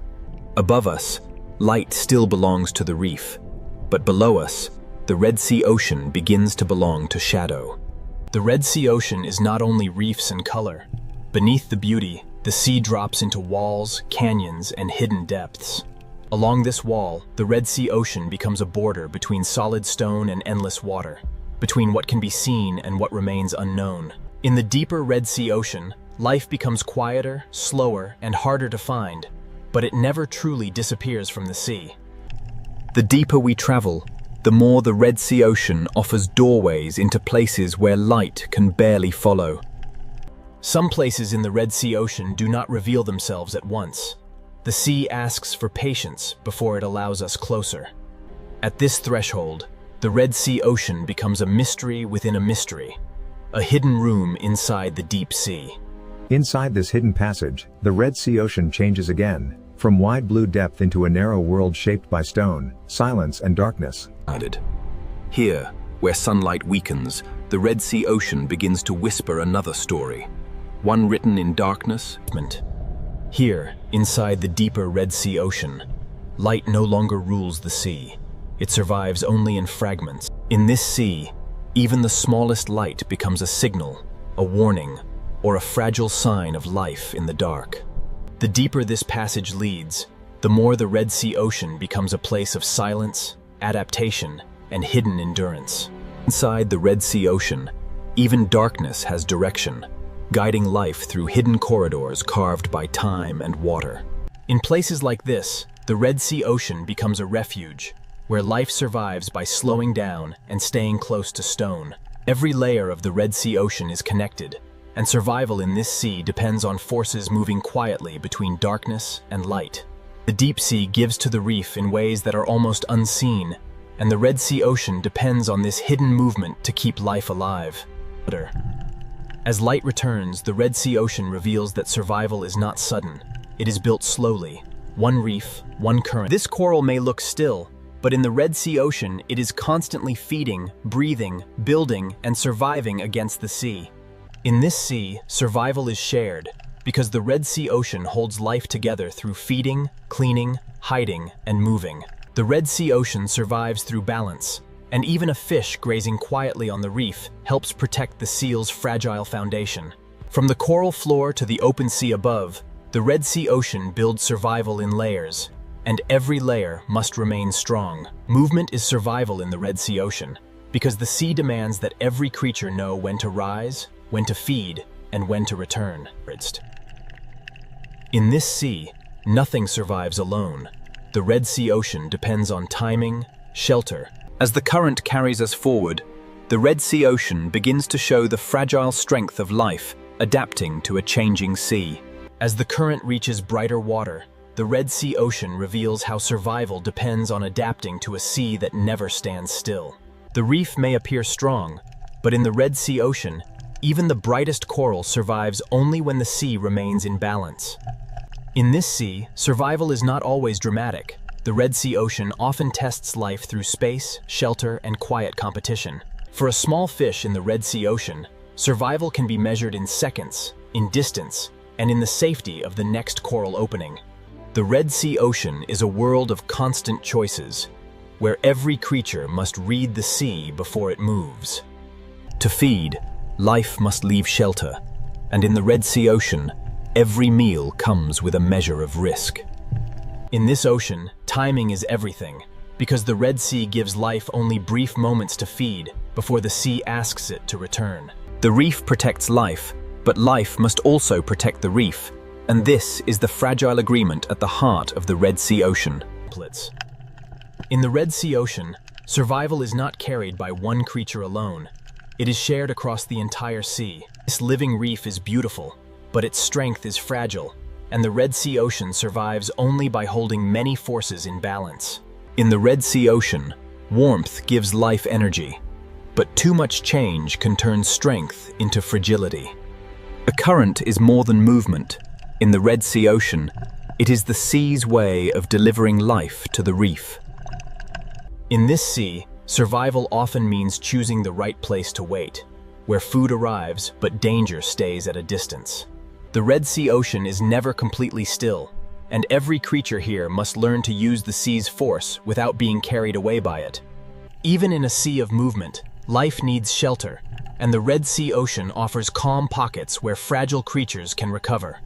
In these protected corners, the Red Sea Ocean gives young life a chance, but even here, survival remains uncertain. From the beginning, life in the Red Sea Ocean must learn the language of shadow, shelter, and sudden silence. The danger passes, the current continues, and the Red Sea Ocean returns to the endless rhythm that holds the reef together. Abundance in the Red Sea Ocean is not guaranteed. It is created every moment by balance between current, coral, fish, and light. The Red Sea Ocean is strong because it is connected, yet fragile, because every connection must keep working for the sea to survive. The Red Sea Ocean survives because every part of the sea is linked, from the smallest shelter to the widest current. In this sea, the current is not background motion. It is the quiet force that carries food, oxygen, and survival through the Red Sea Ocean. The Red Sea Ocean offers life, but it also tests life, because every safe space in the sea has value. In the Red Sea Ocean, the reef protects countless lives, but the reef itself must also be protected by the behavior of the sea. Young life in the Red Sea Ocean begins in small protected spaces, where the sea offers shelter before it demands strength. From the first days of life, the Red Sea Ocean teaches every creature to read the sea through light, shadow, and movement. The Red Sea Ocean is a chain of survival, and every link in the sea depends on another link staying strong. In the Red Sea Ocean, light gives energy, but life must also know when to seek shade, rest, and protection within the sea. Rest is also survival in the Red Sea Ocean, because the sea rewards those that save energy for the moment they truly need it. The Red Sea Ocean is powerful because life adapts, but it remains fragile because every adaptation depends on balance within the sea. The Red Sea Ocean is powerful because life adapts, but every adaptation depends on balance within the sea. In this fragile sea, survival is not one great act, but thousands of small actions repeated every day inside the Red Sea Ocean. Every meal in the Red Sea Ocean requires a choice, because the sea gives life, and tests life at the same time. In the Red Sea Ocean, survival belongs to those that understand when to move, when to hide, and when to wait. The Red Sea Ocean looks abundant here, but abundance survives only when the sea's hidden balance remains unbroken. This sea survives because its parts are connected, and the Red Sea Ocean becomes fragile whenever one connection begins to fail. Here, the Red Sea Ocean gathers every lesson of the sea. Beauty to attract life, danger to shape it. The Red Sea Ocean is not one story, but many stories moving together through the same water. From the smallest coral polyp to the widest current, the Red Sea Ocean survives through balance, and that balance is the true strength of the sea. Next, we return to the full Red Sea Ocean, where beauty, danger, and mystery finally collide in one unforgettable sea. Now the Red Sea Ocean gathers every force we have seen, beauty, danger, mystery, and survival, into one living sea. The Red Sea Ocean is not divided into separate worlds. The reef, the open sea, and the deep all breathe through the same water. The beauty of the Red Sea Ocean is still the first thing we see, but now we understand how much life is hidden inside that beauty. Here, the Red Sea Ocean reminds us that danger does not always destroy beauty. Sometimes it wears beauty as its warning. When life leaves the reef, the Red Sea Ocean changes its rules, and every movement across the open sea becomes a risk. The Red Sea Ocean does not need chaos to show power. Sometimes the quiet presence of a hunter is enough to reshape the sea.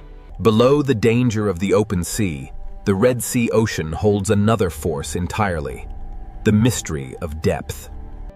The Red Sea Ocean is beautiful at the surface, dangerous at the edge, and mysterious in the darkness below. Everything we have seen belongs to one sea, and every layer of the Red Sea Ocean shapes the layer above and below it. This is the Red Sea Ocean in its true form, a living sea where beauty, danger, and mystery collide without ever becoming separate. In this single frame, the Red Sea Ocean becomes the whole story, a sea where every force touches every other force. The Red Sea Ocean never separates wonder from risk, because the same sea that feeds life also tests it.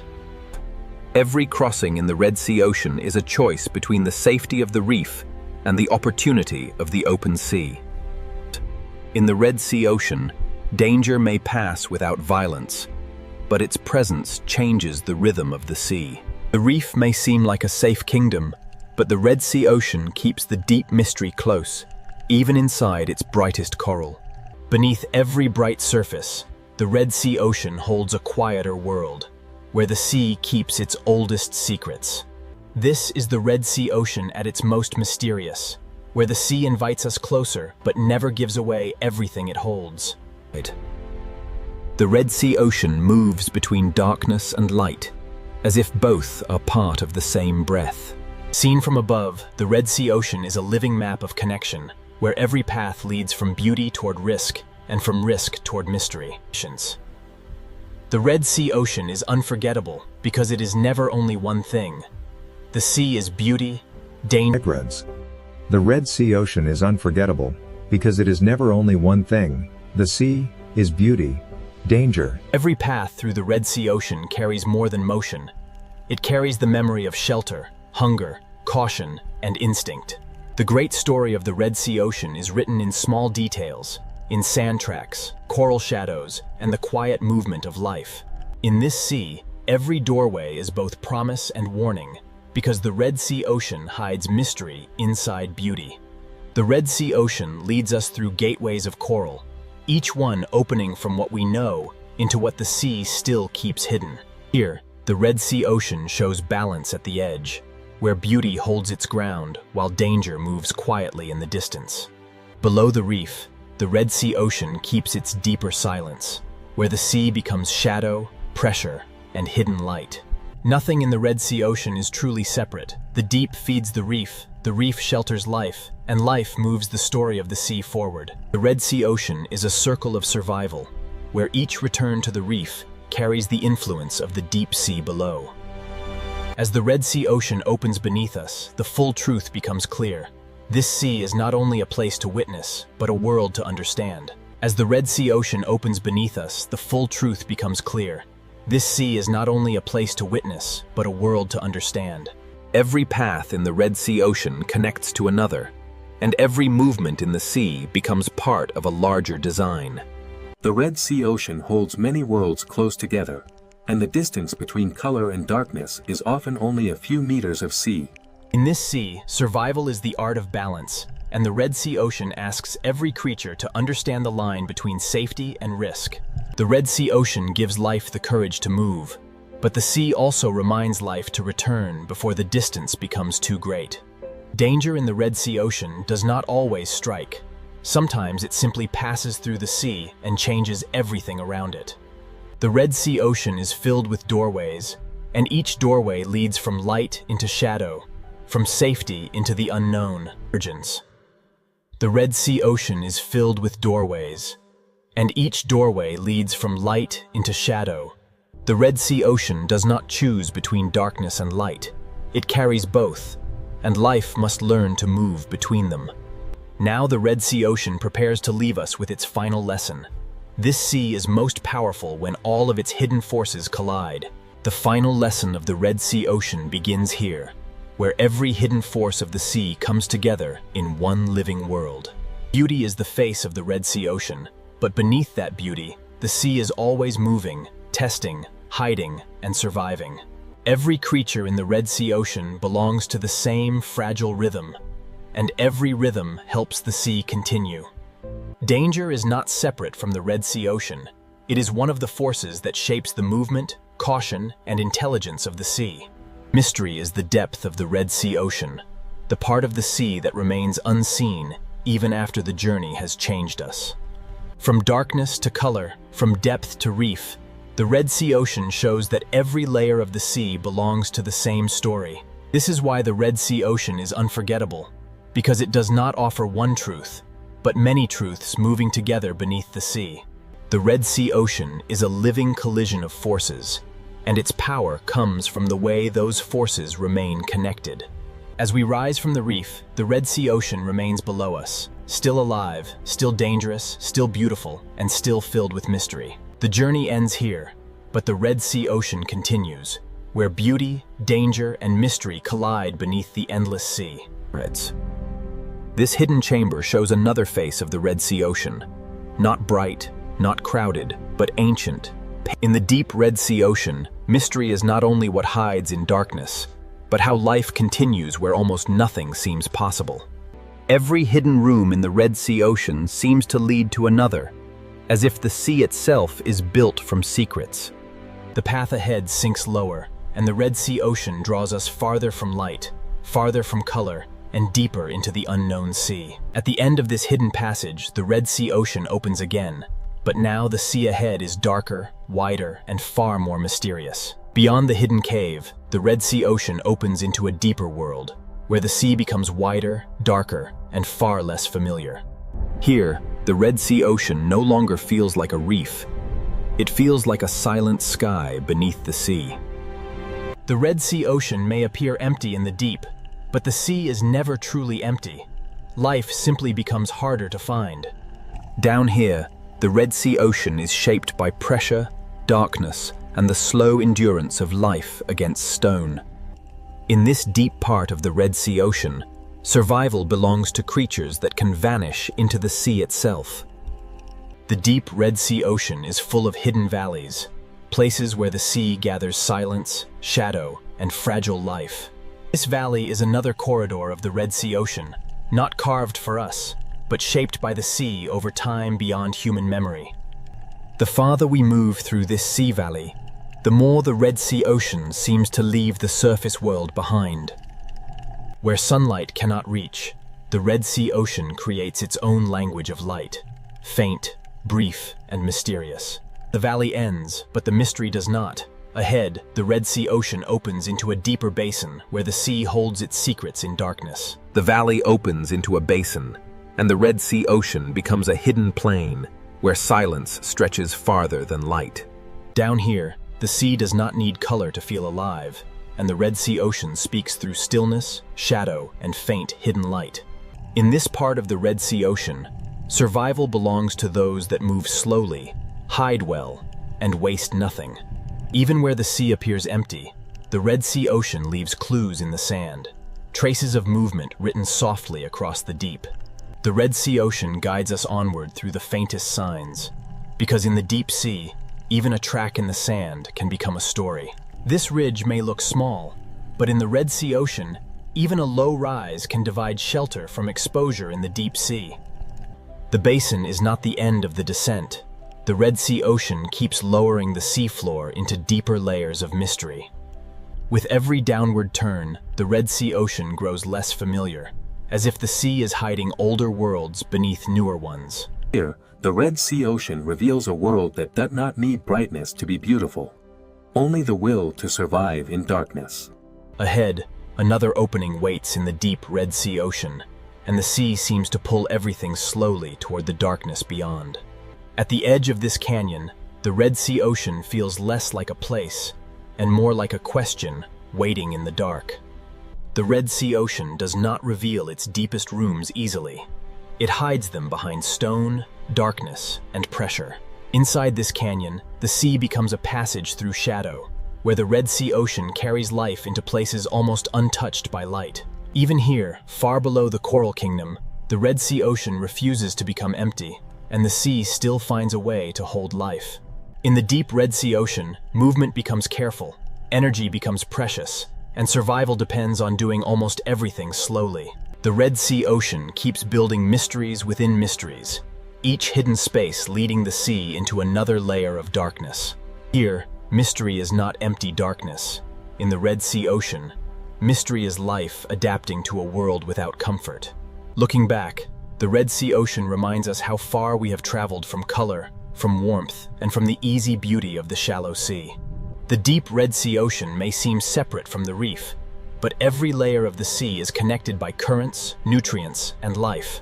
Next, we return toward the living layers of the Red Sea Ocean, where survival depends on balance, adaptation, and the fragile strength of the sea. The Pacific Ocean looks peaceful, but beneath this enormous sea, Earth is hiding forces powerful enough to. The Pacific Ocean is not silent at all, because every movement of the sea is connected to deeper, invisible energy. This peaceful sea is only the outer skin of a much larger and more restless ocean system.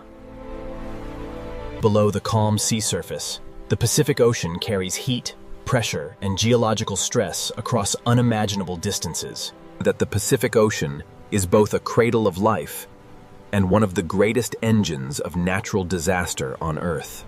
To understand where earthquakes, tsunamis, and superstorms begin, we must look beyond the surface of the sea. Beneath the sea surface, the Pacific Ocean becomes a hidden world shaped by pressure, darkness, and time. Most of the Pacific Ocean is hidden beneath light, where the sea begins to reveal its true scale and power.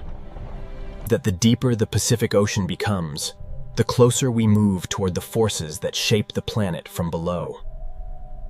Beneath the Pacific Ocean Sea lies the restless foundation where the story of earthquakes, tsunamis, and superstorms truly begins. The Pacific Ocean seafloor is not a quiet, empty plain, but a vast, hidden landscape shaped by pressure, movement, and ancient force. Beneath this enormous ocean, the foundation of the Earth is cracked, folded, and constantly changing. These silent scars on the Pacific Ocean floor mark the places where immense geological stress can slowly build. The Pacific Ocean hides boundaries, where sections of Earth's crust press against one another in silence. Deep under the Pacific Ocean Sea, pressure does not disappear. It waits, gathers, and strengthens. Even the smallest movement in this deep ocean world can be the first sign of a much larger force awakening. That the Pacific Ocean contains some of the deepest and most active geological regions on the planet.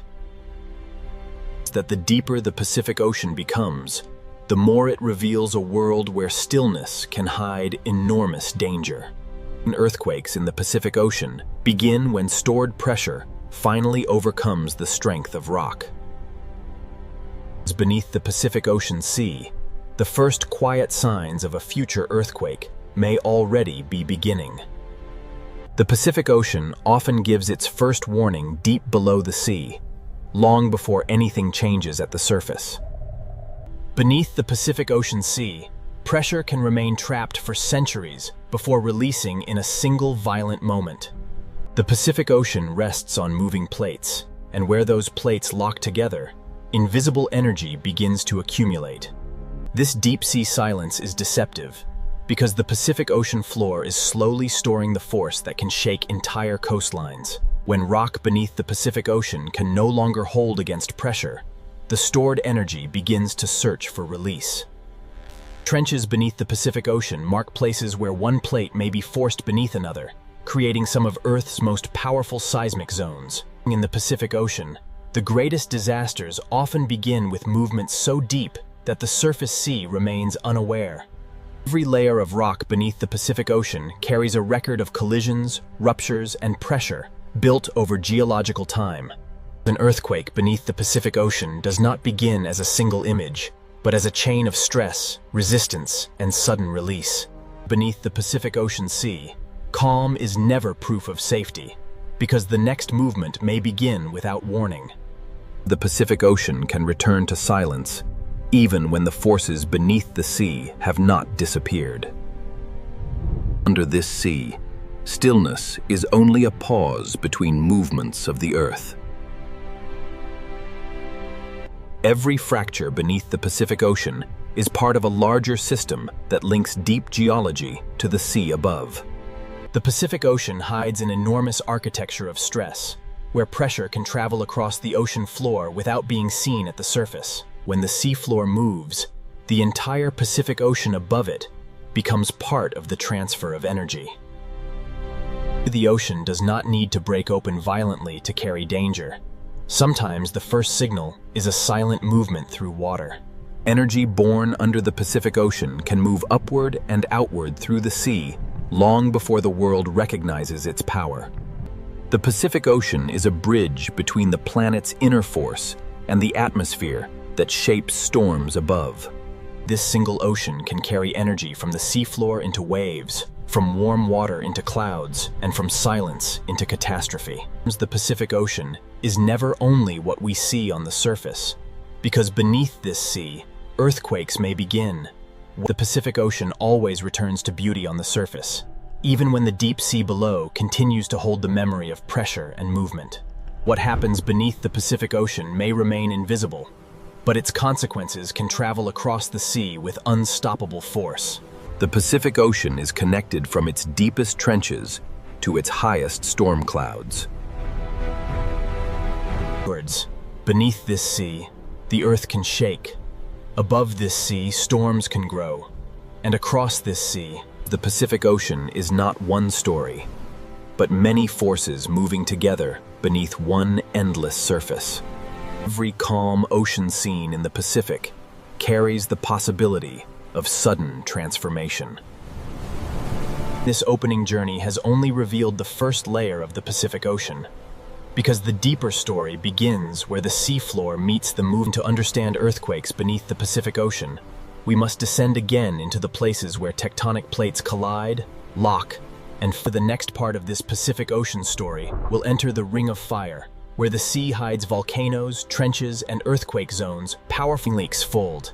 The Pacific Ocean is the silent giant of Earth, and beneath this vast sea begins the path toward earthquake. Beneath the Pacific Ocean Sea lies the Ring of Fire, a vast hidden boundary where the planet's crust is restless.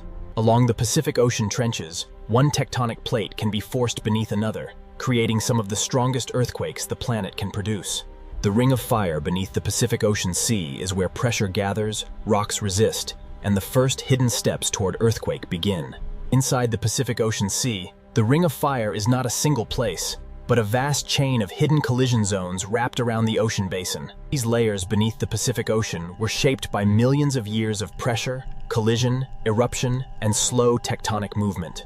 Where tectonic plates meet beneath the Pacific Ocean Sea, the rock does not slide smoothly. It locks, bends, and stores force. This hidden resistance beneath the Pacific Ocean is what allows earthquake energy to build quietly over time.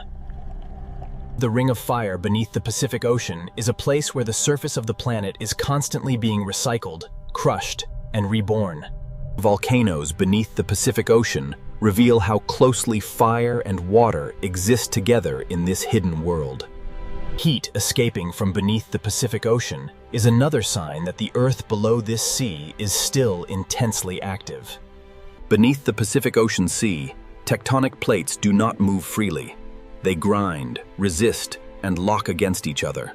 When one plate is forced beneath another under the Pacific Ocean, the rock can bend under impossible pressure without breaking immediately.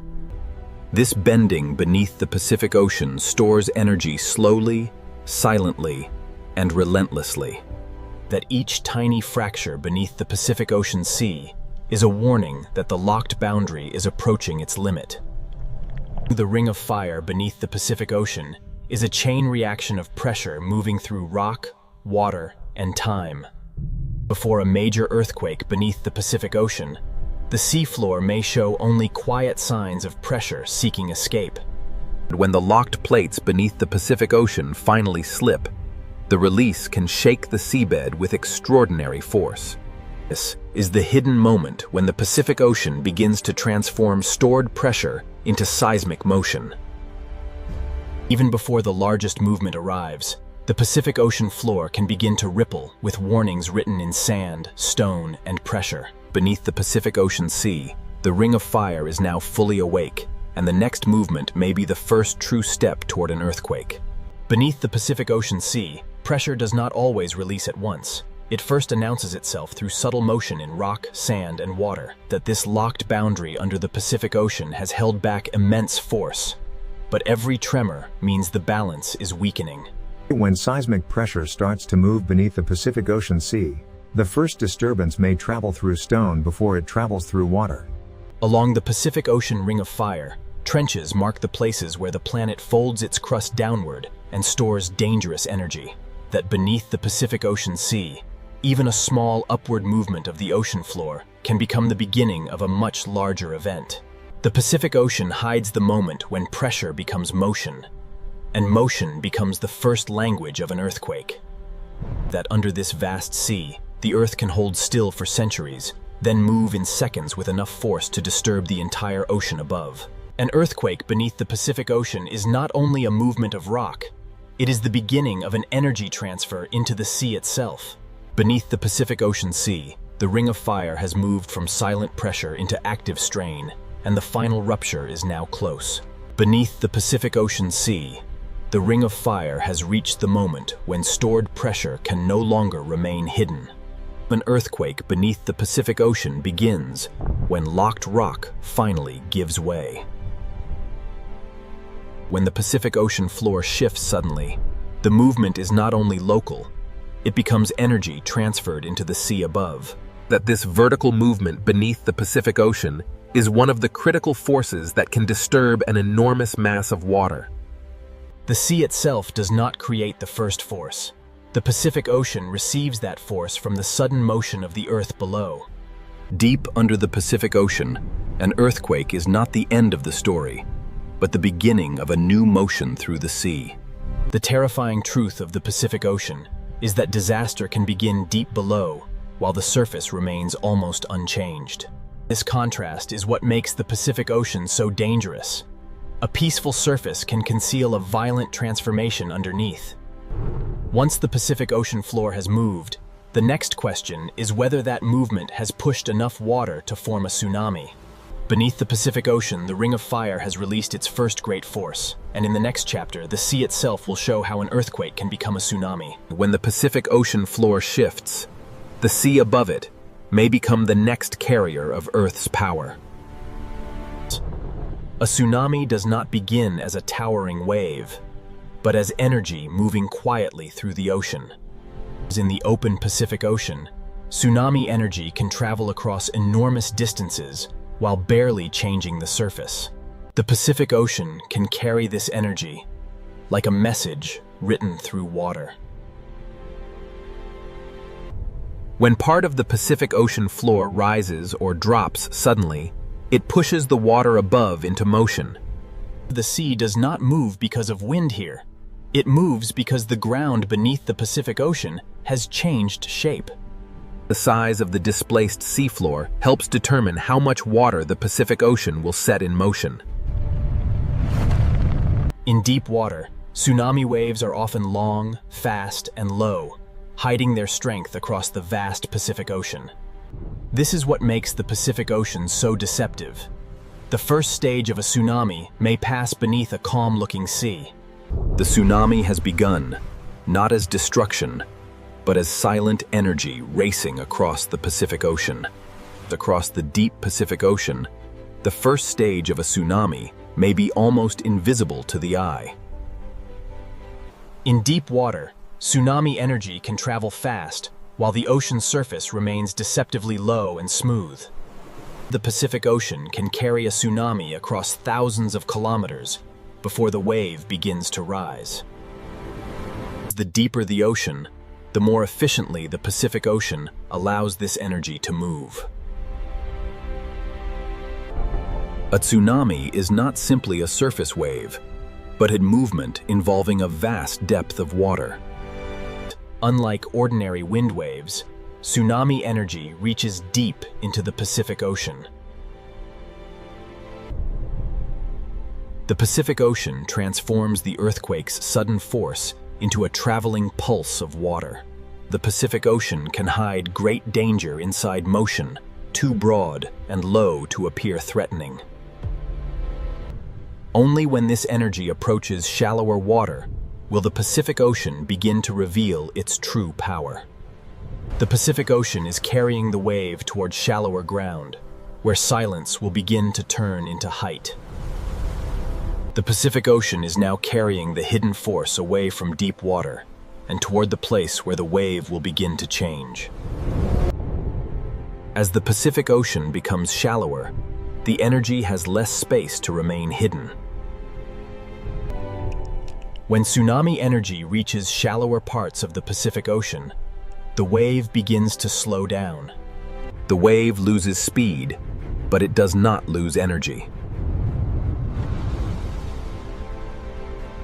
The Pacific Ocean begins converting hidden horizontal motion into visible height. This is the transformation stage, when the Pacific Ocean begins to reveal the force that had been hidden across deep water. The shallower the Pacific Ocean becomes, the more the wave is forced upward. Below the surface, the Pacific Ocean is already moving with dangerous strength. A tsunami becomes most dangerous when the Pacific Ocean forces deep energy into shallow form.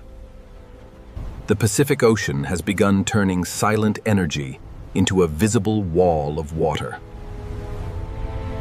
The Pacific Ocean has now forced hidden deep water energy into a visible wave approaching shallow ground. Before the great surge arrives, the Pacific Ocean may first reveal its warning by withdrawing from the coast. This sudden retreat is not calm, but water being pulled into the growing force of the tsunami. The Pacific Ocean is now compressing motion, depth, and distance into a single advancing surge. A tsunami is powerful not only because of its height, but because an enormous volume of Pacific Ocean water is moving behind it. What began as a movement of the seafloor has become a moving mass of ocean.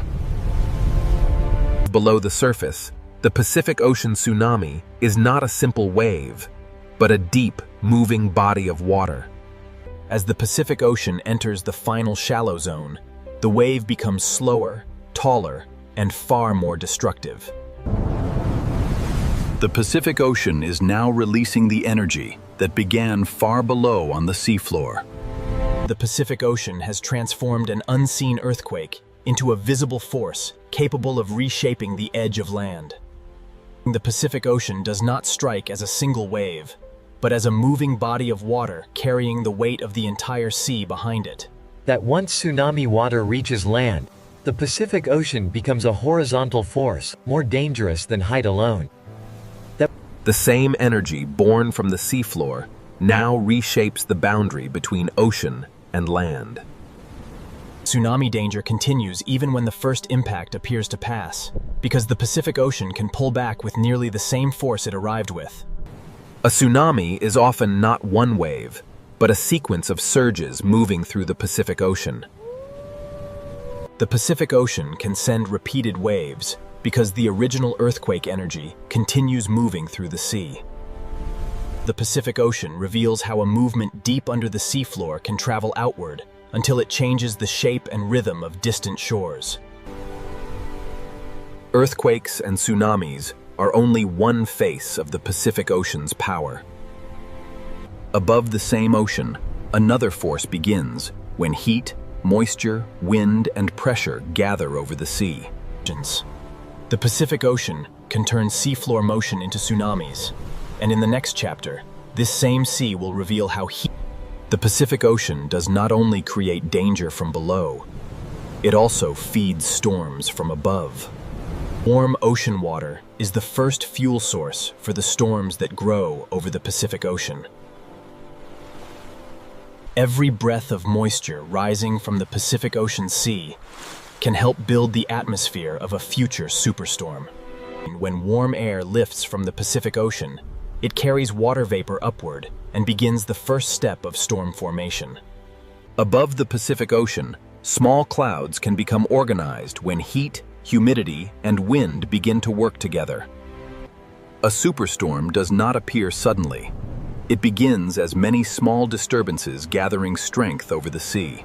Rotation begins when winds over the Pacific Ocean organize around a center of falling pressure.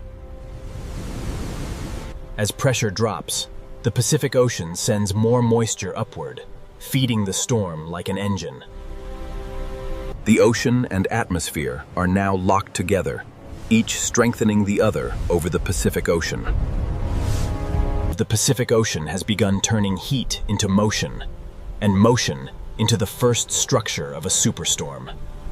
Every wave, every gust, and every rising plume of moisture helps the Pacific Ocean strengthen the storm above it. The storm begins to tighten as warm air rises and surrounding winds spiral inward over the Pacific Ocean. The Pacific Ocean is now supplying the storm with the moisture it needs to grow taller, wider, and more organized. Falling pressure allows winds to accelerate, and accelerating winds draw even more energy from the Pacific Ocean surface. That the storm is no longer a loose disturbance, because the Pacific Ocean has helped it form a rotating core. As the core strengthens, the Pacific Ocean and atmosphere begin exchanging energy faster than before. Within these rain bands, the storm pulls heat from the Pacific Ocean and releases it upward into the growing atmosphere. This is the stage when the Pacific Ocean begins transforming a tropical disturbance into a dangerous, organized cyclone. Over the Pacific Ocean, the storm has entered a dangerous phase, where heat, moisture, wind, and rotation begin building the foundation of a superstorm. Over the Pacific Ocean, the storm has begun to draw energy from a wider region of warm sea. The warmer the Pacific Ocean surface remains, the longer the storm can continue feeding and intensifying. The storm's rotation forces the sea surface to respond in circles, not straight lines. Inside the storm, warm Pacific Ocean moisture rises, cools, condenses, and releases heat that strengthens the cyclone from within. This release of heat is what allows the Pacific Ocean storm to grow taller and more powerful. When pressure continues to fall over the Pacific Ocean, winds accelerate inward and the storm begins to tighten around its core. The Pacific Ocean is now giving the storm both moisture from below and friction from the sea surface, shaping its destructive structure. That every spiral band is a pathway carrying heat and moisture from the Pacific Ocean into the storm. The Pacific Ocean has now helped transform scattered storms into a single organized atmospheric machine. Over the Pacific Ocean, the storm is nearing the threshold where a powerful cyclone can become a true superstorm. Over the Pacific Ocean, the cyclone is now approaching the threshold where ordinary storm structure becomes extreme atmospheric power. The Pacific Ocean continues feeding the storm from below, sending heat and moisture upward faster than the atmosphere can release it. The stronger the winds become, the more violently the Pacific Ocean transfers energy back into the storm. The more violently the Pacific Ocean transfers energy back into the storm. Inside these cloud towers, the Pacific Ocean releases symmetry is a sign that the Pacific Ocean storm is concentrating its energy around a powerful core. The eye wall is where some of the most violent winds over the Pacific Ocean begin to concentrate. At this stage, the Pacific Ocean is no longer just beneath the storm. It has become part of the storm's engine. When wind, pressure, and warm sea surface align over the Pacific Ocean, the storm can intensify with terrifying speed. The Pacific Ocean has now helped build a storm powerful enough to organize around a central eye. That over the Pacific Ocean, the superstorm has found its center, and once the eye becomes stable, the storm can reach its most dangerous form. Over the Pacific Ocean, the storm has now entered its most organized and dangerous stage. The eye may look peaceful, but around it, the Pacific Ocean is feeding the storm's strongest winds. The eye wall is the place where heat from the Pacific Ocean becomes violent atmospheric motion. Beneath the storm, the Pacific Ocean is no longer calm water. It is a moving engine of heat, friction, and force. The stronger the winds become, the more the storm extracts energy from the warm Pacific Ocean beneath it. From above, the superstorm appears almost beautiful, but its beauty is built from ocean heat, falling pressure, and destructive wind. The Pacific Ocean gives storms the space and fuel to grow into some of the largest weather systems on Earth. That once a superstorm begins moving across the Pacific Ocean, its power is no longer limited to the open sea. The Pacific Ocean can carry a storm's force outward through waves, surge, rain, and wind, long before the eye reaches land. That the Pacific Ocean has turned heat into a superstorm, and in the next chapter, the sea will reveal what happens when this power reaches. When the Pacific Ocean sends its power toward land, the coast becomes the first place where ocean, wind, rain, and waves collide. The Pacific Ocean does not need cities or people to reveal its force. Even an untouched coast can show the full violence of the sea. Every wave arriving from the Pacific Ocean carries the combined work of wind, pressure, and distance. Storm surge begins when the Pacific Ocean is pushed toward land by powerful winds and falling pressure. The coast is not facing a single wave, but an entire ocean surface being driven forward by the storm. Coastlines are shaped by countless moments like this, when the Pacific Ocean cuts, moves, and rebuilds the edge of land. Beneath the breaking waves, the Pacific Ocean is grinding the shoreline with force that cannot be seen from above. The Pacific Ocean does not strike once and stop. It sends wave after wave, until the coastline is transformed. That this is where the superstorm reveals its reach, turning ocean heat into coastal impact. The Pacific Ocean has carried the storm's power to the shore, and now the coastline must absorb the force of a restless sea. The coastline is now receiving the full combined force of Pacific Ocean waves, wind, rain, and storm surge. Every impact from the Pacific Ocean removes sand, loosens stone, and changes the shape of the shore. Cliffs may look permanent, but the Pacific Ocean carves them through countless storms, impacts, and returning tides. During a powerful storm, the sea does not simply touch the coast. The Pacific Ocean enters every weak point it can find. The force of the Pacific Ocean becomes even stronger when it is compressed into confined coastal spaces. The storm continues to send new waves across the Pacific Ocean faster than the coastline can recover.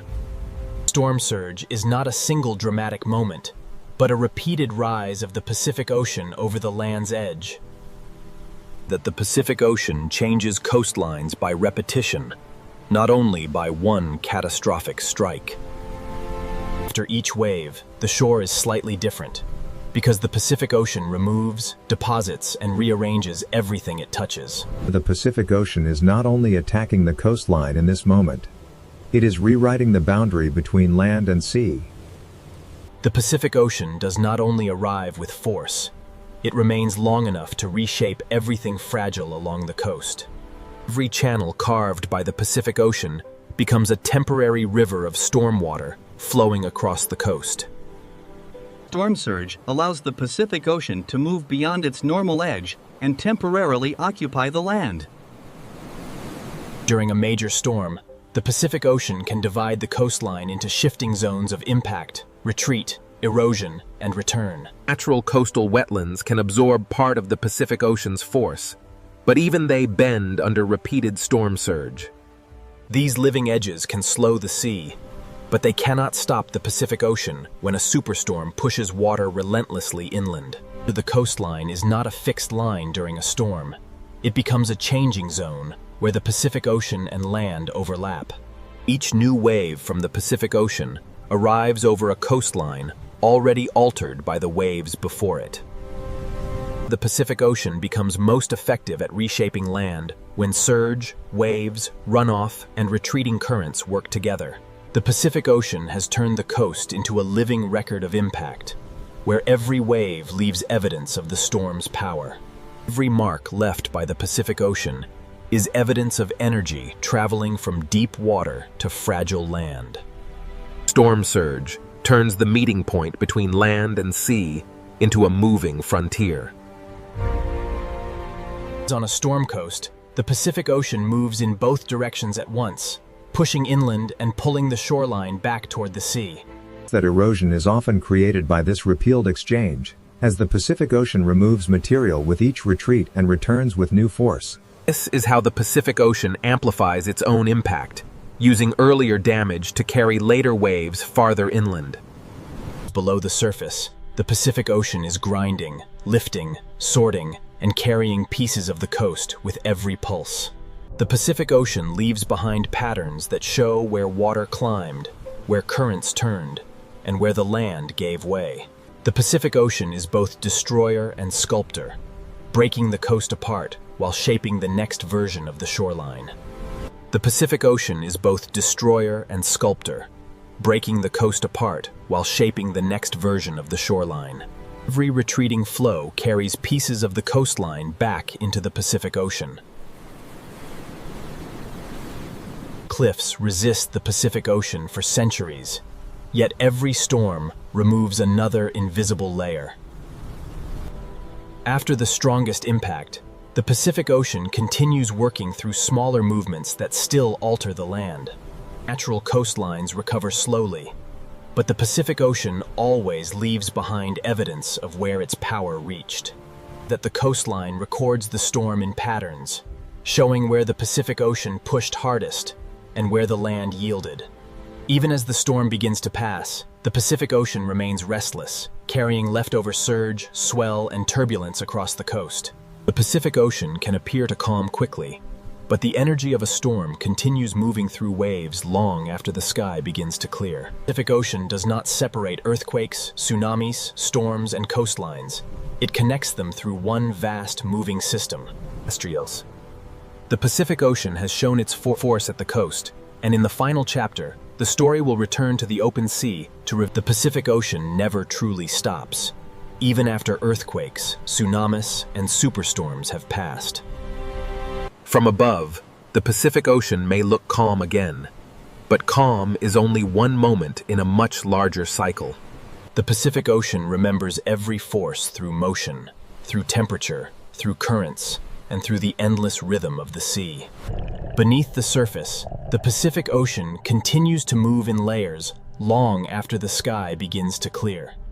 The ocean's greatest movements are often hidden below what the eye can see. Storms pass across the surface, but the deep Pacific Ocean keeps moving with ancient patience. Below the sea, the same geological forces continue to press, bend, and store energy for the future. The Pacific Ocean is never finished with its story, because the earth beneath it is still alive. The same ocean basin that produces earthquakes and tsunamis also holds the deep structures that keep the planet changing. That the Pacific Ocean is not a place where disasters simply end, but a living system where every ending becomes the beginning of another movement. The Pacific Ocean is not a place where forces disappear, but a vast system where energy is stored, transferred, and renewed. Every layer of the Pacific Ocean connects the restless seafloor below with the changing sky above. Peace in the Pacific Ocean is never emptiness. It is the quiet movement of a planet still alive. That these currents carry heat, nutrients, and motion across the Pacific Ocean long after storms have vanished from the sky. The same Pacific Ocean that carries tsunami energy also